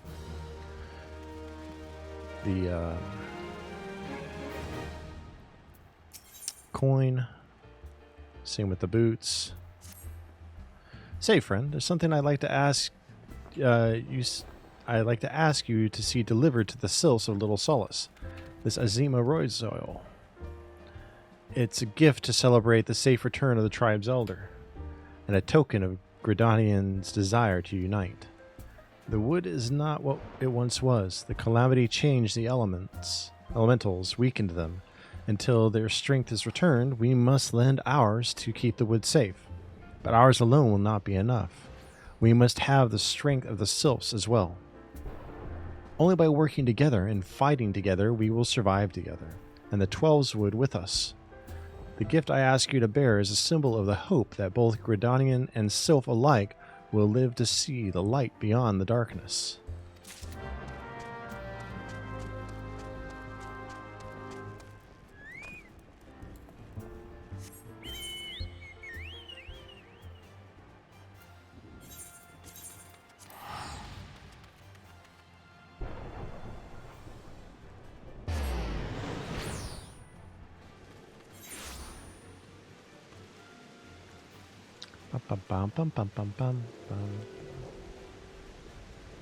I'm not even in the right spot.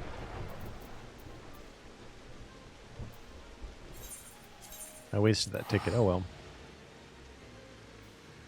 Alright, we're going to finish this throughput on the quest with checking on the Elder. And then we are going to... I'm going to go and refill my drink. Oop. I didn't realize it let me teleport still on my chocobo. Good to know.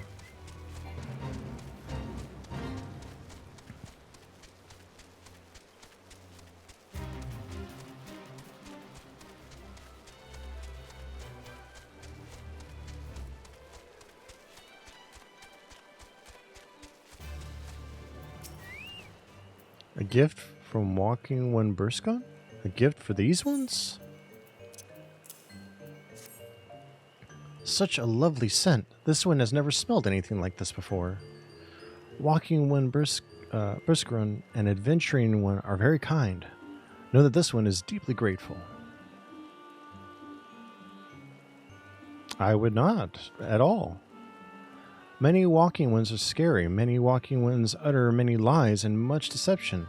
But this one is moved. Let all these ones be friends forever. I can make my way back to Gridania, so give me just a moment, and I will go back to Gridania, and then I will just go get my drink, and we can meet up near the crystal.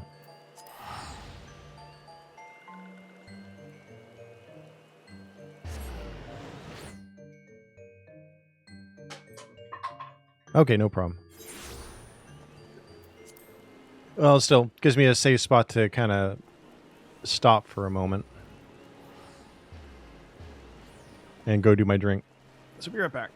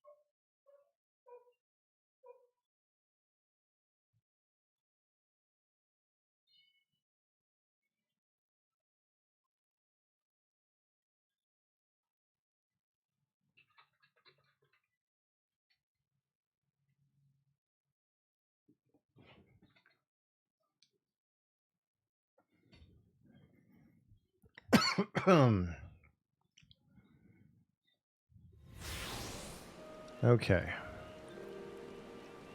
I have returned.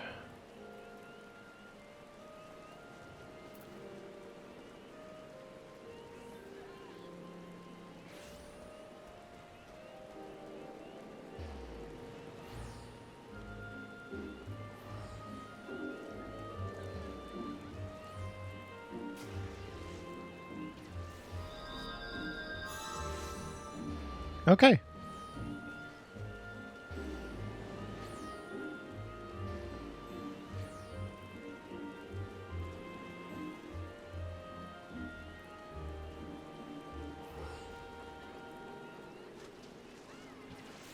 Oh, there. That's you, from the Ronkin. Oh. Thank you.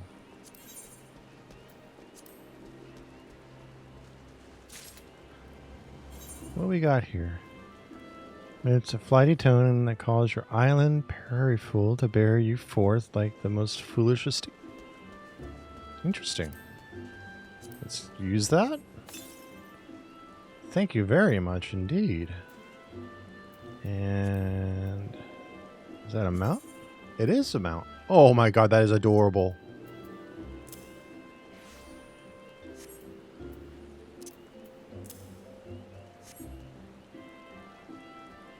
Thank you so much. I really appreciate that.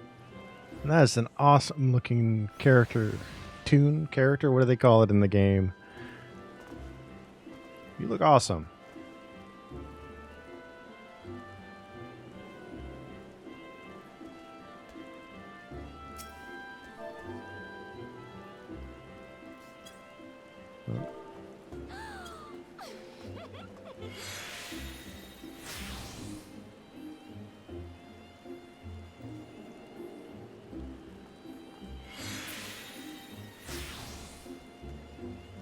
You're most welcome. All right.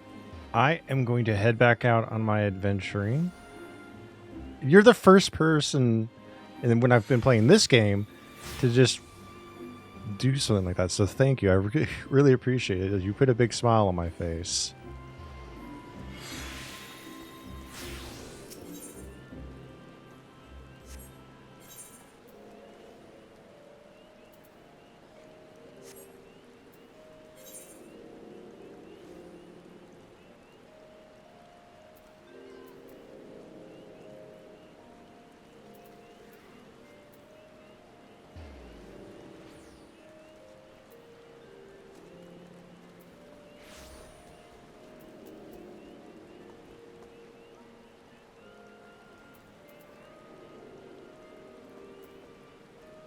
Oh god, I forgot where I was supposed to be. You're very, very kind, and I appreciate it.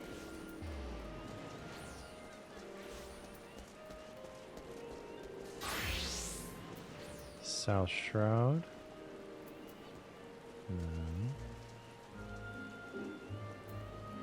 Quarry Mill. Damn it. Hawthorne Hut, there we go.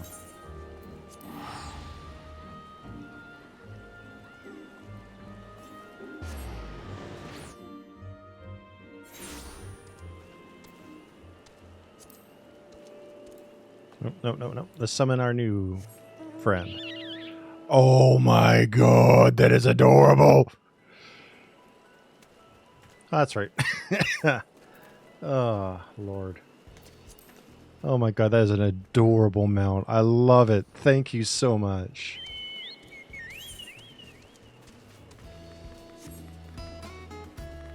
And the music's different. Oh, I even love that more.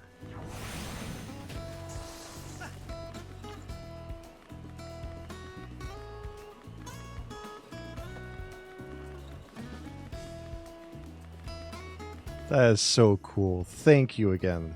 That's so sweet of you.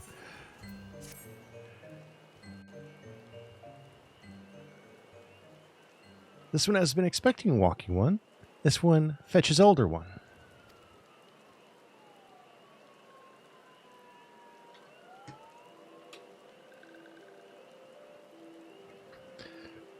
This one is pleased to see walking one again. Welcome to the home of these ones.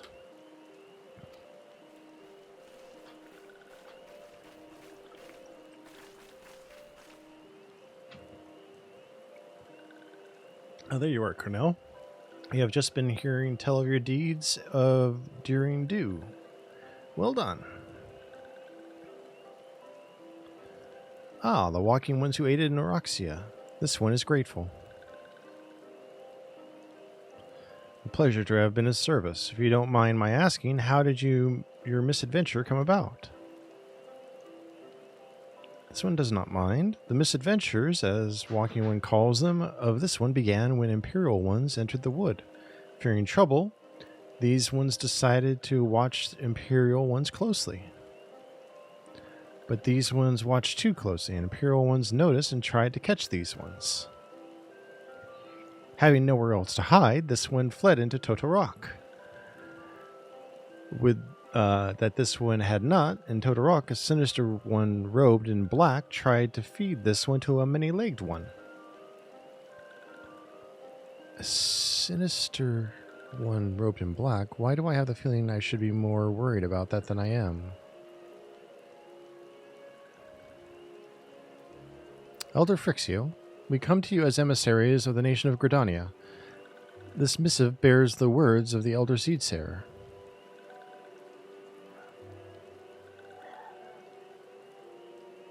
This one sees, so walking ones of Gridania are fearful of Lord Ramu. Plainly, but yes, your people summoned the Lord of Levin but once, yet that single occurrence occasioned great alarm. But it is not as if the Gridanians dislike you or anything. Actually, it's just the opposite. They think you as friends, and they don't want anything to get in the way of that. That's why the Elder Seedsayer wrote to you. This one well knows and respects Horned One Kan-i-Senna. Be assured, like walking ones of Gridania, these ones have no desire for conflict. These ones resorted to summoning Lord Ramu to protect the wood from Imperial ones. This one counseled against doing so, but was not heeded. Against this one's wishes, Lord Ramu was summoned, and all those ones who took part became touched ones. These ones want so desperately to turn touched ones back to normal ones, but did not know how, and still do not know. Touched ones, meanwhile, wanted to turn these ones into touched ones, and did not know how. So this one fled to little solace with all those who did not wish to be bound to Lord Ramu. But walking ones of Gridania need not fear touched ones or Lord Ramu. Unlike other primal ones, Lord Ramu is not callous and cruel. So long as walking ones do not trespass on these ones' ancestral homeland, where touched ones reside, walking ones will not suffer thunderous judgment. But this one has spoken enough of touched ones. This one would speak instead of these ones. And this one said, these ones desire peace with walking ones of Gridania, and so these ones ask for a chance to set things right. By way of an addendum, mortals who are tempered come to take on the qualities embodied by the primal in question. In the case of the Sylphs, Ramu's influence has made them fiercely protective of their homeland. That explains why they're so hostile towards trespassers, but what about the abductions? A fine question, Yida. The abductions are, I believe, an expression of the tempered Sylph's desire to reconciliation, another quality traditionally associated with Ramu. In the crudest manner imaginable, they seek to bring their fellows back into the fold, a timely reminder that the challenges posed by each primal are unique. Elder Phrixio, we thank you for making your will known to us. The people of Gridania will rest easier in the knowledge that they and the Sylphs are united in their desire for peace. Wishing to cooperate, this one has written down the feelings of these ones. Please see that these feelings are conveyed to Horned One Kan-i-Senna.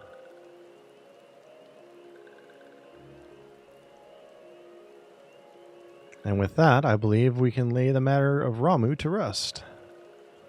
The Sylph's elder is very reasonable, I must say. You could learn a lot from him. Was that a jibe? If so, I feel it only fair to observe that one of us wouldn't recognize reason if it punched her on the nose. Dare I say, I meant reasonable.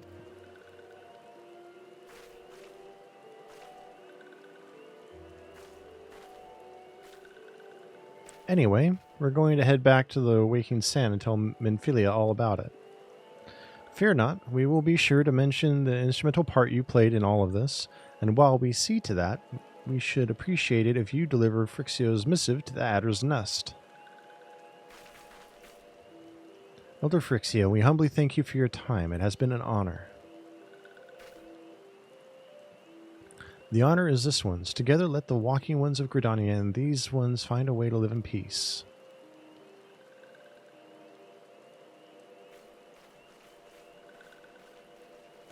Please wait, Walking One Cornell. This one has yet to give Walking One a token of this one's appreciation. When these ones summoned Lord Ramu, these ones were gifted this crystal. This one would now bestow the crystal upon Walking One as a symbol of these one's trust.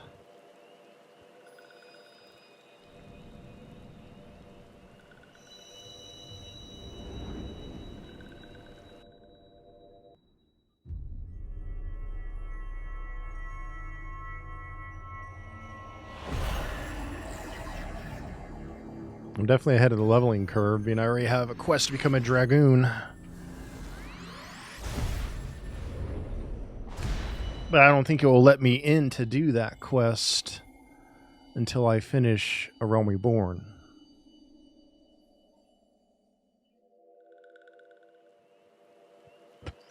This one was not mistaken about Walking One. Walking One is destined to walk a fate far crueler than this one can imagine. A brilliant light from within, Walking One enveloped the crystal this one saw. Mark this one well. That crystal will one day be of use to Walking One. Walking One must keep that crystal safe at all times. Before Walking One returns to Gridania, this would ask Walking One to watch touched ones. So long as touched ones are not troubled, touched ones will not make trouble. If Walking One witnesses touched ones making no trouble, mayhap Walking One can testify to Walking Ones of Gridania that these ones mean no harm.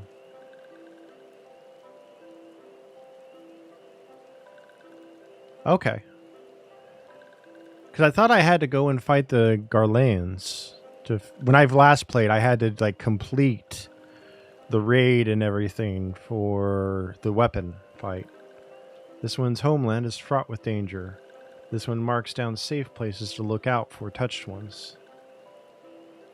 I have the quest to go and get my dragoon skills.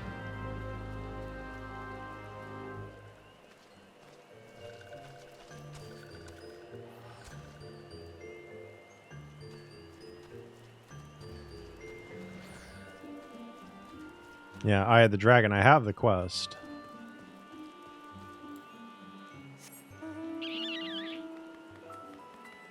That squeak is cute.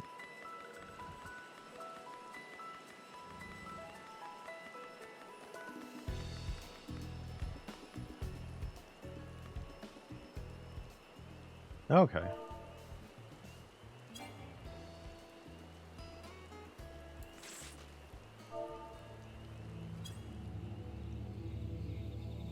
Well, then I'll go become a dragoon, and then I'll come back and continue MSQ.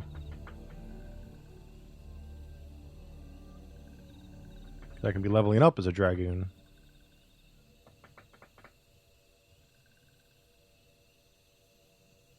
There are tempered sylphs in the distance. You don't sense that they pose a danger if left alone.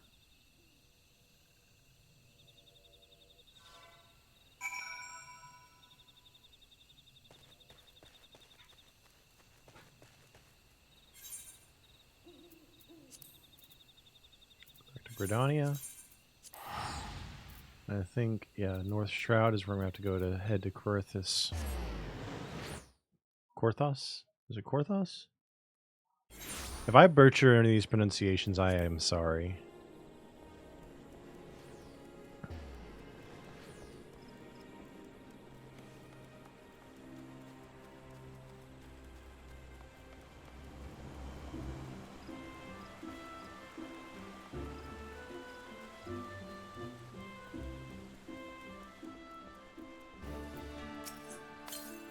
Ah, Private Crits. How went the meeting with the Sylphs?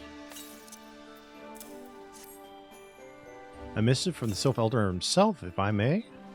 So the Sylphs have no desire for conflict, nor do they intend to summon Ramuh.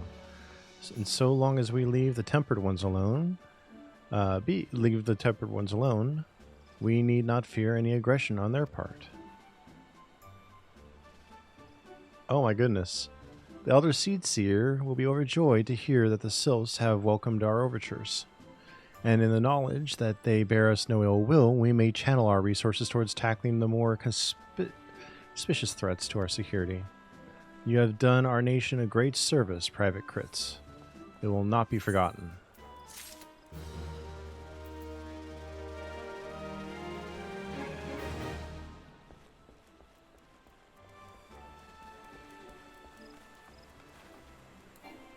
Alright, so we need to go here. I was amazed. One of my quests gave me 1,000,000 gil.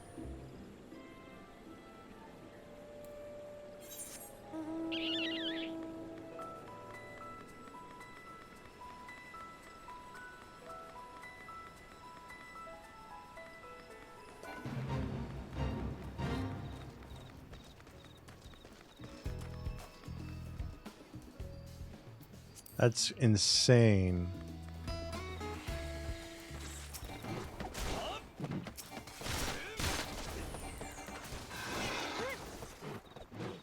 Oh.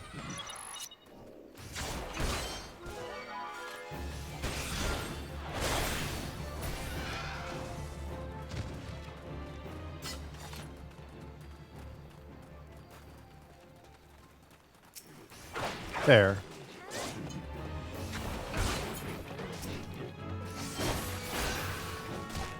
That's interesting then, because I think I forget what level I hit on my other characters, but that was on a different server.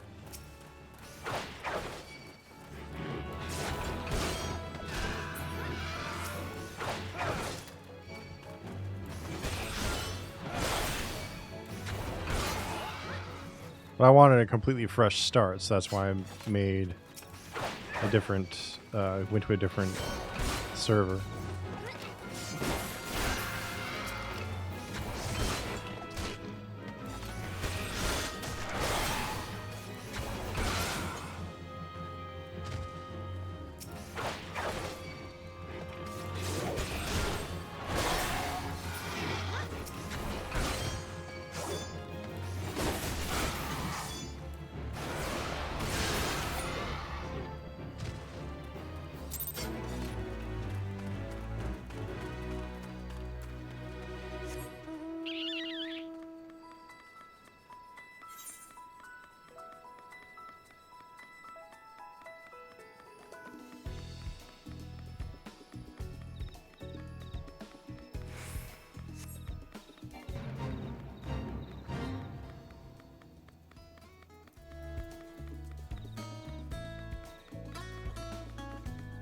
So what kind of games do you play, Lumke? And if I'm mispronouncing your name, I apologize.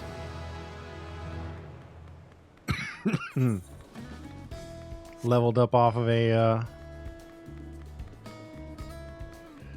zone discovery. That's something.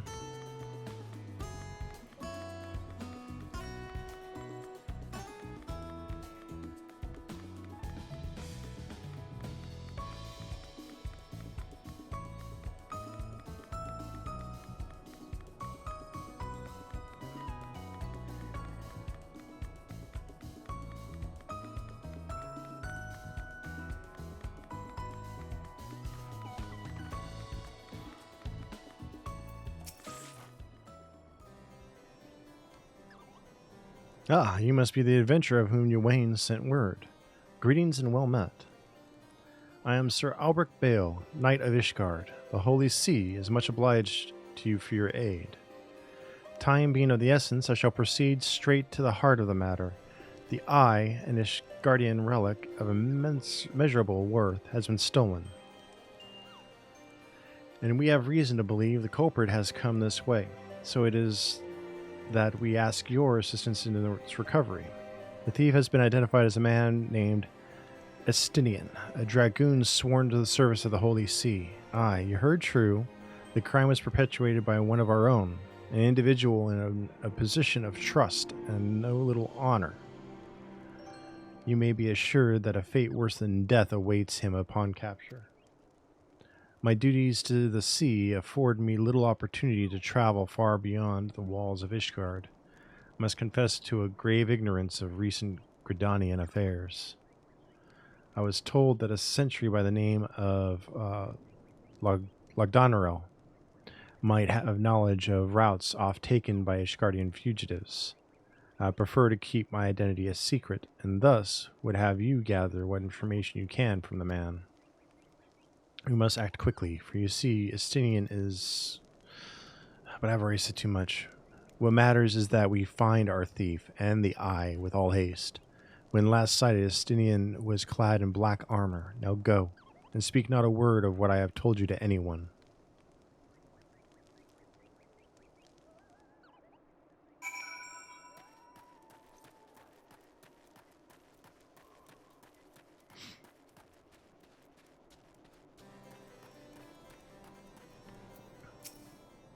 Rouse favored by Ishgarian fugitives. Now that's a question I don't hear every day. You aren't plotting some unsavory act yourself, are you? Even if you were, I doubt you'd make it far. Any road, we've caught a few fleeing to the North Shroud. What with Gridania being home to nearly as many Elzen as Ishgard, it's no easy task to identify outsiders. If you're on the hunt for someone, you could do worse than to visit Florentil's Spire in the Northern Shroud and speak with a man named Idristan.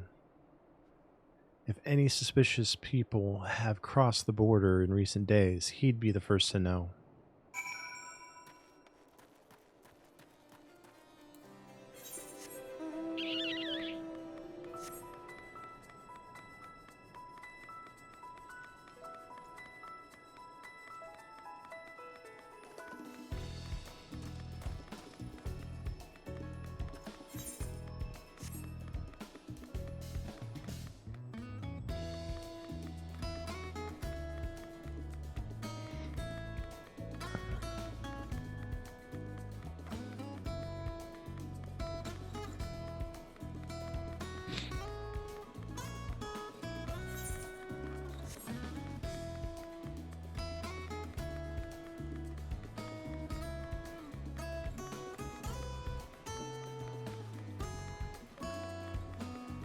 Excellent.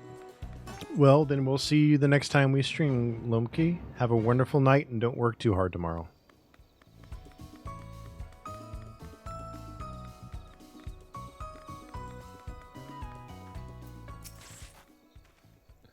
Hail, adventurer. Yes, I'm the one tasked with monitoring those who would enter our lands by way of Korthos. An Ishgardian knight clad in black armor. No, I recall nothing of the sort, and such a striking visitor would be difficult to forget. Good night. My apologies, friend. I can only suggest that you return to Logdernal and see if he has any other theories.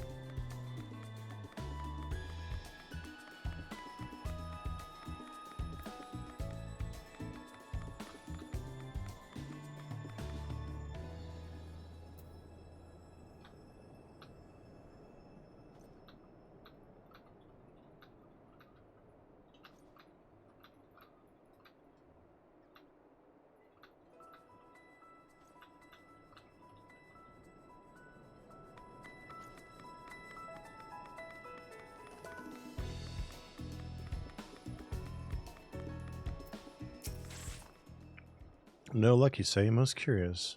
Why, it is nigh impossible that a fugitive could make this far without being spied from Florentil's Spire, which leaves the possibility that your man is still in Ishgard. Runs counter to good sense. Would the fugitive not want to put distance of grounds between him and his pursuers? But by the process of deduction, it is a possibility. The climes of Ishgard are not kind to drifters and vagabonds. That said, there has been talk of curious smoke wafting from a cave east of here at night. Were I you, I might begin my search there.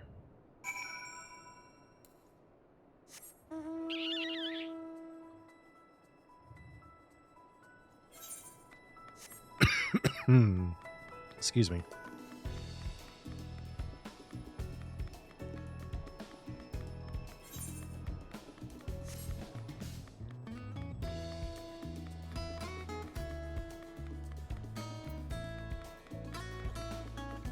Are they going to attack me? 9 level. Yep, they are.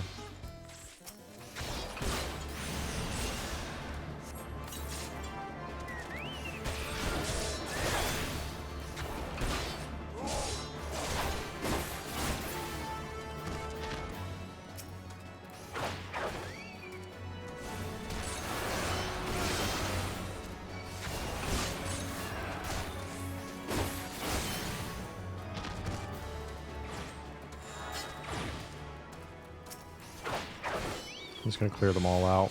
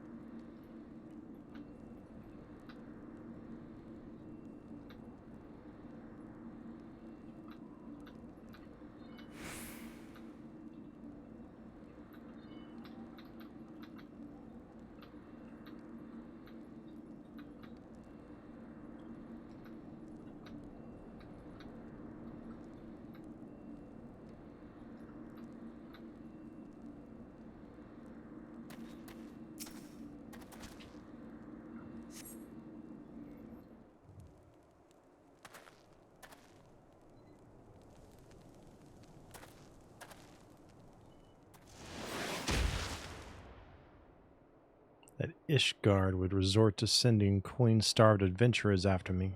I know not whether to laugh or feel insulted.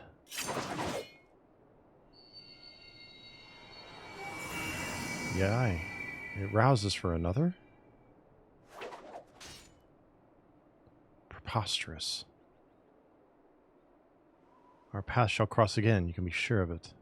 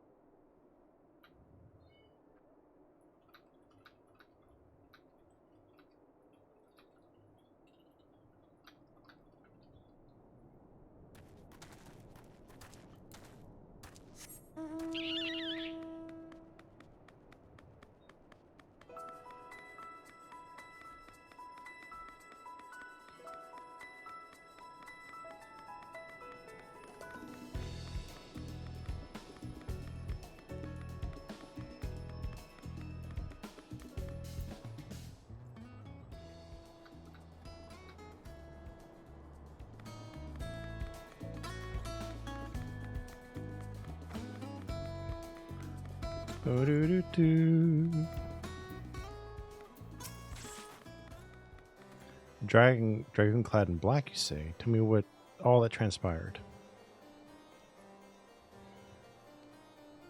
By the fury, that the eye would choose another. I had not thought it possible in light of recent events. It would seem an explanation is in order.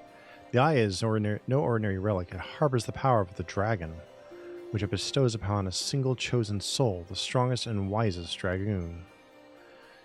He who is chosen is possessed of the power to fight our mortal foes, the dragons of Drovenia, on equal footing, soaring the firmament as if it were an extension of the land.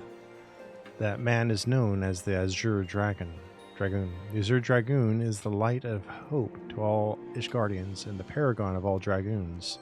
For this reason, you may imagine how it pains me to have to confess that the man you encountered, the thief, is none other than the Azure Dragoon, and that I was once his teacher.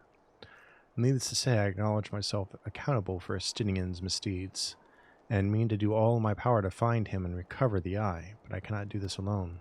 I require your help, Cornell, you who have received the power of the dragon. I may labor to believe it, but there can be no mistake. The soul of the dragoon I bear glows in your presence. Irrefutable proof that you are chosen.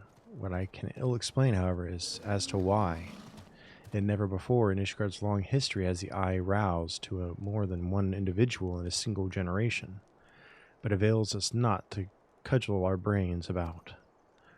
The fact of the matter is that you are now a vessel of for the power of the dragon. The dragon lies yet in slumber, however, and you must needs possess the means to wake it, the soul of the dragon. I entrust you with mine, Cornell. Like Estinian, I once ruled the skies as the Azure Dragoon. Although that power has since become lost to me, it was simply by force of habit that I have hitherto kept the soul upon my person. I have no inkling as to why the eye has seen fit to choose a second, and an outsider at that. Yet one thing is clear, none can challenge the Azure Dragoon and conceivably prevail save another Azure Dragoon. You are only a hope of bringing Estinian to justice and reclaiming the eye. Of course, I do not ask that you do this unaided. I may be a dragoon no more, but what knowledge I have, I shall gladly impart to you. For indeed, when the time comes, you must face the Azure Dragoon not less than complete mastery over the power of the dragon will avail you. That a perilous road lies ahead of you, I shall not deny. Knowing this, if you would still lend me your lance, I will teach you to harness the power that has chosen you. Go forth, my young dragoon, and rouse the dragon within. I look forward to your return.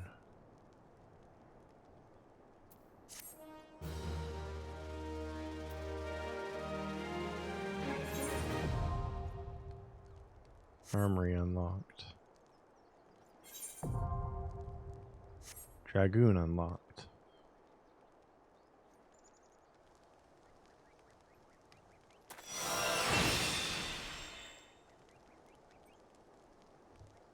You unlocked a new job.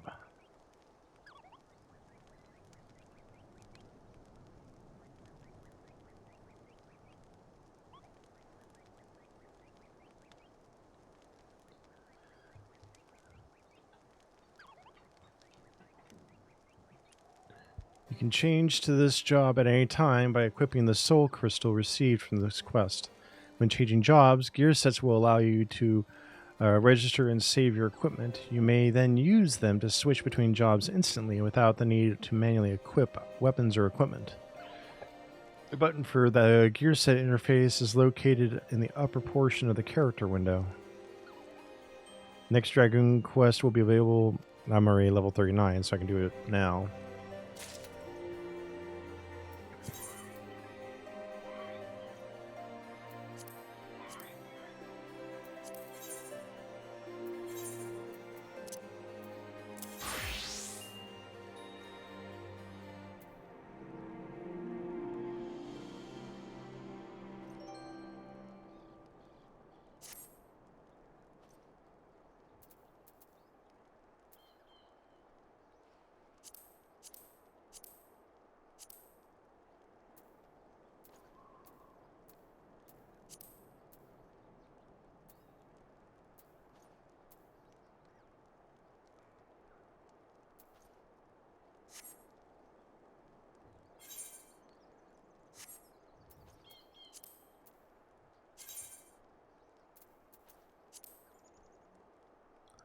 Okay.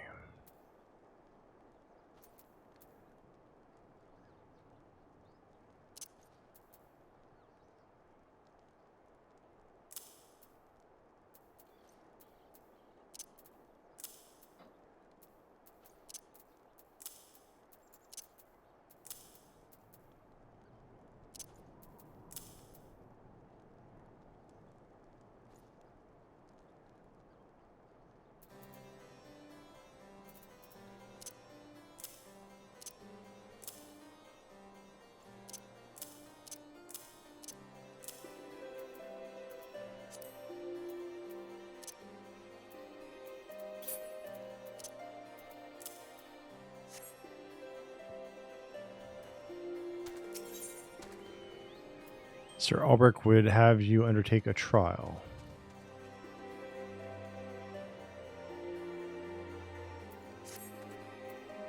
It is pleasing to see how readily the dragon stirs within you. You show great potential, Cornell, a potential that may well prove the difference between victory and defeat. Estinian is no ordinary dragoon. Even when set against the legendary Azurus of age past, the man is considered second to none. Such is his prowess in the fact that the day he was chosen by the Eye, it was proclaimed that Haldreth, the Dragon's Eye, had been reborn. I mean not to disparage your skills, Cornell, but to pursue Estinian in your current state would be tantamount to suicide. As promised, I shall train you in the way of the dragoon, that you might face Estinian as an equal. Before we commence, however, it is only fitting that you are edified regarding our origins. It all began a millennium past when our forebears resided in the southern plains in humble circumstances.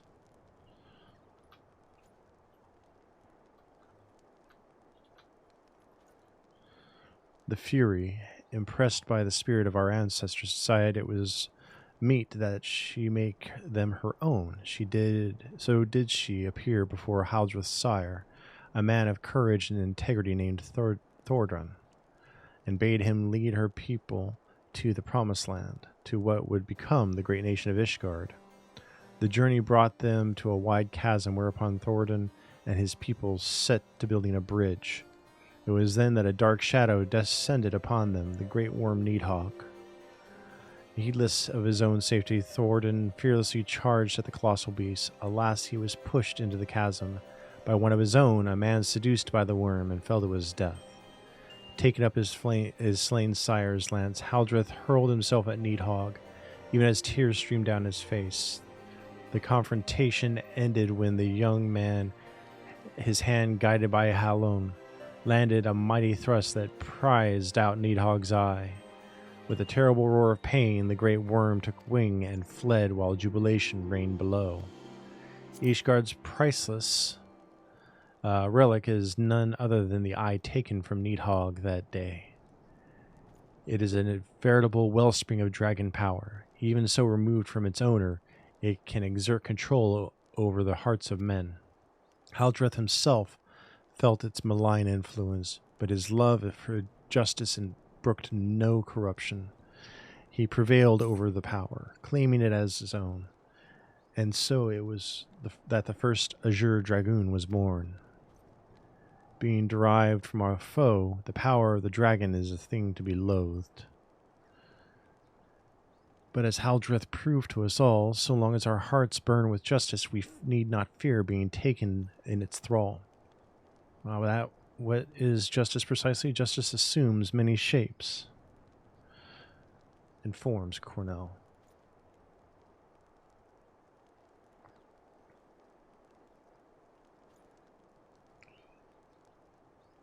And none can say that one is greater than another. So long as you hold fast to your beliefs and stay true to yourself, you leave no room for the power of the dragon to master you.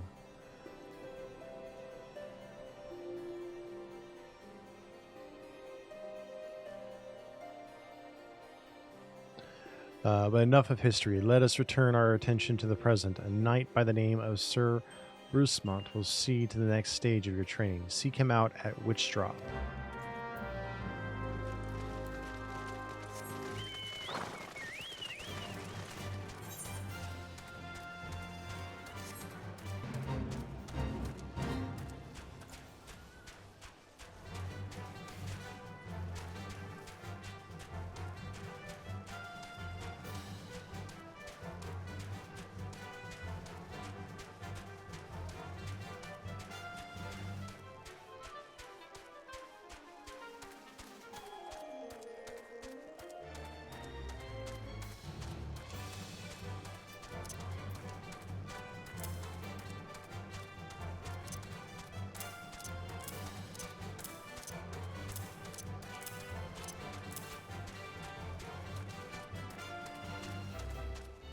Making room for this next spell.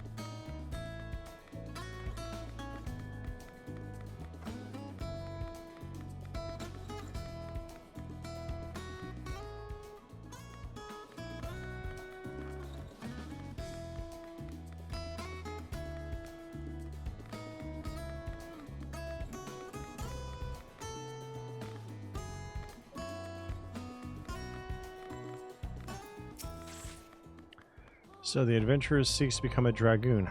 Sir Albrecht speaks of legends and chosen ones, but I would see you prove yourself in a more practical fashion with your lance. Defend yourself.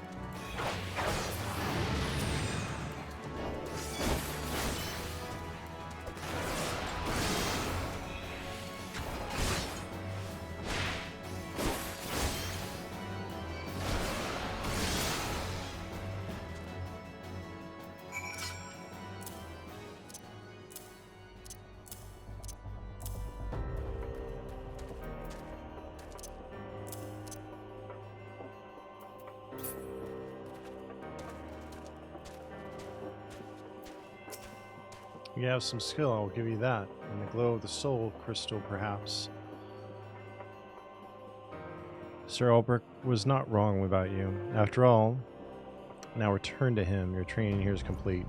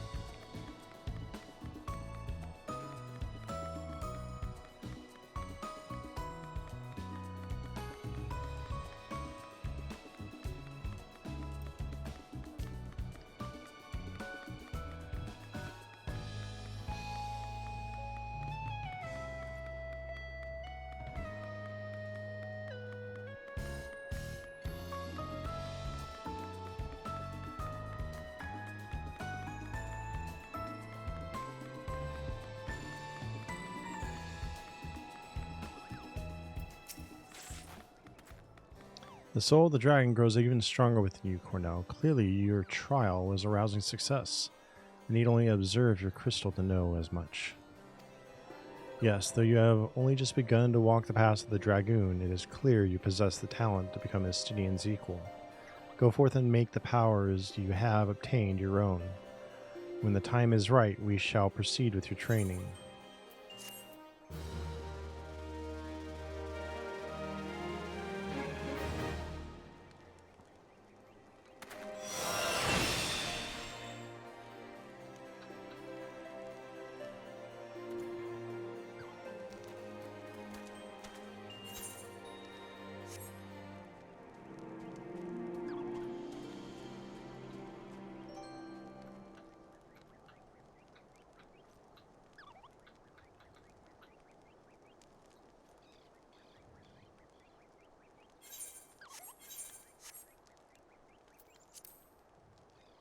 Okay, we're going to a spot.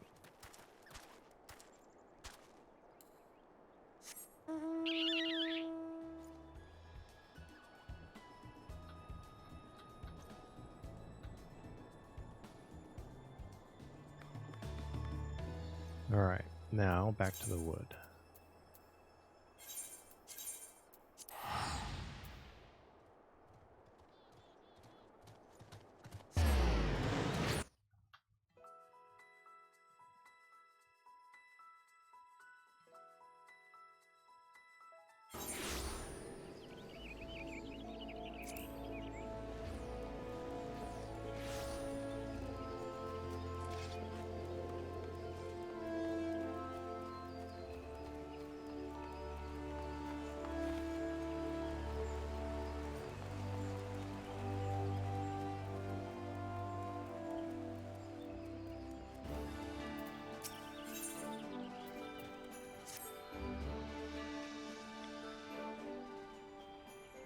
The Sophic folk have long been friends of Gridania. The mere thought of being at war with them pained the elder Seatsier to no end.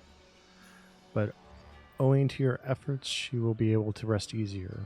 Being the benevolent soul that she is, my lady will surely try to find a way to reverse the tempering process. Once again, I thank you. Had the Scions of the Seventh Dawn not offered to mediate between our peoples, suspicion and doubt may have led us into a needless conflict. Pray pass on my regards to Lady Minfilia. Hello? Hello, Cornell? Can you hear me? It is I, Minfilia. Nita and Papalimo returned some little while ago, and they wasted no time in regaling me with the tale of your exploits. Thanks in large part to you, the name of one primal may be struck from our list of enemies, and the Gridanians may turn their attention to more pressing matters. Well done. Yet the end of one tale is but the start of another. Pray return to the Waking Sands at your earliest convenience. I would apprise you of the present situation in person.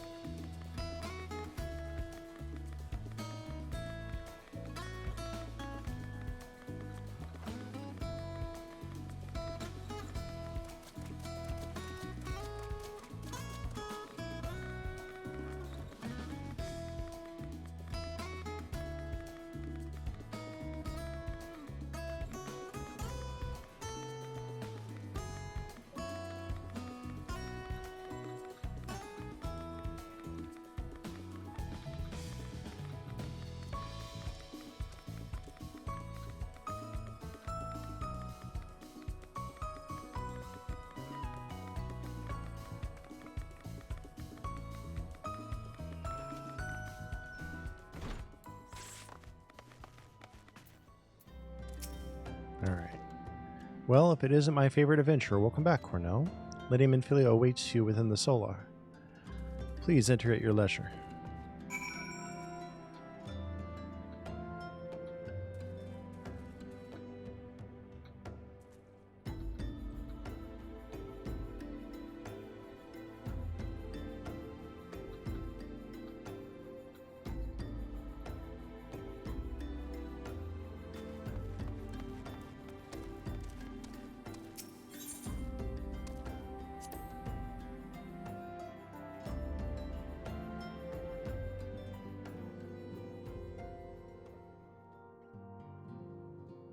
I am given to understand that the matter of Ramu has finally been resolved. If your resolve bespeaks of permanence we cannot rightly claim. Yet I am well satisfied that the Lord of Levin will not trouble us in the foreseeable future. Your satisfaction is assurance enough for me. How fares the investigation? Well enough. Thancred is sparing no effort. There are many and one just as you suspected. Their purpose, however, eludes us still.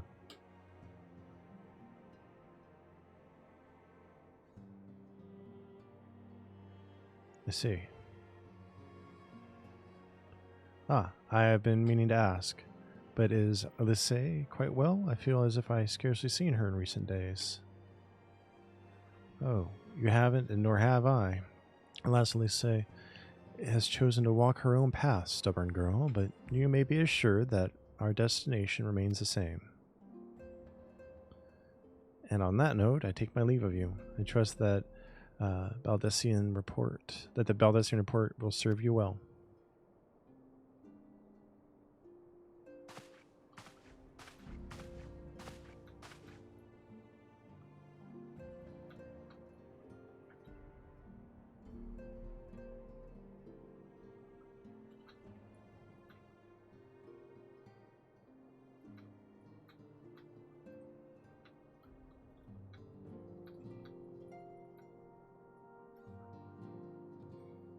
I take it we can proceed as discussed?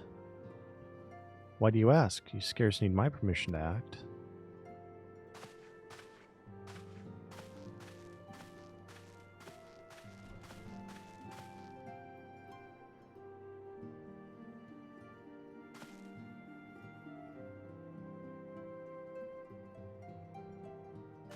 It's good to see you again, Cornell.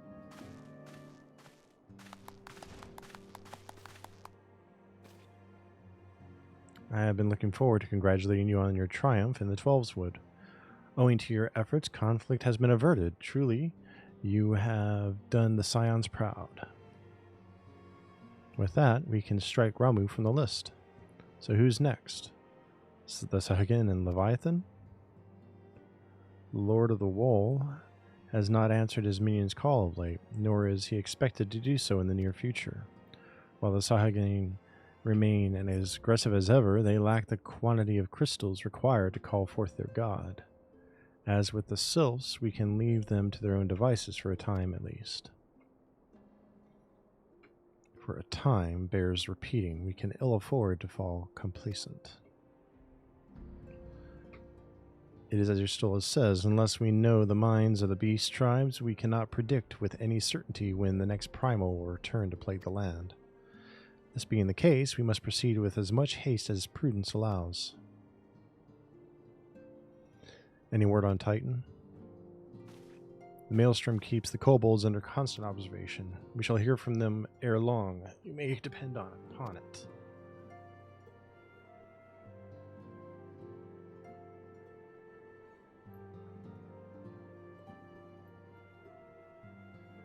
Indeed. So then, all of the known primals have been active in recent times. We are left with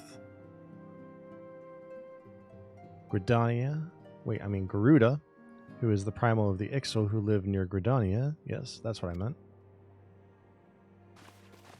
So many malms to cover. Would there were a more efficient way to conduct our surveys. Were he still with us, we should not long have wanted for a more practicable solution.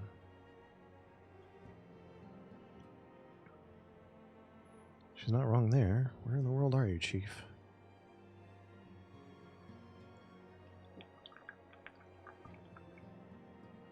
But one step at a time. Henceforth, the Order of the Twin Adder will handle all matters pertaining to the Sylphs under the sage guidance of the Seed Seers. I bid you all enjoy a moment's respite. You have earned it.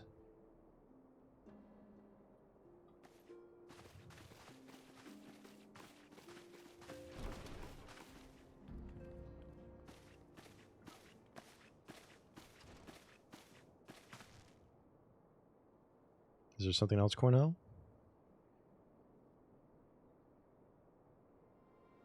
Beg pardon? A man named Lahabrea, sporting a red mask, robed in black, 12 preserve. Prior to the calamity, the Ascians took great pains to remain hidden. Why would they choose to cast off their veil of secrecy now? Gods, this bodes ill. We must take advantage of the present lull in primal hostilities and investigate this Lahabrea. Learn all we can of him and his designs. I dread to... Eek! Tataro.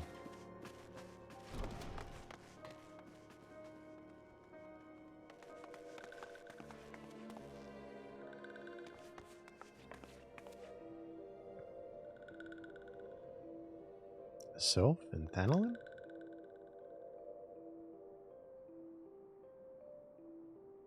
Long last, this one finds walking one Cornell. This one is most dependable on these ones. Is sent by Elder One Frixio to help walking ones.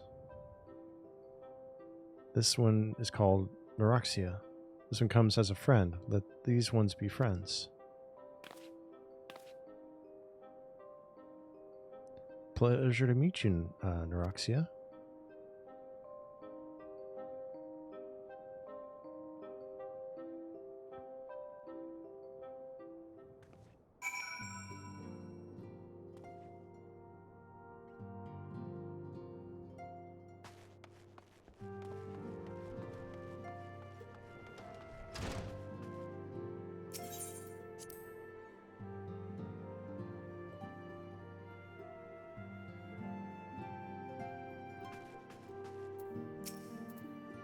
Yes, Tatu is ready to express her fright, as she is to express everything else. Not all of us are forged of the same steel as you, I'm afraid. But it takes all kinds to make a family, and it pleases me to no end to see ours continue to grow. One by one, the people of Eorzea are beginning to unite, Cornell, drawn to the hope that shines within you. Yet a darkness threatens to engulf this light. Never have I doubted the Ascians' presence, but they have grown so brazen as to carry out their work in plain sight fills me with a sense of deep foreboding.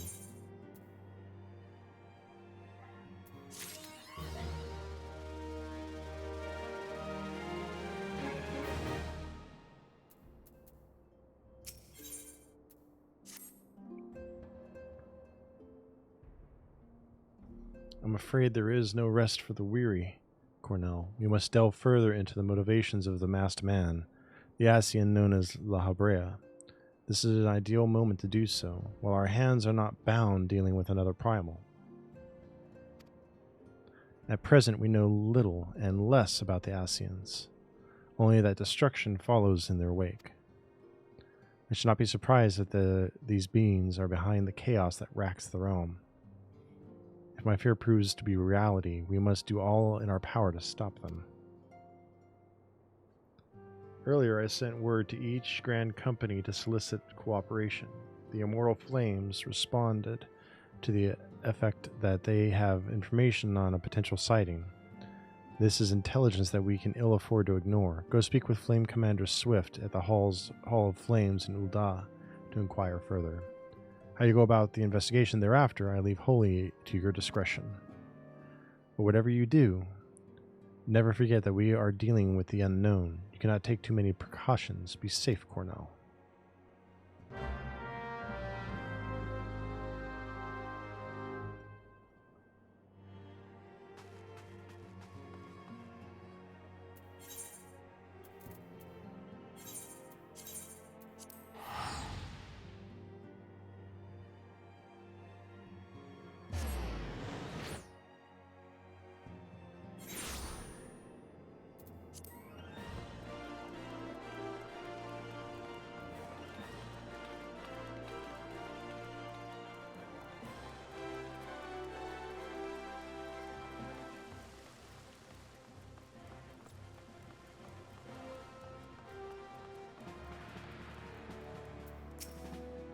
The masked man? Aye, you've come on behalf of the Scions, of course.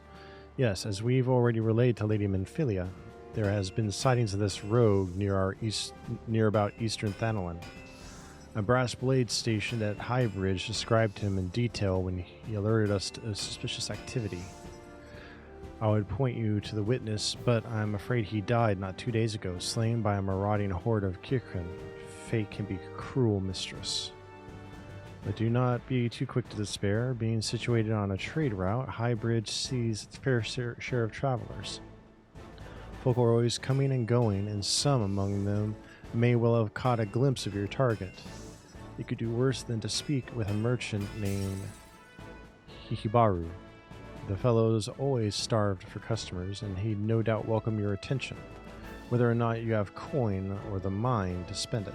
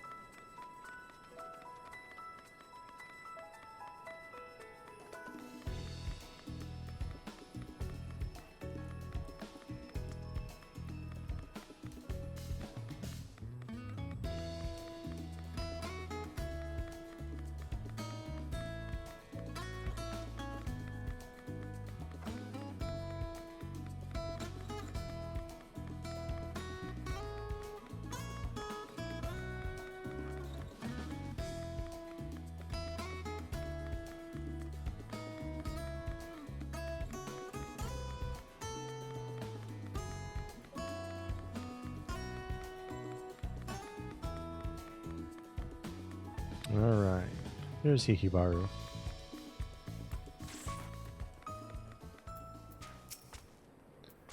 Welcome to Highbridge Adventure. Whatever you seek, I, Hihibaru, can provide it.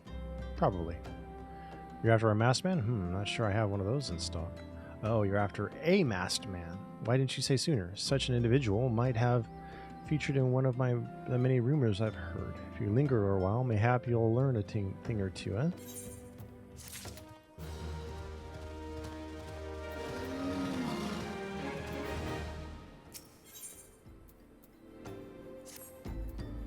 When the Order of Naldthal began excavating the ruins below, I'd hoped the High Bridge would turn into a bustling hub for pilgrims. But thanks to the nigh-endless beastmen raids, folk are too afraid to come within a mom of here. I sold everything I owned to get my venture started, and I loathe to give up without making an earnest effort to stick it out.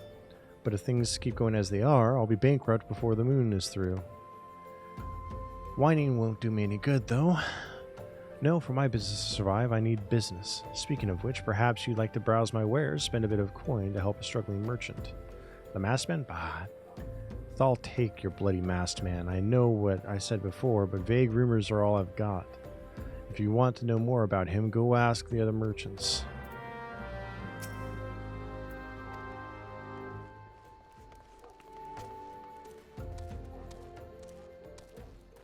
Oh boy, be right back.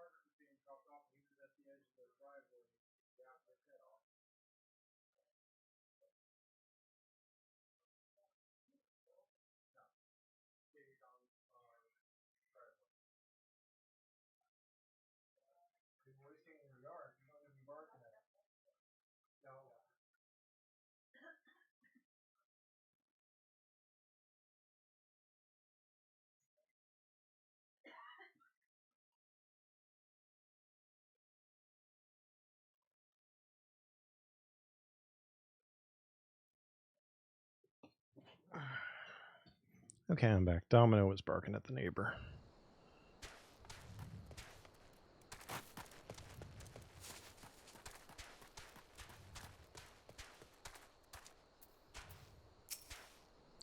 I've heard tell of a masked devil. Seems he's been appearing not only around Highbridge, but elsewhere about Thanalin too. Enough folk have reported seeing him to convince me he's more than a figment of the imagination, but little is known about him otherwise.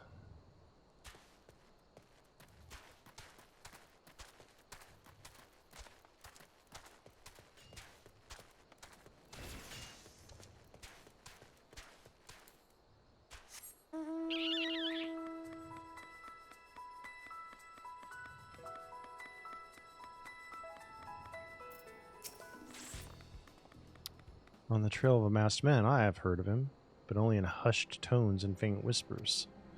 It is said he wears a black hooded robe and looks right suspicious, and that's about all I can say, little though it is.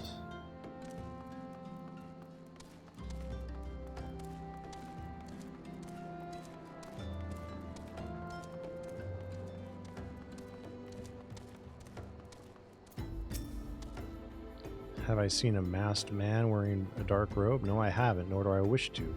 Business is bad enough without shady characters lurking about. Folk have been giving Highbridge a wide berth because of all the Kikrin raids.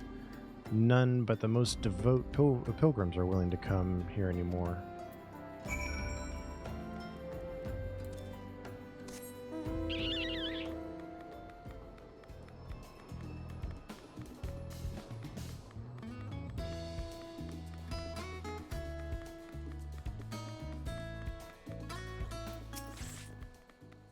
Judging by your expression, I take it you did not learn much of use. Look, I'm sorry for my rudeness earlier. It's just that things are tough for us merchants at the moment. The Acumen raids are so constant, so organized, we're beginning to suspect that someone is orchestrating it all. I tend to put my own welfare first, like most of us do, but that doesn't mean I'm a bad person. I promise to keep an eye out for your masked man. If I see or hear anything, you'll be the first to know. I'm enjoying it, soft boy. How have you been? How's work? I finally got some honest-to-God's information on your masked man. Why so confident? Because I saw him with my own 2 eyes. I was out for an evening stroll, minding my own business, when I noticed a column of smoke rising from a cliff over at Thal's Respite. Curious, I took myself there and to find a masked man, your masked man, I'm sure of it, standing by a fire. As if in answer, some Kirkin appeared soon after, and the group began talking at length. I'm afraid I was too far out of earshot to hear much of anything. After the group had dispersed, an idea came to me. If you were to use this smoldering coal to start a fire, you might be able to arrange a similar meeting. It will be dangerous, I shouldn't doubt, but you've proven yourself more than a match for a pack of rats. So what do you think? That's some sound, reliable information, even if I do say so myself. Well worth all the lingering about you've been doing, wouldn't you say? Gotcha. Okay. Well, don't work too hard tonight, all right?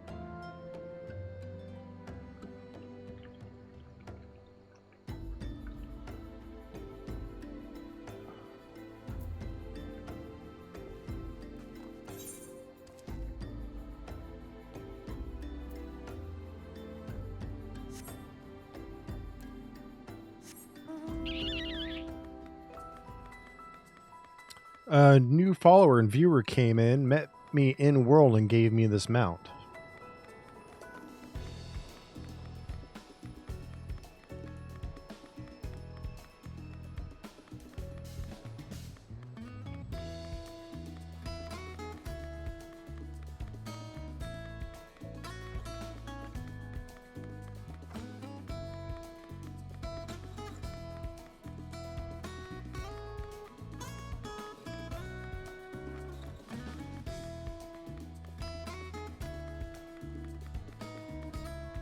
Okay.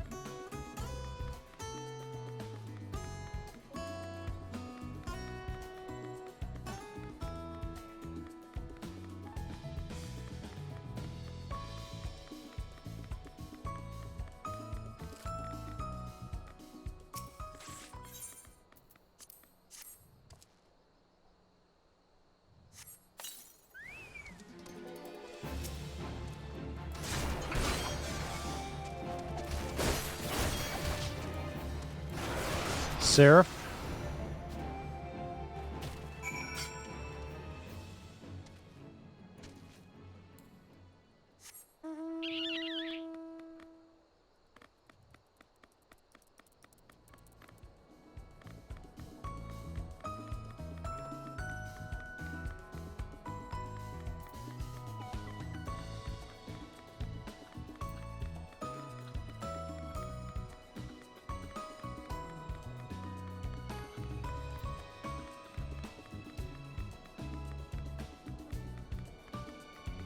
Nice. Yeah.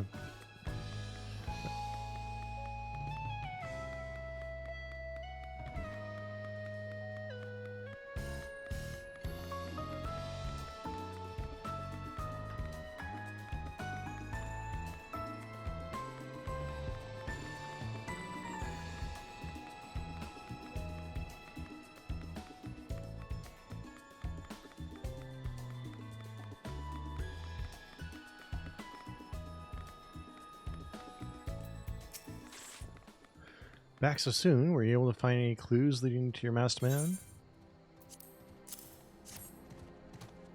The scroll bears a prayer to Rhalgr, the Destroyer. In case you're unfamiliar, Rhalgr is the guardian deity of Almigo, which is currently under Garlean rule. It's highly uncommon for folk of other nations to revere him. I would wager my last guild that your assailant was Almigan.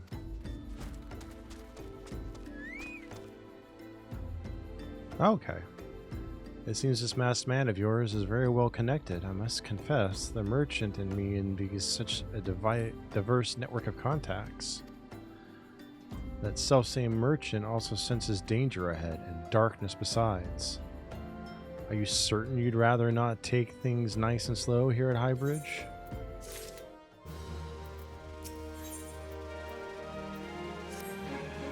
The Almegan bandit you had a run-in with is somehow connected to your masked man of mystery. So it stands to reason that if you want to pick up the trail again, you should head toward Little Alamigo, over in the southern Thanalan. Just so you know what to expect, the settlement is a favorite destination for those refugees who couldn't, well, adapt to life in Ul'dah. The hearts of the Dezenans are said to be as barren as the wasteland they live in, and for all intent and purposes, it's a lawless place, but be prepared for a not-so-warm welcome. Now, I'm not certain how much help she will be, but it just so happens I have a daughter who has her relocated to Little Alamigo. Her name is Hihira, and it shouldn't hurt to seek her out first. And while you have her attention, I'd be obliged if you could send my love. Not a day goes by that I don't think of her. I suppose this is it then. I had hoped you would linger a while, cull some fiends, spend some coin, and have what have you, but something tells me you're destined for greater things. Wherever it is you end up, I wish you the best.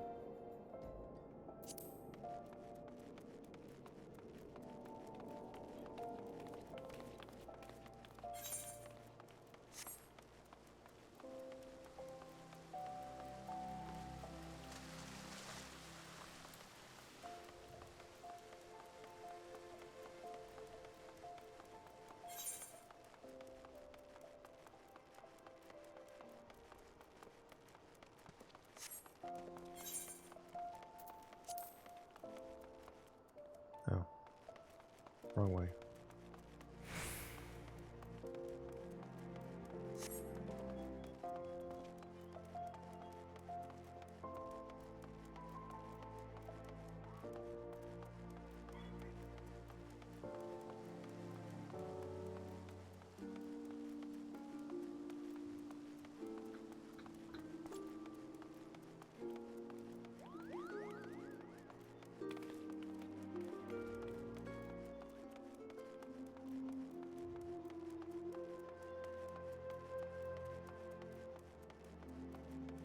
Do, do, do, do.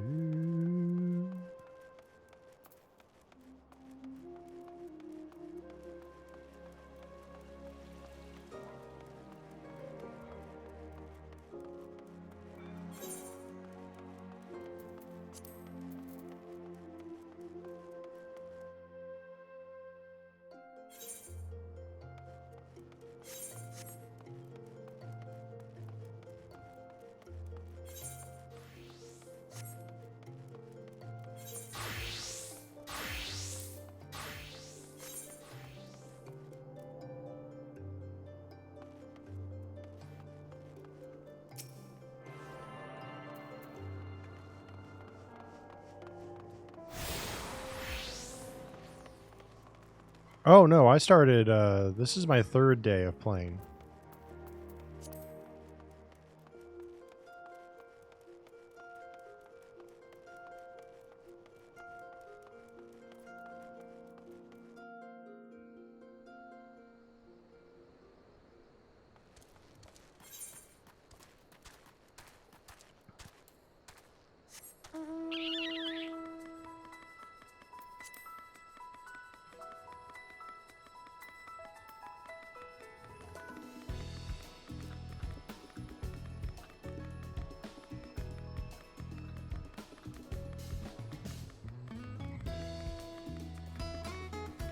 It also helps I'm an old hat at MMOs.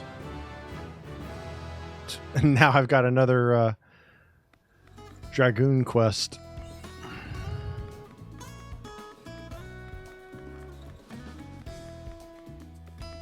Arcanist. I chose Lancer.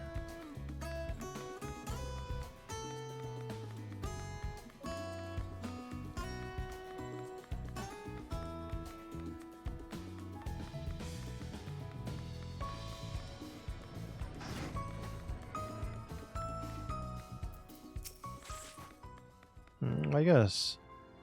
Ikibaru is my father. He said, what? I wish I could be a better daughter to him. It's just that, oh, I'm sorry. I shouldn't bother you with the family matters.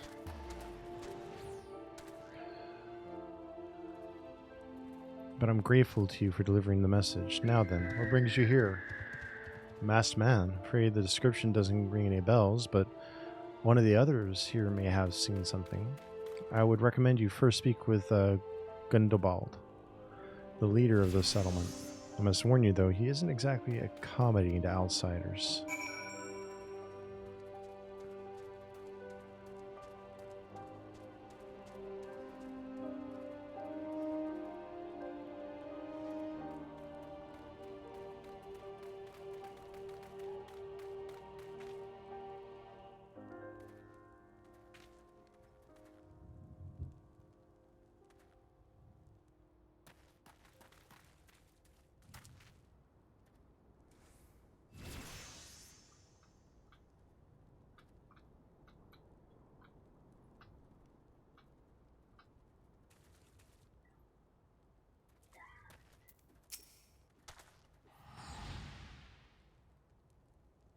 Who are you? State your business and be quick about it.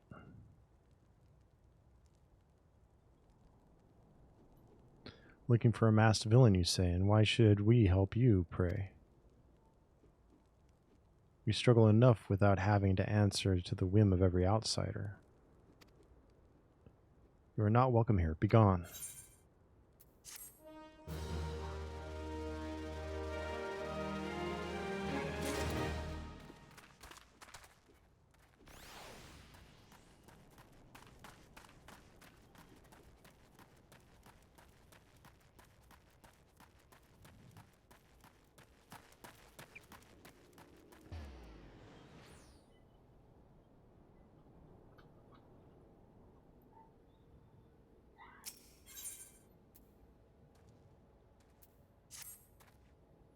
Nomad Adventure, I'm Gisilbert, head of security here at Little Alamigo.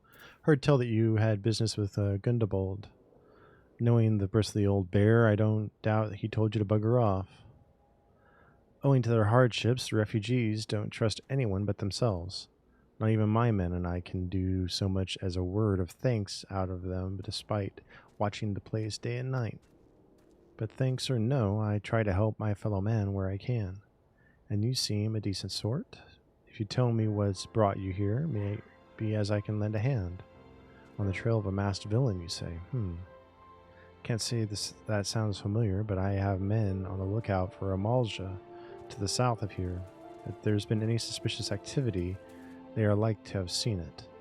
I had a mind to make them each a cup of sweet Thanalan tea, so as to lift their spirits. If you were to run this little errand in my stead, they'd be all the more willing to tell you what they know.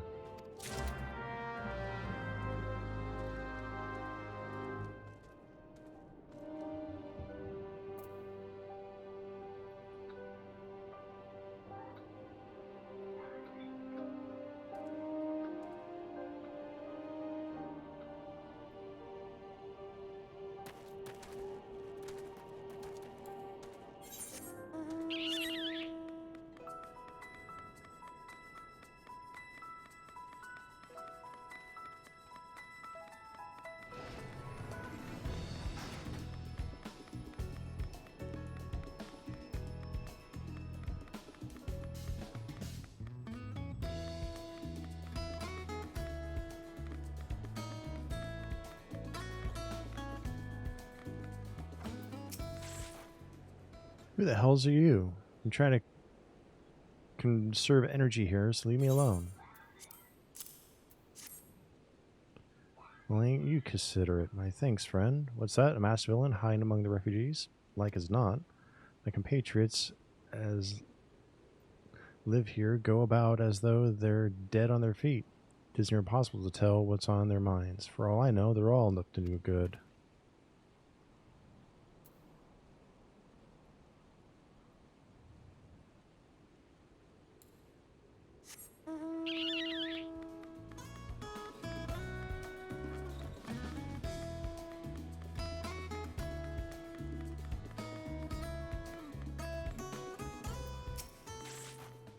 You there. Are you an Amalja? No? Then carry on. Ah, this sophisticated aroma. It has been forever since I had a drop of sweet Thanalin. I'm going to enjoy this. What, a masked man? Don't know, don't care. Unless he's got dark, scaly skin, stands 10 foams tall, and has the face of a lizard, then I don't give a mummer's fart.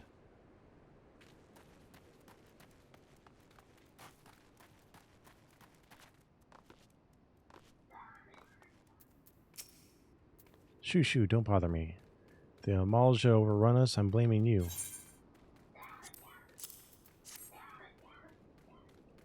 For me, you shouldn't have. Sorry, a suspicious masked man. As a matter of fact, I caught a glimpse of someone fitting that description during patrol. Well, I couldn't make out whether it was a man or not, but with the mask and the robe, but assuming it was a he was talking to some Alamegans. I assumed he was one of them.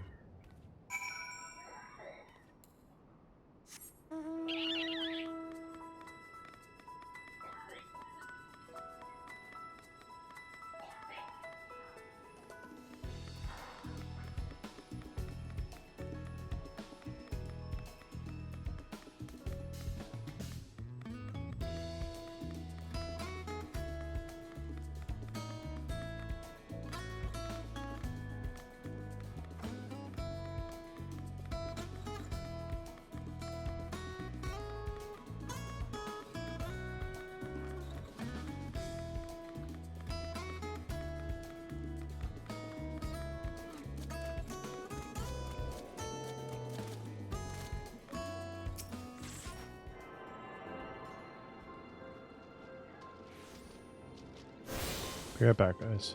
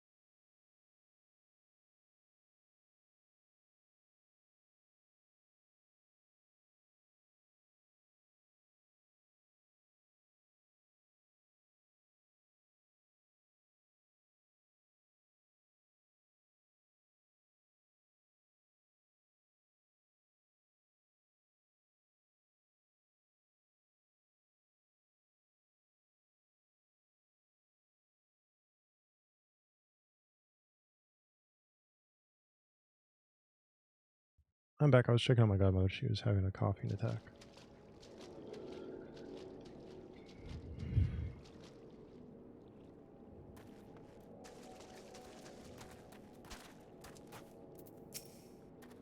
Ah, you're back. So did my lookouts have aught to share with you? Doesn't sound like much to go by. If you're to get any further in your investigations, seems to me you'll need the cooperation of the Alamegans. For this, you'll need to win their trust, and that won't be an easy task.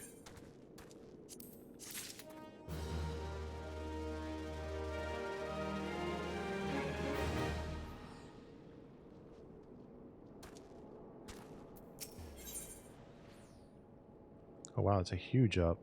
50? Holy cow.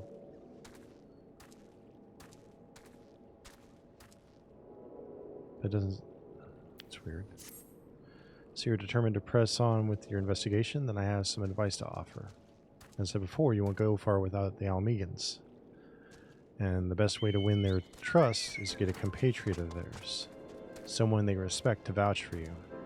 Queen does the talking in Ul'dah, but the Almegans are bound by something far stronger. It's not as tangible, a common purpose. That purpose is, of course, the liberation of their home from the Garleans.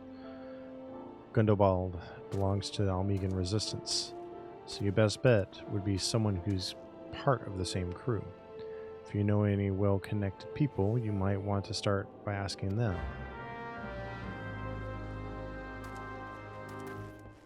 Back to Menphilia.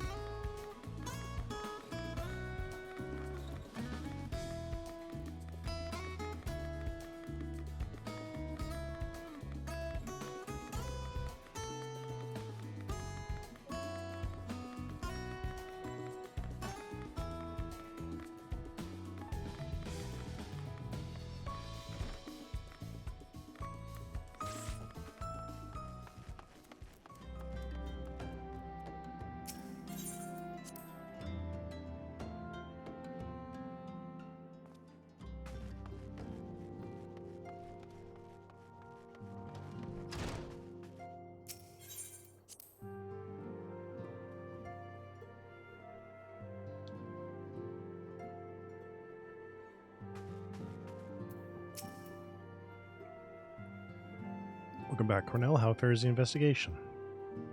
I see. Given all that they have suffered, it is little wonder the Almegans refugees have lost faith in their fellow man.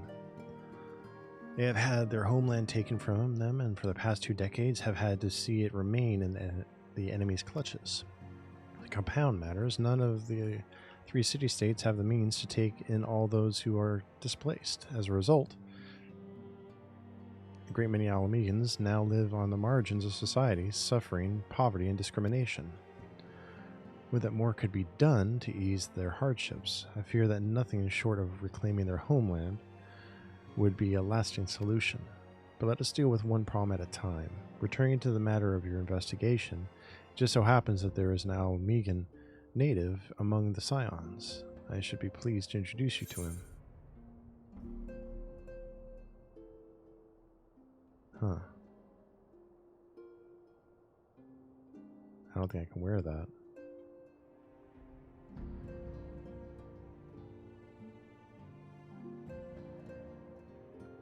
The Gladiator, Marauder, Paladin, Warrior, Dark Knight, and Gunbreaker? Yeah.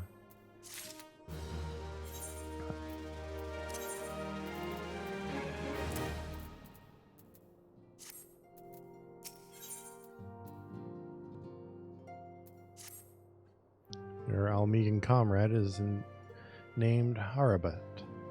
He joined our cause in the hopes that he might find a way to liberate his homeland. While he spares no effort towards that endeavor, I have no doubt that he would be glad to assist you. If I recall correctly, Halbert is currently between missions. Try looking for him in the storage area.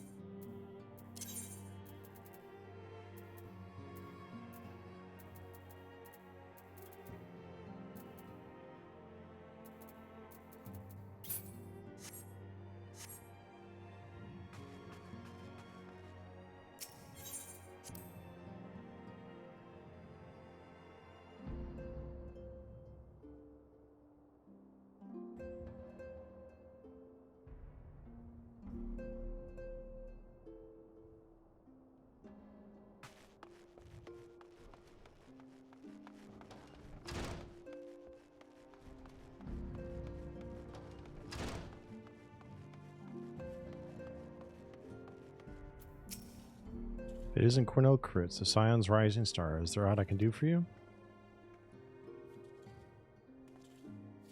You wish to win the trust of the people of Little Alamigo.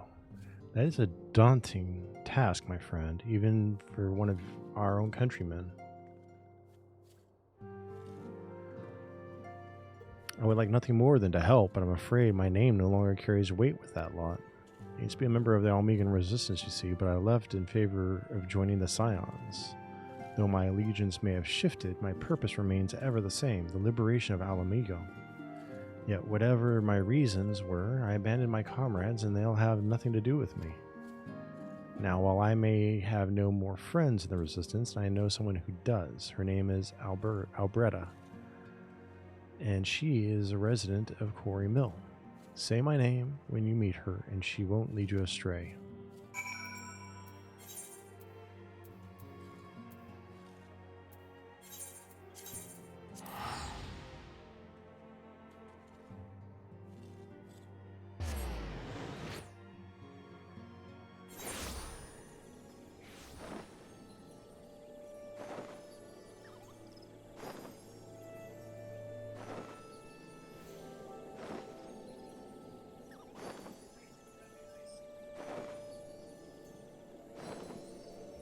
That's a beautiful mount.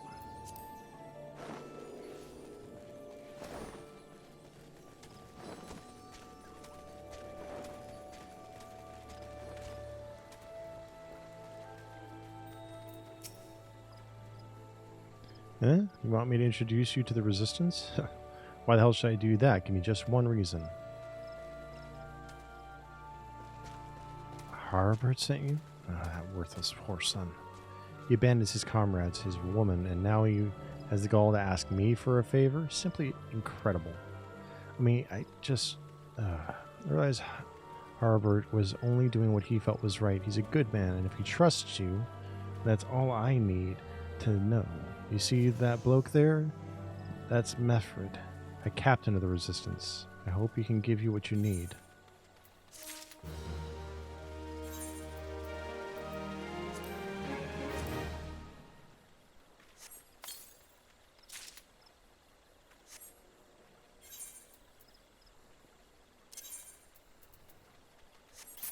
Getting closer.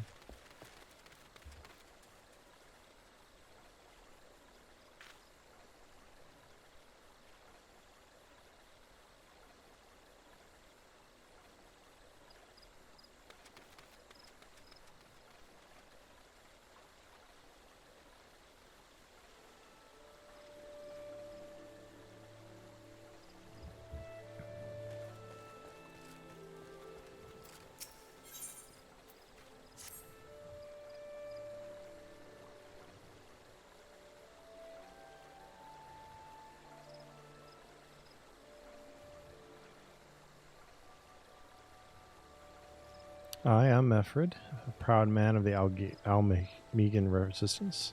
What business do you have with me, adventurer? Captain, it's Galleon, sir. His wound's gone and festered and he's burning up. I don't think he's got much time. God damn it. I asked the villagers for aid, got on my knees and begged, but they refused to lift a finger. Galleon dies, his blood is on their hands. These Cornell cravens would turn a blind eye to our plight. But they might listen to Albretta. I fear my anger will prevent me from rightly convincing anyone at the moment. I realize we scarce know each other, but this is a matter of life and death. Please, adventurer, go to her and try.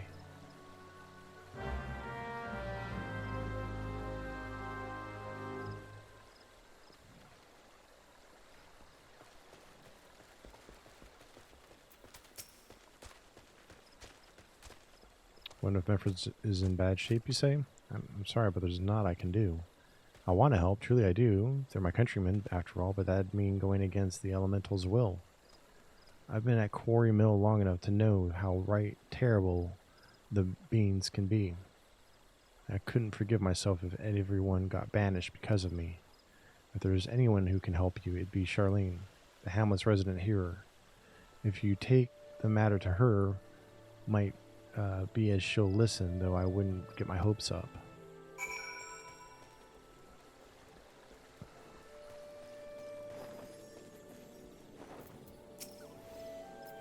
You wish to aid the Almegans? You are possessed of a kind heart, adventurer, but I'm afraid I have not the authority to grant you your wish. The authority belongs only to the elementals, eternal guardians of the Twelveswood. All outsiders, be they babes at the breast or men grown, are judged of a night whether they may have a place beneath the boughs. Last Almegans' petition has been denied. Harsh though it may seem, they do not have leave to receive of the wood's bounty. Ever has it been since time immemorial, and never shall it be.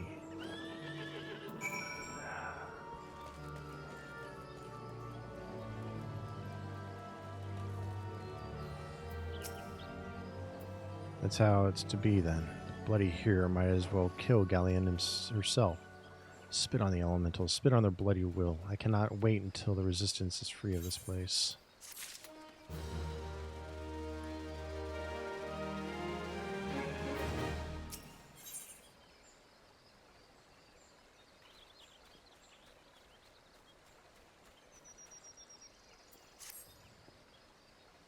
I led my men to Quarry Mill hoping to find refuge. Instead, we found indifference. The cold-blooded bastards here want us out, and I can't oblige them soon enough. The problem is, some of mine aren't fit for travel. Hells. Galleon can't even stand. As you well know, the people of this accursed hamlet won't help us, so I have no choice but to turn to you, adventurer. My homeland, Long Antelope Horn, is a traditional remedy with poison-purging properties. If you could bring me, say, 4 horns, I'd be forever in your debt.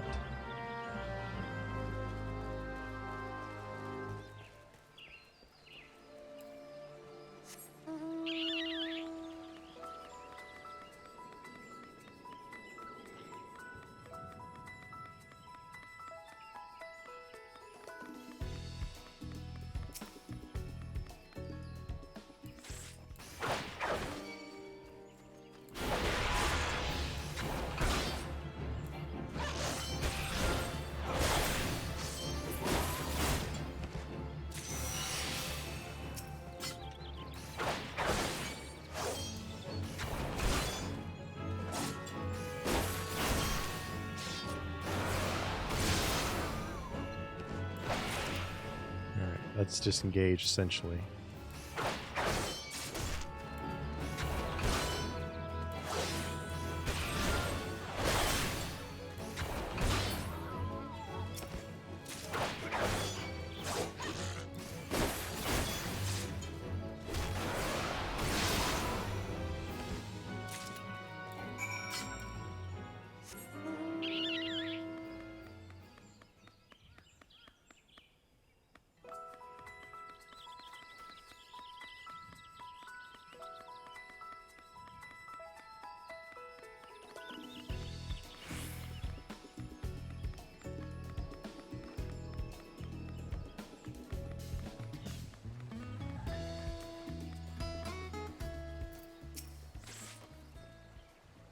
Ah, you're back. Tell me you've got the horns with you.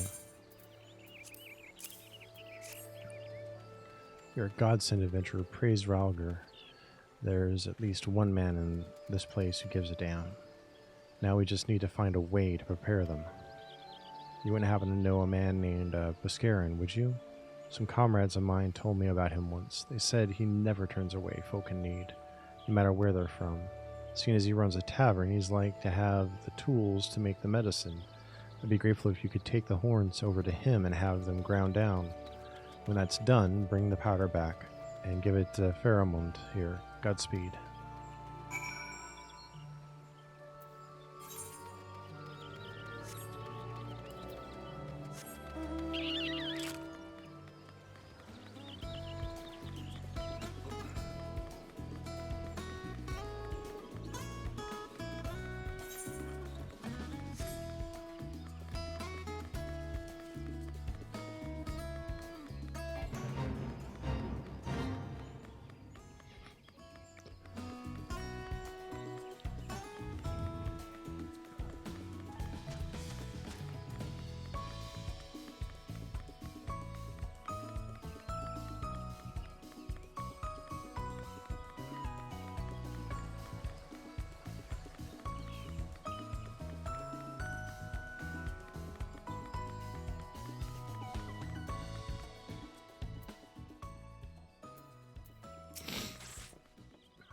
Ah, Cornell. Ever a sight for sore eyes? How fares the adventuring? Rolling in the coin like there's no tomorrow, no doubt. You got something to show me?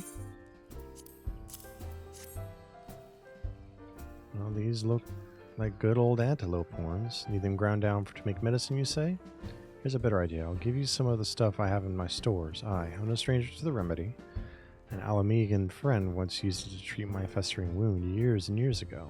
Safe to say, he saved my life. Is that this is for an Alamegan soldier in Quarry Mill? So it comes full circle. Well, I hope it helps the poor sod as needs it. Oh, and don't worry your little head about payment.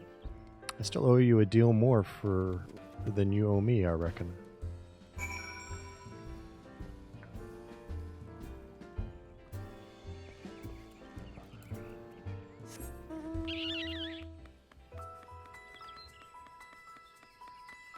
She okay? Good boy, checking on Nina. Good boy.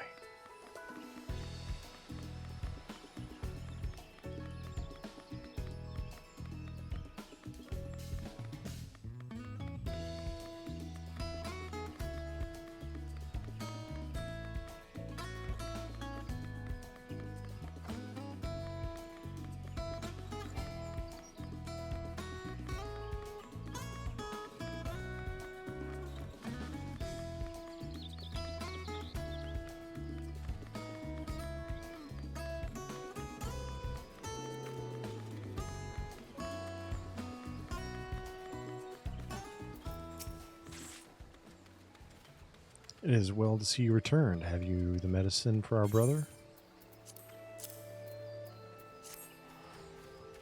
Gods bless you, adventurer. I'll see that Galleon receives the treatment at once. Hopefully this will allow the captain to rest easier.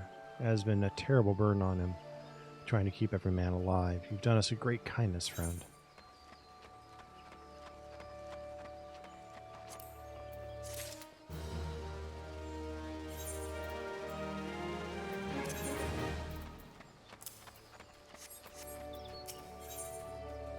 Therefore, it needs your help to find a missing comrade.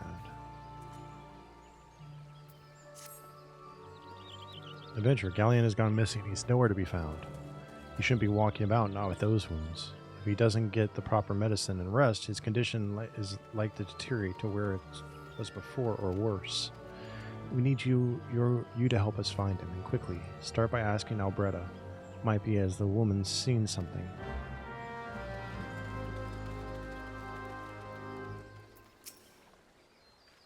Finally, it's about time he came asking about Galleon. I watched him leave Quarry Mill some time ago, and he left me this sealed letter before he went off. Made me swear not to open it until someone came asking.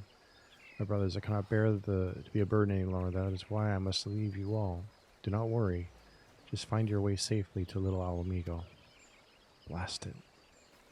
But that I'd known that was what he was thinking. I'd have stopped the folly myself. The love Galleon bears for his brothers is so strong, he's willing to sacrifice himself for them. Make no mistake, entering the wood in his weakened state is suicide.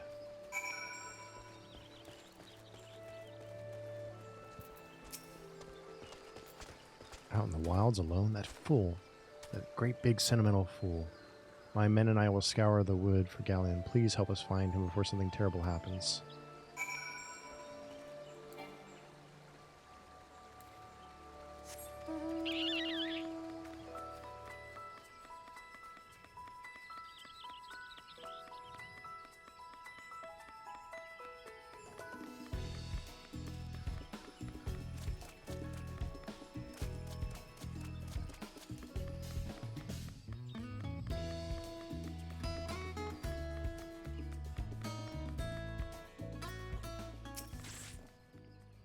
Watch out, a goblin.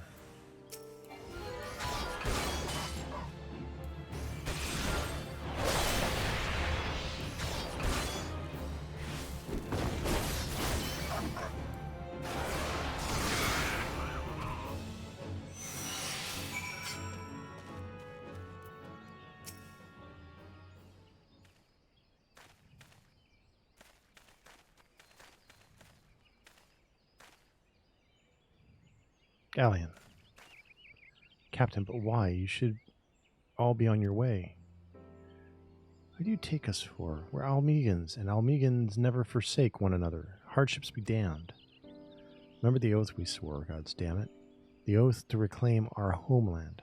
We'll set foot on Almegan soil again, together. Or not at all. Do you understand me? Yes, sir. Good. Let us return to our brothers. Oh, and don't even think that you'll get off lightly. As soon as you're healed, I'll give you such a thorough thrashing you'll wish we didn't find you. I can't thank you enough for saving Galleon. I will see you back at Quarry Mill.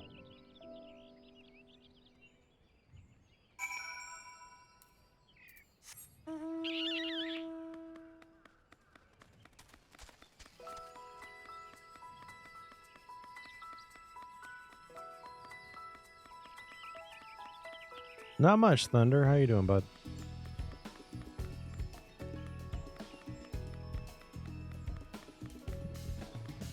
What have you been up to? Galleon's expected to make a full recovery. We'll linger here till he's strong enough to take to the road again. As much as I mislike this place, beggars can't be choosers.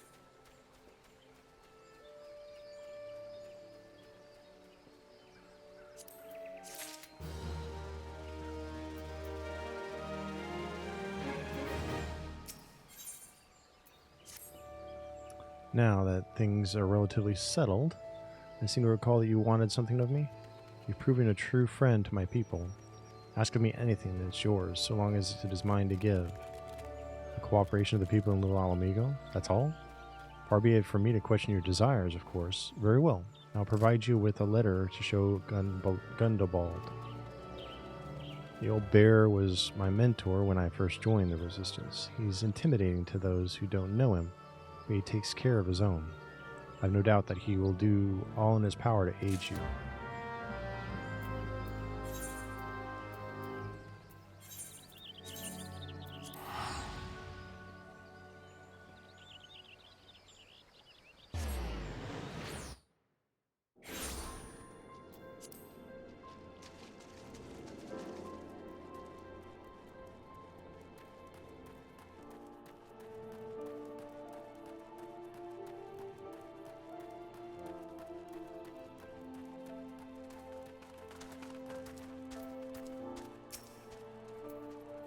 Why have you returned? You're not welcome here. I thought I made myself clear. You spoke with Mefred. It has been so long since I had last heard of him. I had feared him dead. To help be praised. Whoever you are, Mefred sees you as a friend. Any friend of Mefred is a friend of mine.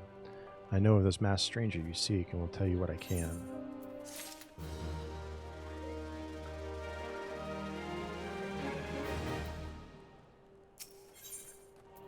Gundobald. An outsider resembling your masked stranger has reportedly been appearing near Little Alamigo of late. What's more, it seems that some of our young bloods are meeting him in secret. No doubt you'll want to question them about their trysts, but they are not like to yield the information readily to an outsider. If you tell them I sent you, though, they may well feel obliged to talk.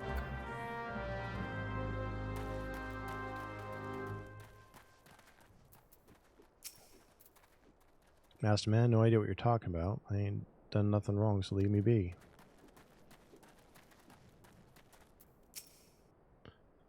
Gundobald sent you? Listen, I told them it was a bad idea, all that tripe about believe in the masked man, and... Oh, you don't know anything about this? Why didn't you say so to start with? You can't throw the old bear's name around like that and expect me not to think I'm in for it.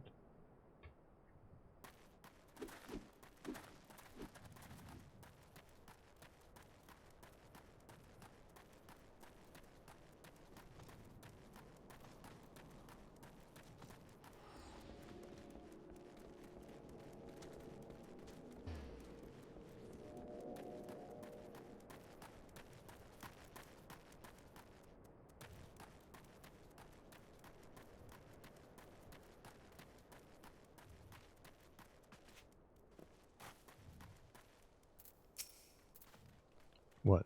Have I been meeting with any masked men lately? Let's see. Nope. Can't say that I have. But I'll be sure to tell all my friends you're looking for him. That does not bode well. There's a bunch been skulking about right suspicious, but I've got nothing to do with them. I know trouble when I see it, and that there's trouble, mark my words.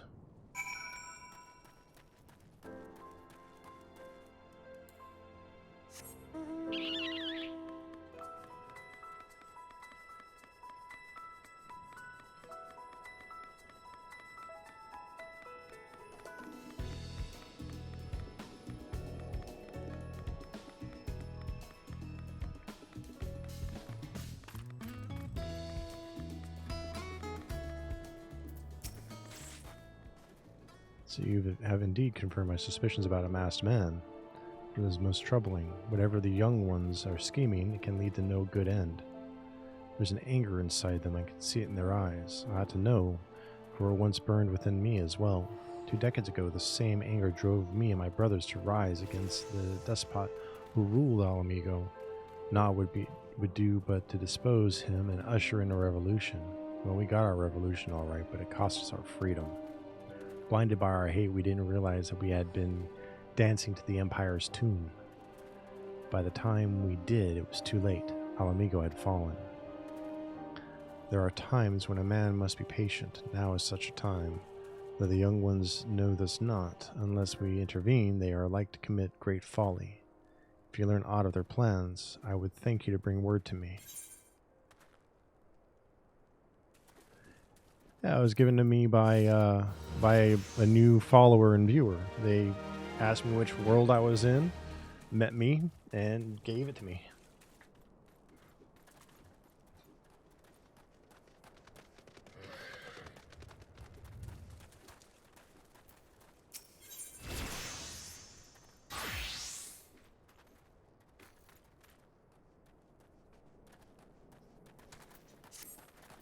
Hey, adventurer, are you done talking with the old bear?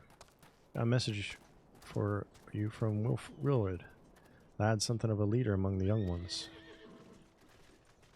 He's impressed that you've won over Gundobald and wants a word with you. Says he'll be waiting over at the craggy area north of here.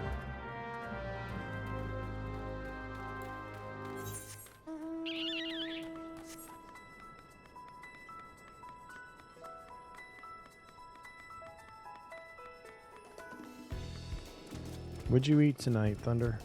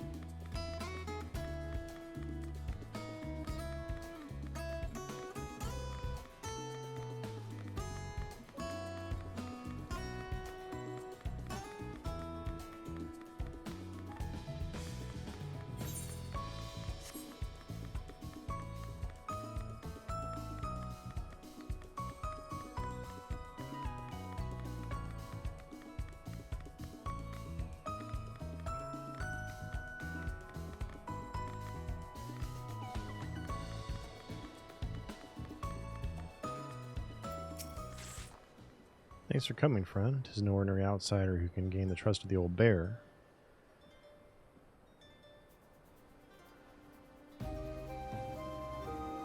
That's why I wanted to meet you, to discuss something private. Okay, hold on. Be right back. Restroom.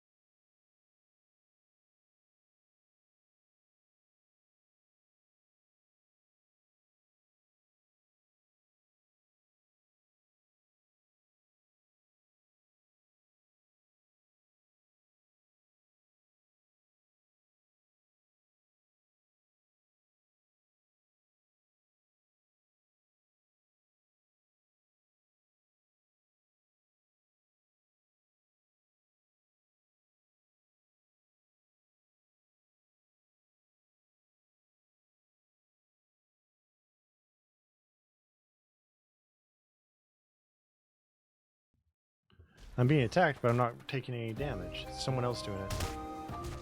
See about it. Did the Empire send you or someone else? Kirill got your tongue? No matter, whoever it is you work for, your meddling ends here. Get him!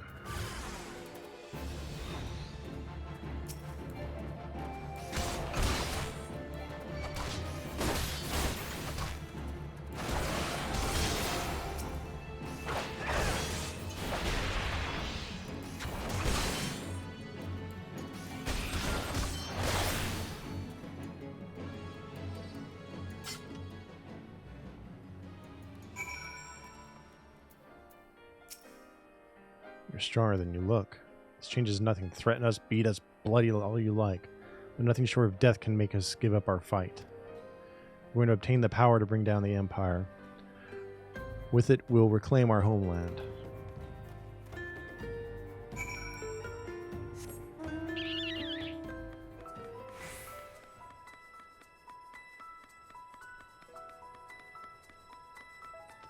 Fruit Loops. Better than nothing. You still ate something, which is good.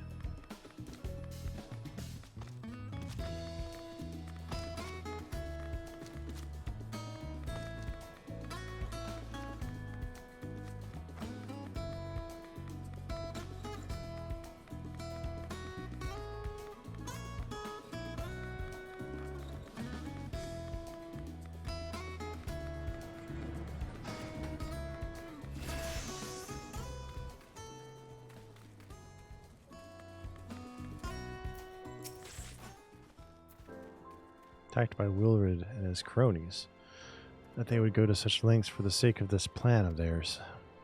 Left to their own devices, the young fools are like to harm others, if not themselves. We must uncover their agenda and put an end to this madness. Can't use that.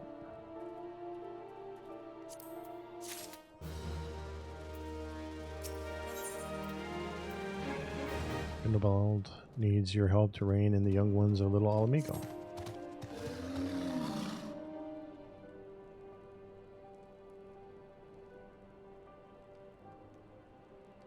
Willard mentioned obtaining the power to bring down the Empire. Of what power could he be speaking? Gundabald.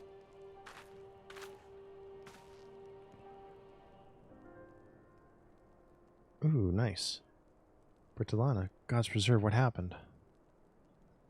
I was out foraging when the Corpse Brigade came. They took me to their hideout and they the whole while they laughed at me. They said I suffer because I clinged onto hope.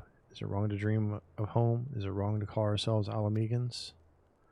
Do not heed such poisonous notions, child. Our dreams are what sustain us. Be strong, I swear to you. Those villains will answer for their crimes in due time. But tell me, does anyone else know this?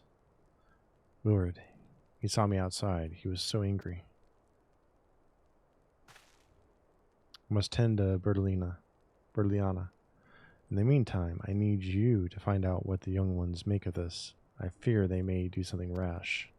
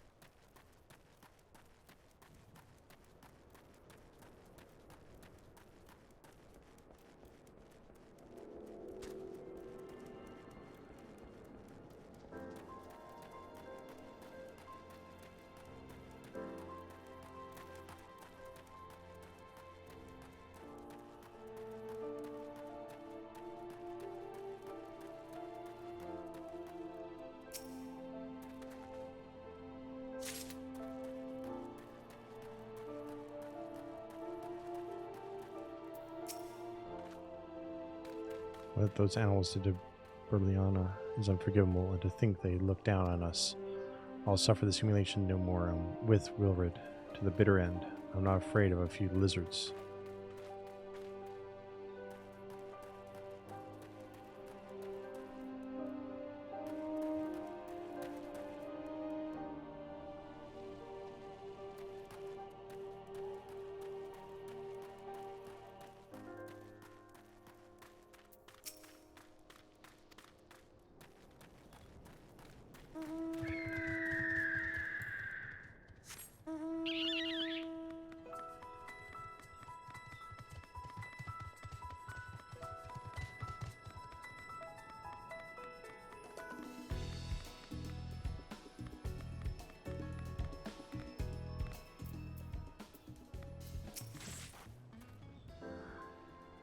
If this plan succeeds, we'll have the power to lay the Empire low, to change the world for the better. Might be as Gundobald's content to eke out an existence in this musty old cave, but I'll be damned if I'm going to spend the rest of my life here. Now, where in the seven hells did I put that bloody map?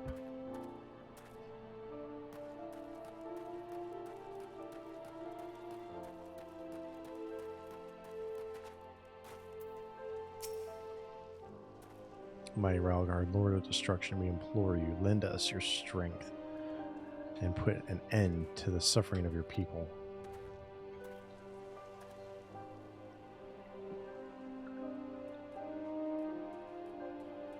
Here to interfere again? Well, you're too late. Our plan is already in motion. Once we have the crystals, our enemies will pay for their crimes, and no one will dare oppress us ever again.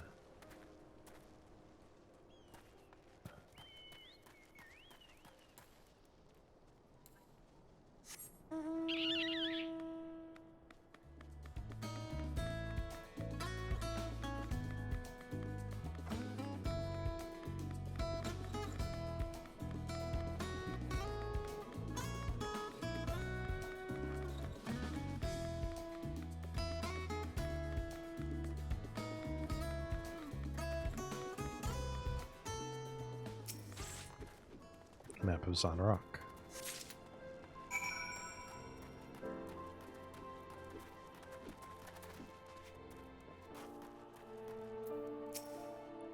Gone, the whole lot of them? And it is as I feared. They mean to take matters into their own hands, but what exactly is it that they mean to do? What is this, a honey knife and a map of Zanrock? Wait, you said Willard spoke of crystals, did you not?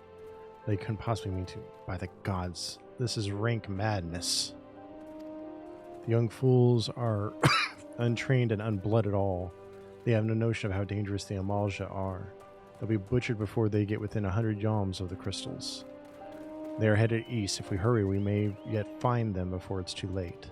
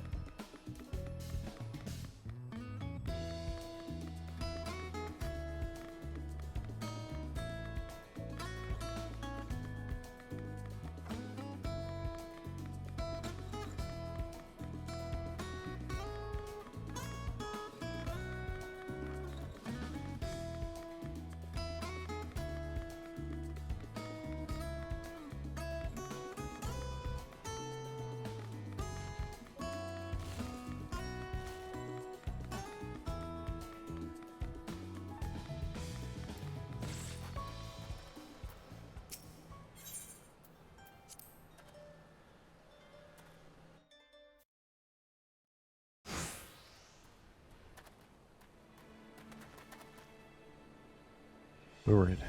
Did no others survive? This is all wrong. Getting the crystals was supposed to be the start. We were going to reclaim our homeland. We... Pull yourself together, lad. We were going to make an offering of crystals to Ralga, to summon him, just like the masked man taught us. We plotted to sneak into Zanrock and make off with the lizardman's cash, but they caught us, and so many dead. Gods forgive me. Heathens, you shall pay for your crimes with your souls.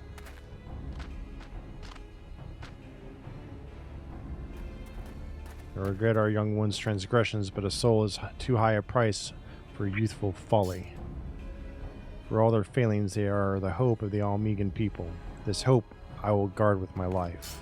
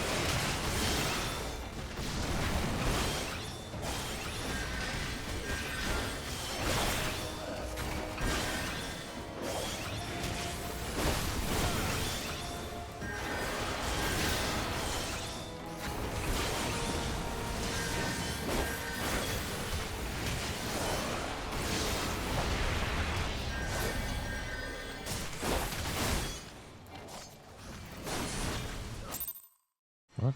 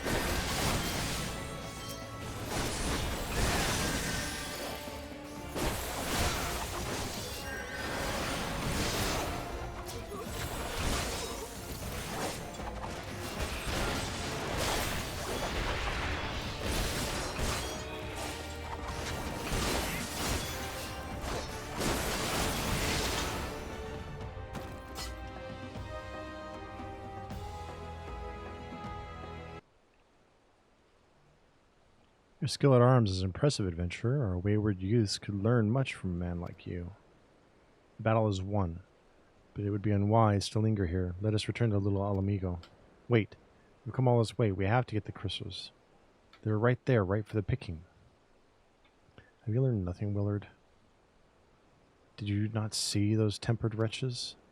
Such is the fate of those who are touched by a god. Is that what you desire for yourself and your friends? What? No one said anything about. The masked man told us we could defeat the Empire if we summoned Ralga. He swore. Enough. I will hear the rest of this sorry tale back at Little Alamigo. I dare say Cornell will wish to hear it as well. Alright, we're going to wrap up this quest chain, which should be on this next part, and then call it a night.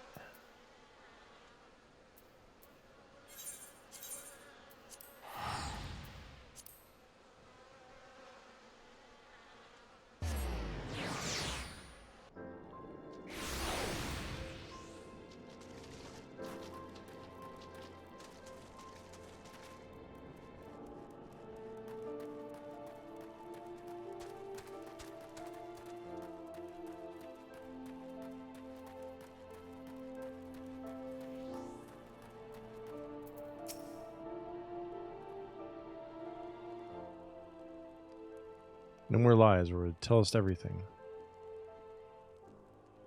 I was outside with the others when he appeared, the masked stranger. He told us about summoning Ralga, about using crystals, and then just vanished. Never saw him again.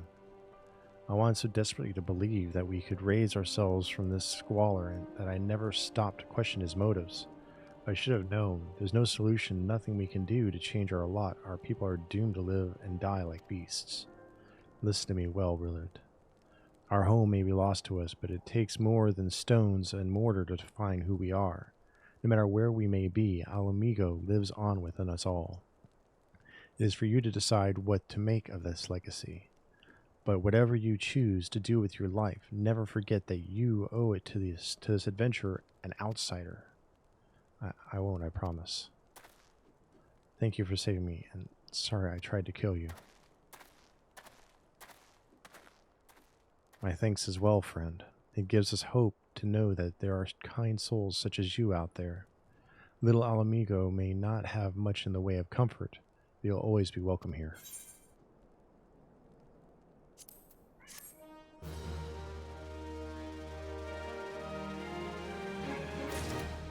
Alright. And that's where we're going to stop for tonight. Let me find someone to raid. I've got someone. Alright. I will see you guys tomorrow for another raid after I get done working. Or another stream after I get done working.